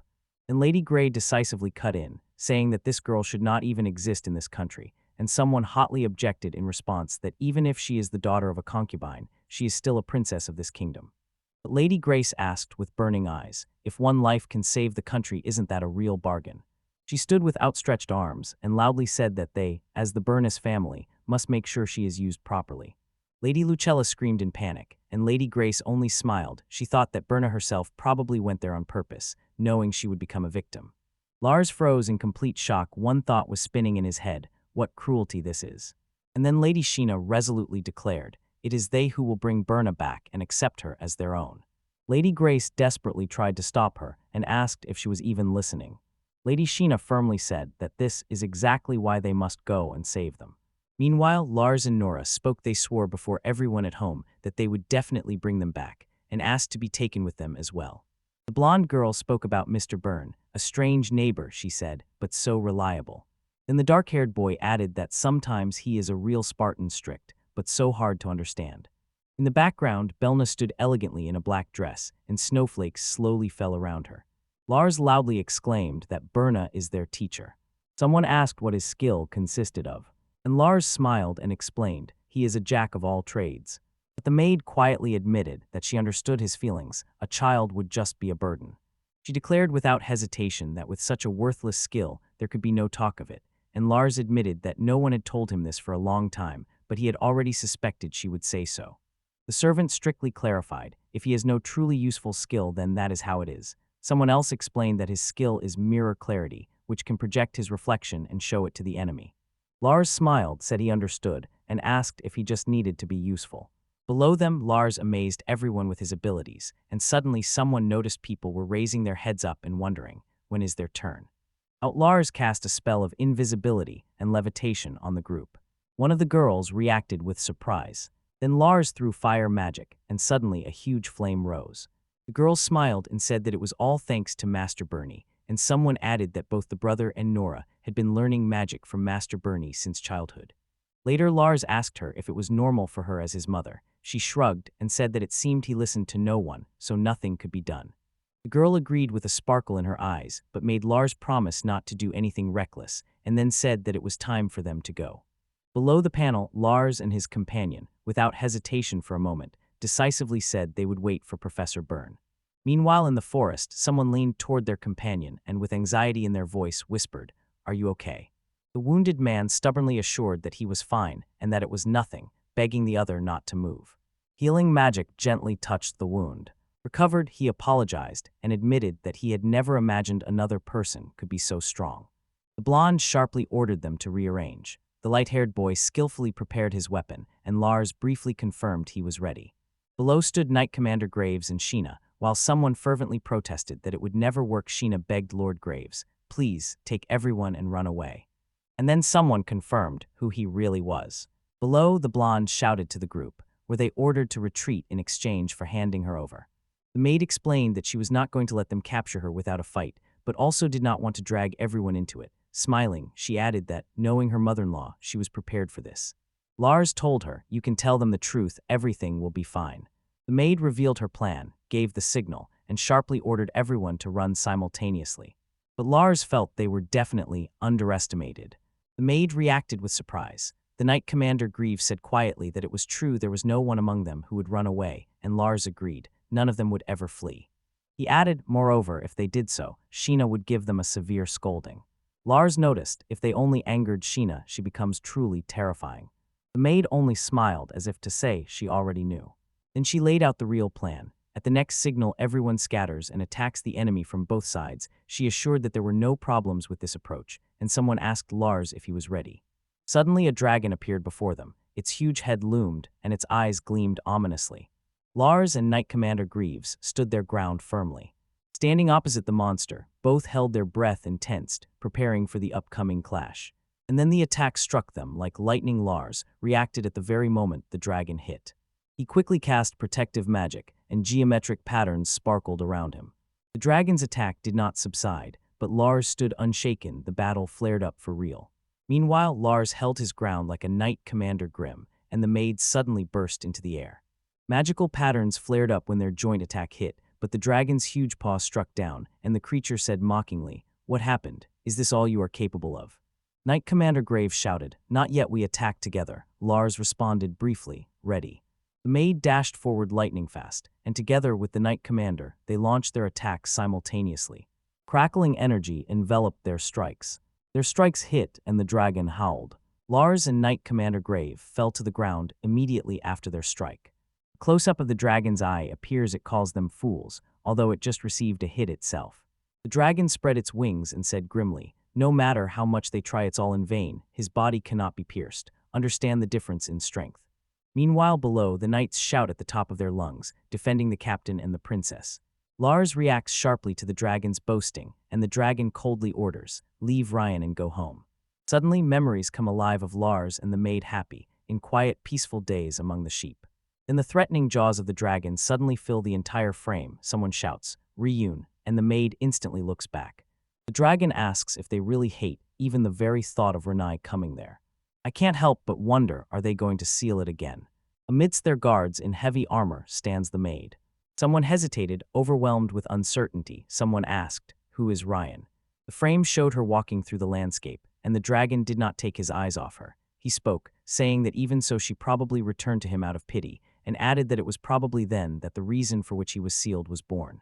Ryan looked at the dragon confusedly, and, as if not believing her ears, said that he was probably confusing her with someone else. She asked what he was even talking about. Suddenly, the scene shifted. Ra found themselves before the dragon, and magical symbols swirled around them in the air. The dragon's eye did not look away from her, and only uncertainty was frozen on Ryan's face. She stretched out her hand forward, and with a voice trembling with determination, began to say who she was. Suddenly, Lars appeared out of nowhere and defensively grabbed Ra. She shouted at the dragon, calling him a bastard, and Lars demanded to know what the hell it had done to Berna. Below them, Lars and his companion stood, faces tense with determination, and Ryan called the professor to Gray. The dragon roared as Lars lunged into attack and bound it with magical ribbons that swiftly wrapped around its massive body. The enchanted bonds tightly wove around the creature, and the dragon froze in complete shock. It could not comprehend that Lars was truly pushing it back along with its own barrier. The fight did not subside. Lars dealt the dragon a devastating blow. When the attack landed, Lars barked, "Burn," and his voice trembled with anxiety. He asked if she was wounded. Ryan whispered, "I'm fine." Ryan asked why Lars was here at all, and he said he would explain later. There were more important problems now. He stared at the dragon for a moment and said, "This freak is not an ordinary dragon."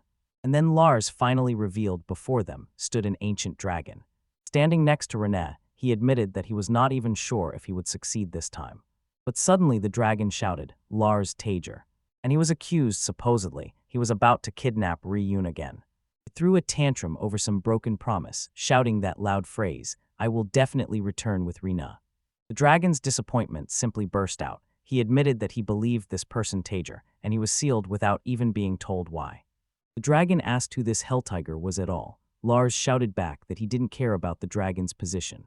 He briefly told the dragon that some scoundrels were already waiting for him, so Lars declared that he was taking this guy back, gesturing towards Nenah. The dragon gaped its jaws. Lars intervened not once, but twice. Suddenly Lars threw a magical attack at the creature again and shouted loudly to Bernie, "Come here." Lars sharply ordered Bernie, "Hide in the protected zone." She pressed into the shadow while Lars raised huge magical barriers, weaving a strong shield between them and the dragon's attacks. Lars decisively declared that he would not allow the dragon to do as it pleased. And behind him, knights in armor shouted, "We are going into battle with Lars. I boldly enter the fight with the ancient dragon." But the dragon exploded with rage, called their actions insolent, and rushed into a counterattack on the knights who were madly charging the attack. The ancient dragon unleashed all its stunning power and devastatingly dealt with those who dared to attack it. Then the dragon struck a destructive blow with its gigantic head. Lars shouted at the top of his lungs for everyone to clear the way and retreat. Meanwhile, below, Ryun sat on the ground, drowned in chaos, and Lars loudly called for Tager. The dragon roared as if loudly telling everyone, even with all that power, Lars was still a scoundrel. But Lars sharply cut off the creature. "I already said I don't care." Below, Ryuni watched as the dragon attacked again and called for Master Tigri. Suddenly, Lars rushed forward, breaking through smoke and debris. The huge figure of the dragon loomed over him, but he charged ahead with burning determination, closing the distance between them. The dragon growled that Lars was a persistent scoundrel. But Lars retorted, "I didn't earn the nickname War Demon just to show off." Then he struck the dragon's wing another powerful blow to the ancient creature. Lars loudly shouted to someone, "Careful." He was forced to admit, you can't just brush off a dragon so easily. Meanwhile, the dragons turned their attention to him, and one of them suddenly realized. Lars's movements showed that he had already fought dragons and seemed accustomed to such combat. The dragon couldn't believe its eyes. Could that weak tagger really have such combat experience? Lars stood like a rock before the now frozen dragon, and someone nearby noticed that the creature had stopped moving. Then Lars loudly announced he was going all out in the attack, releasing everything he had in a huge, devastating strike. Numerous attacks fell upon the dragon, weapons and magical blows, and the ancient creature opened its colossal jaws and took the onslaught upon itself. The attack hit with explosive force, and Ryanna, standing still, watched as the dragon took the full brunt of Lars's strike. It was devastating, and shockwaves spread throughout the area. After the strike, Lars stood with a tense and determined face. Suddenly doubt seized Lars. Was his attack too superficial? But he didn't even have time to say a word. Suddenly, the dragon counterattack thundered. A strong blow threw Lars backward completely unexpectedly, and suddenly he found himself in mortal danger. The dragon's huge jaws were already closing above him. Meanwhile, Nenah cast levitation magic and smoothly hovered in the air. Suddenly it became clear to her she had really received a dragon's strike. Although the wound burned, it held the spell and hung in the air, trying to take a more advantageous position in the battle. Then suddenly the dragon reacted with surprise to something. Lars dashed through the battlefield on a wave of magical energy, gliding through the air at incredible speed. Said this time he made it, and is rushing towards something decisive. Someone shouted Lars's name. He rushed to Ra, grabbed her, and carried her away from danger. They both hovered in the air, magical energy carrying them to safety. Ryu raised his head and exclaimed, just in time. Lars tore her from the dragon's jaws at the last moment. Ryu shouted his name, and then Dead 8 demanded to know what Lars was doing there. Lars told them, everyone is here too. Dead 8 could not hold back and asked, whom exactly did Lars mean by everyone? Suddenly someone noticed their teacher and shouted loudly, Sensei. People shouted, Professor Tigri. Someone sighed with relief. Lars is safe, and Lars himself could not hide his emotions upon seeing them all here. Meanwhile, Lady Sheena and Lady Grace rushed to Bernie, anxiously asking, are you okay? Were you hurt? Ryan recognized them, Lady Grace and Lady Sheena, and stunned, asked how they even got here. But Lady Sheena sternly told her, don't say that for the sake of their family. Ryan said with relief that she was glad they are safe. Ryan and one of the ladies hugged, and Ryan said she was glad to see her. Suddenly someone shouted to their sensei, and everyone instantly raised their heads. Before them stood a huge dragon. Someone immediately noticed its size. Another exclaimed that they were seeing a dragon for the first time, and Lars simply noticed the sight. The group froze, raising their eyes to the giant clawed paws of the dragon. Dead 8 could not contain his amazement. How huge they are, and Nora stood nearby, equally stunned by the size of the creature. Then the dragon burst forth with incredible force. The giant creature wildly rampaged across the entire area. Its body broke its way through buildings and torn earth. The character hurriedly dashed aside, dodging debris and destruction while the beast raged in the space. Grace stepped forward, shouted to the dragon, wait, and proudly announced that she is Grace, the second princess of the kingdom of Rutsar. Right behind her came Sheena and introduced herself as Sheena, the first princess. Meanwhile, the group below raised their heads, confused when the word princesses was heard. But the dragon roared in response, grimly declaring that they were talking complete nonsense. It stubbornly insisted that Ryan is the only princess of the Kibbolite Empire, and then demanded to know what kind of kingdom Ritzell is, which they kept talking about all the time. Nenah froze and looked up at the dragon, confusion visible in her eyes. Then someone mentioned the Kibbolite Empire, and Grace confirmed it really was the predecessor of their country. Ryan's eyes suddenly widened, because pieces in her mind began to form a single picture. She thought to herself, finally she understood what was happening. Suddenly someone called Berna. Nenah addressed the dragon directly. She whispered in his ear while he was sleeping. 500 years passed. A whole 500 long years. In the dragon's eye froze pure shock from what he had just heard. Ryan did not calm down, fervently explaining that the times when the dragon lived had long passed. She said to the dragon, that is why the person he was looking for Ray had already left. The dragon repeated the number, his voice trembling with disbelief. 500 years, that is impossible. It demanded an answer. Was it really sealed for so long? Finally, the creature began to understand. The figure standing before him was someone completely different. Berna clearly pronounced her name. She sadly told that 450 years ago the despotic emperor of the Kibali Empire was overthrown. Soon that empire was displaced by the kingdom of Rutsar. She stood there in her ceremonial attire and looked at the kingdom. The dragon digested what he heard and asked if that meant she was not Tager either. Berna confirmed. That was exactly what she had been telling the creature all along. The dragon's expression changed. Shock and disbelief overwhelmed him as the truth finally reached him. The creature could not believe what it heard. the dragon began to crumble as reality struck him, while Lars and Berna watched from below. The dragon was furious. It was torn away from Ra. Even after learning the truth, the rage did not subside. Below, Lars tightly pressed Berna to himself, protecting her while the dragon's suffering filled the air. The dragon roared as if it had lost everything. If Rieni was no longer in this world, then the world itself was no longer needed, and the monster grimly declared that it would destroy this country. Lars shuddered with fear, and Rieni, holding her breath in shock, raised her eyes to the dragon's proclamation. Then the dragon thundered again threateningly, vowing to destroy this country. Lars called it a damn fool and loudly demanded to know what it expected by doing this. He remarked coldly, even an ancient dragon would perish if it charged against an entire country. But at the very moment Lars was preparing to respond with a counterattack, the dragon lunged into attack. Meanwhile, determination froze on Berna's face. She firmly decided to stop this. Lars stood ready for battle, and the dragon roared fiercely at him. The creature persistently demanded to know what he could possibly understand about its pain. Suddenly, black projectiles shot from the dragon's maw straight at Lars. The fight was intensifying, and Berna, while Lars carried her through the forest, shouted to Professor Tigri. In the distance, Tigray surged ahead, clearing their path for escape. The blonde princess shouted to Lars, "Take Berna and run." Then he shouted after Tigri, asking, "What are you going to do?" Someone shouted back to Gray, "They need to buy time to escape." She kept calling Lars while he was running.